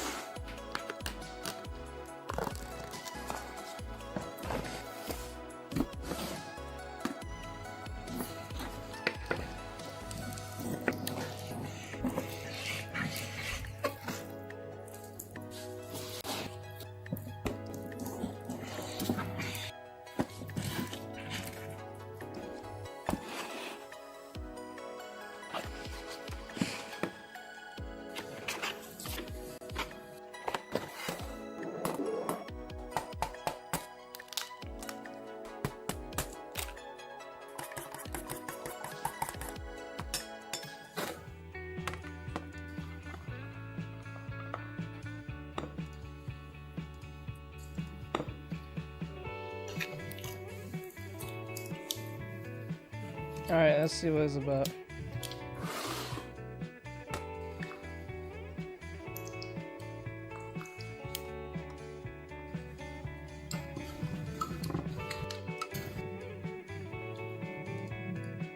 Okay, 1 second.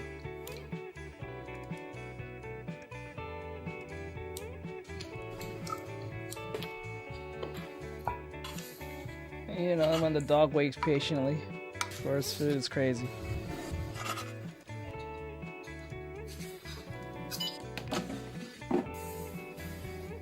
Oh, Jesus Christ, no. I'm not bringing that up. I really don't have the issue with it, man. It's just that I don't want it, no. I don't want YouTube labeling me as a political streamer. You see, Michael Jackson was protesting kids.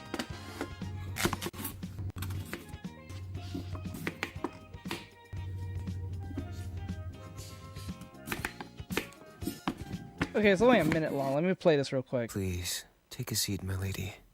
I brought you to dine so we could discuss the conflicts between the neighboring kingdoms. It seems they're getting progressively more aggressive, and we need to take action now. But for now, please, relax. You've been working so hard. Although it's in your responsibility because you are royalty, know that I can also take responsibility too, Your Majesty. Please, if not for you, but for me. Eat. Oh, looks like we got a letter from the neighboring kingdom. This is from Cagnius. What do they want? Let's see. We are going to slide on you right now as you are reading this letter on Phonum Grave. What could that mean? Oh shit! What the fuck? Where's my crown? Where's my fucking shiesty? Get down, shorty! No, we can't let this fucking slide get to Julia, babe! What the fuck is happening? Cagnius, with the face! Suck on thine balls! Fuck you, pussy! You ain't woo! You ain't woo! Oh, look, my queen. They seem to have a futuristic weapon. What is that, an RPG? Damn! They really are my ass. Fret not. This is why I never leave without my shiesty. Go, Mega Mighty Morphin! Suck my dick! Oh my god. What the fuck? Accidentally. Okay, we'll do one. What the fuck? I'm gonna skip the dog video because that's just a big. It's just a doggy, just, you know, being a dog.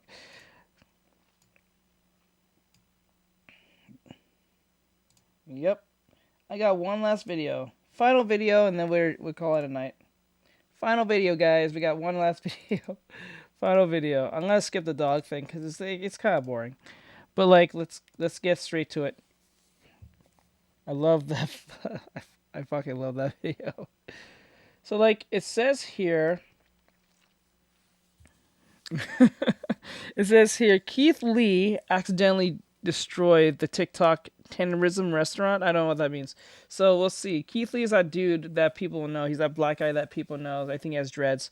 And he does, like, you know, food reviews. He's very known for doing that. So, like, and I know he gets kind of, like, some flack because a lot of, like, I guess when it comes to, like, black businesses specifically, I think he focuses mainly on. Some of them are not too fond of him because when he's being actually, like, critical of the food, they just assume that he's just doing it for clicks just to harm black people, which I don't think that makes a lot of fucking sense. But, you know, it is what it is. So, I don't know why they would think this, because there's some of them who actually think like this. I don't know how that makes sense. So, is a white guy who's being critical on, like, other white people's food, is he hating white people? I don't think so. I think he's being honest. If anything, him being more critical on your food is a great way to take in-depth understanding of what to work on. So when customers come around, you can, you know, tweak the food to be a lot more pleasant than it is now. So I don't think that's something you should take as a threat. I think you should take it as a form of opportunity to improve on your food.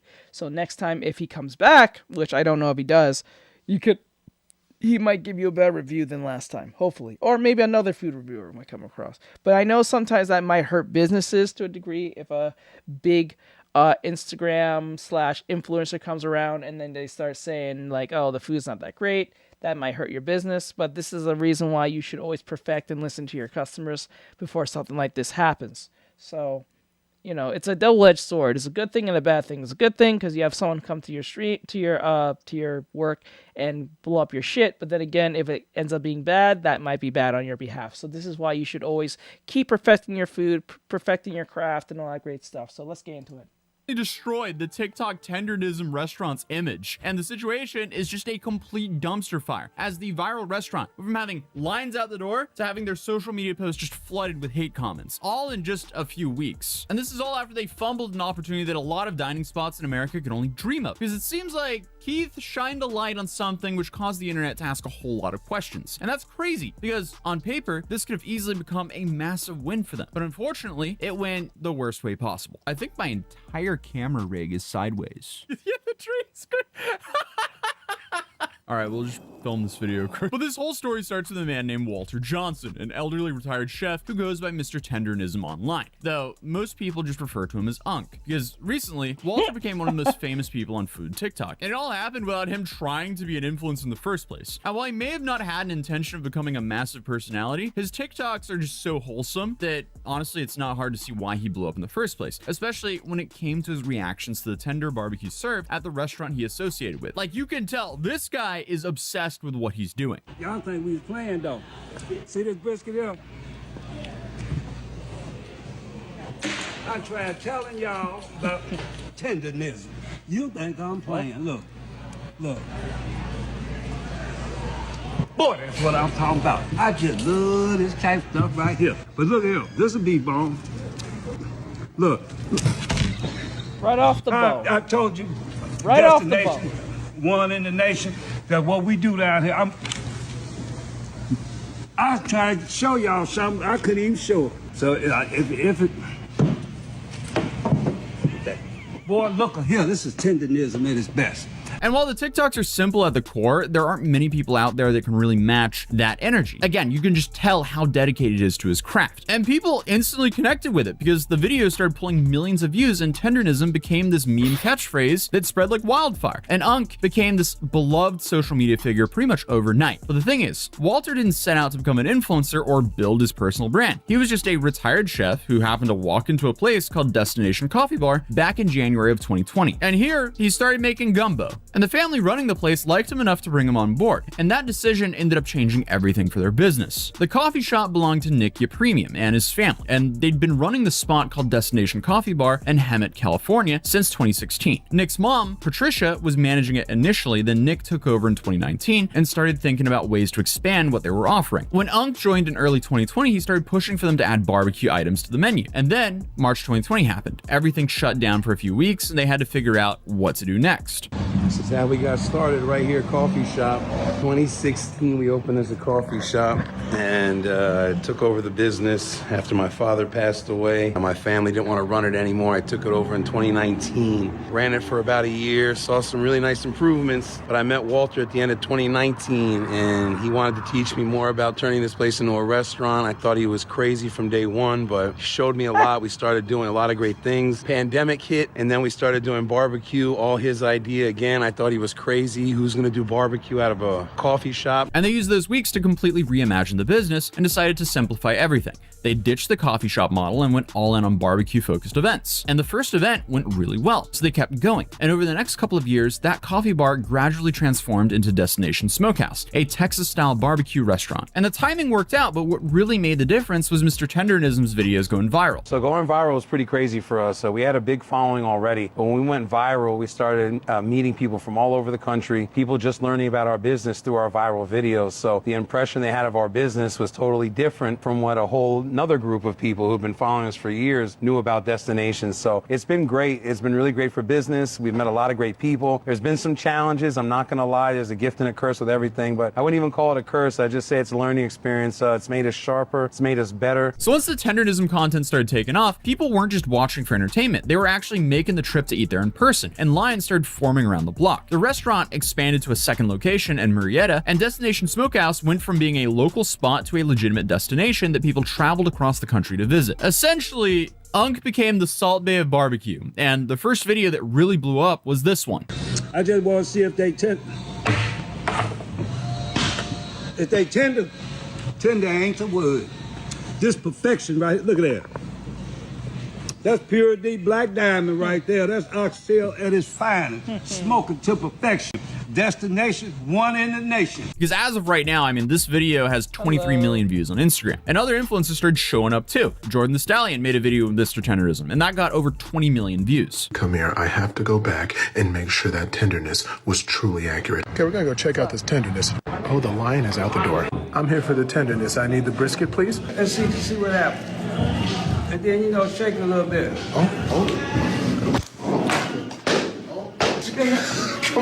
Come on now. Come on now. Tendernism. Tendernism. Boy, yeah, destination. No, man, that is tender. That is true tenderness. And just like that, the place became known as the tendernism capital of the world. And Unk's face was just everywhere in their content. And everything was going great. The business was thriving, both the restaurant and the chef were becoming more famous, and they had this perfect setup where their viral content was bringing in customers every day. Well, that was until Keith Lee decided to show up. And this is by no means Keith Lee's fault, hence why it's accidentally in the title. Because Keith Lee, he's one of the most influential food reviewers on TikTok right now. He has about 17 million followers, and his reviews have the power to completely transform a restaurant's business overnight. His format is essentially ordering food from local spots, usually has family members placing orders for him so he doesn't have to get recognized or get treated differently. Then he eats in his car and rates everything from the scale of 1 to 10. Makes Just sense. him, bag of food, and his... I think that's a good thing.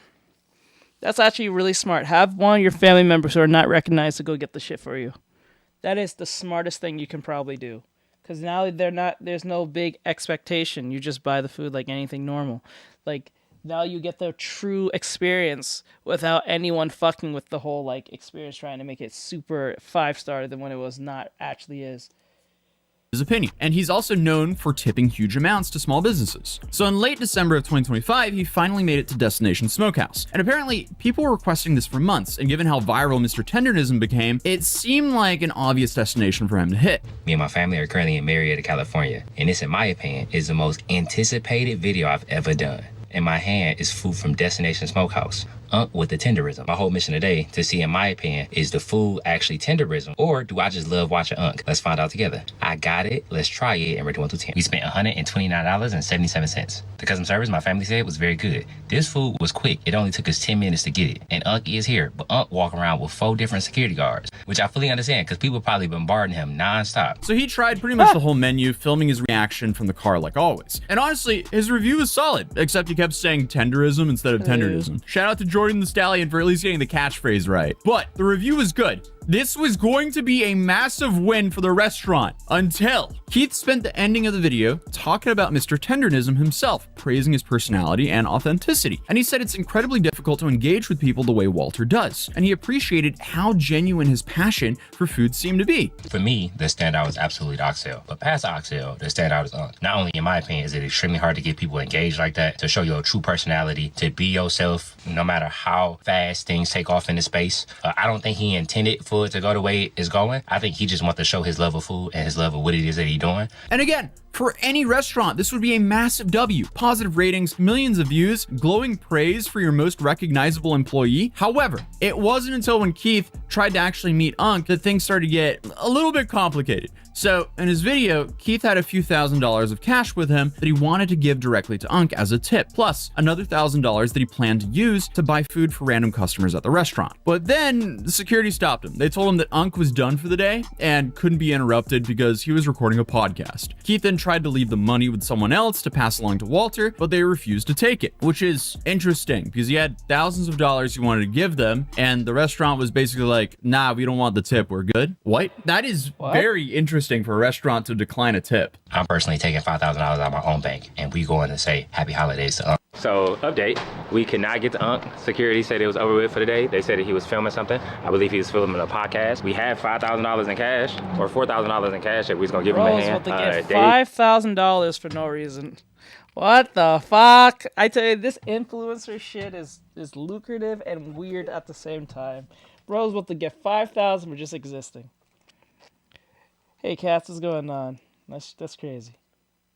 Didn't take it, so we're not only gonna take this money and feed some people, but we just gonna do what we feel like we're supposed to do in the community. Either way, stuff like this shatters the third wall for the audience, and it makes the creator suddenly not seem as authentic, or it makes people think, I wonder why that happened. Now, this is not Walter's fault. This is the fault of the team around Walter. So when the video went up, people were immediately confused. No one could wrap their head around why a restaurant would turn that down. And a whole wave of comments with theories and speculations started appearing. Because here's the thing, while Nick Yepremian is listed as the owner and pitmaster on the restaurant's social media, Walter gets described differently depending on who you ask. Sometimes he's called the chef, sometimes he's a pitmaster, sometimes he's a partner, sometimes he's just staff. Walter himself has called Nick his partner before, but when people started asking direct questions about whether he actually has equity in the restaurant, his answer is that's nobody's business. And Nick said in an interview that Walter is definitely a part of the business and not an employee, but he also said that he wanted to respect Walt's privacy, so he also didn't give any specifics about their financial arrangement, which honestly makes sense. We were a destination coffee bar trying to sell a little bit of ribs and a little bit of chicken just to get people to come in and try out the rest of the restaurant. We started on 2 little char grillers. Something you can go buy in a store. We've had ups and downs. That's why we can call each other brothers. You don't think there's friction when a guy who's just a few years older than me, who's been cooking barbecue his whole life, finds out that this guy took it on his own to want to learn Texas-style barbecue,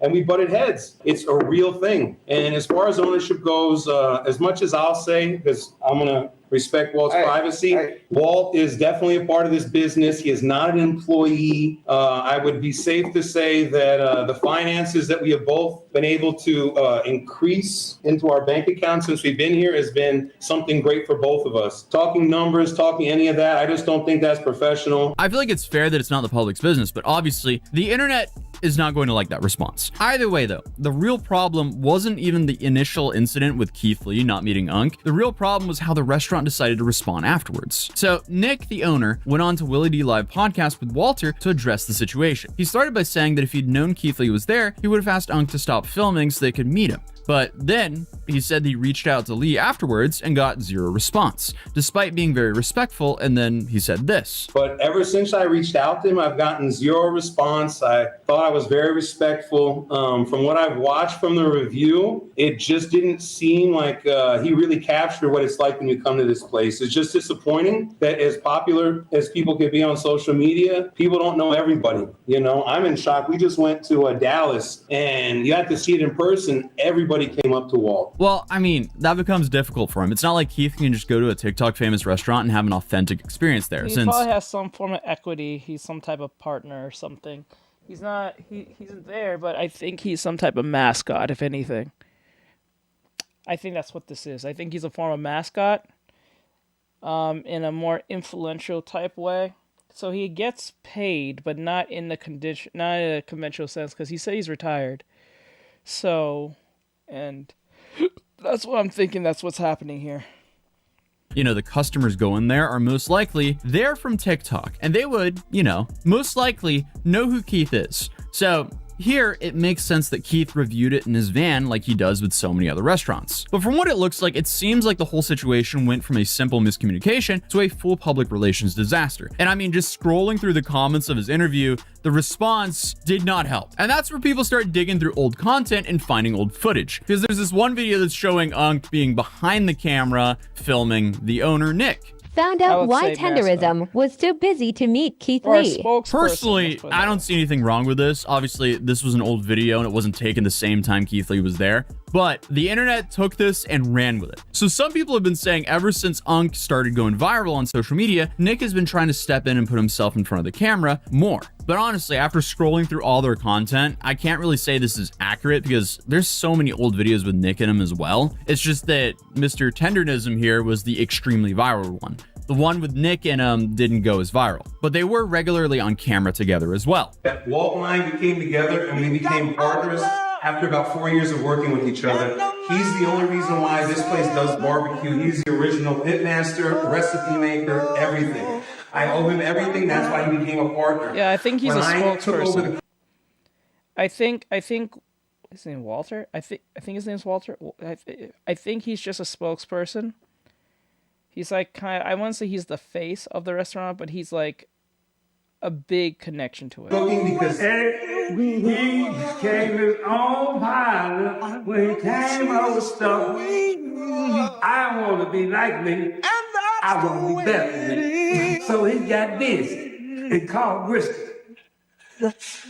Booyah! So the big question is, what's going on here? And honestly, it's hard to say because all we have is speculation, like this or this. But from what I can tell, he's still a part of the regular content.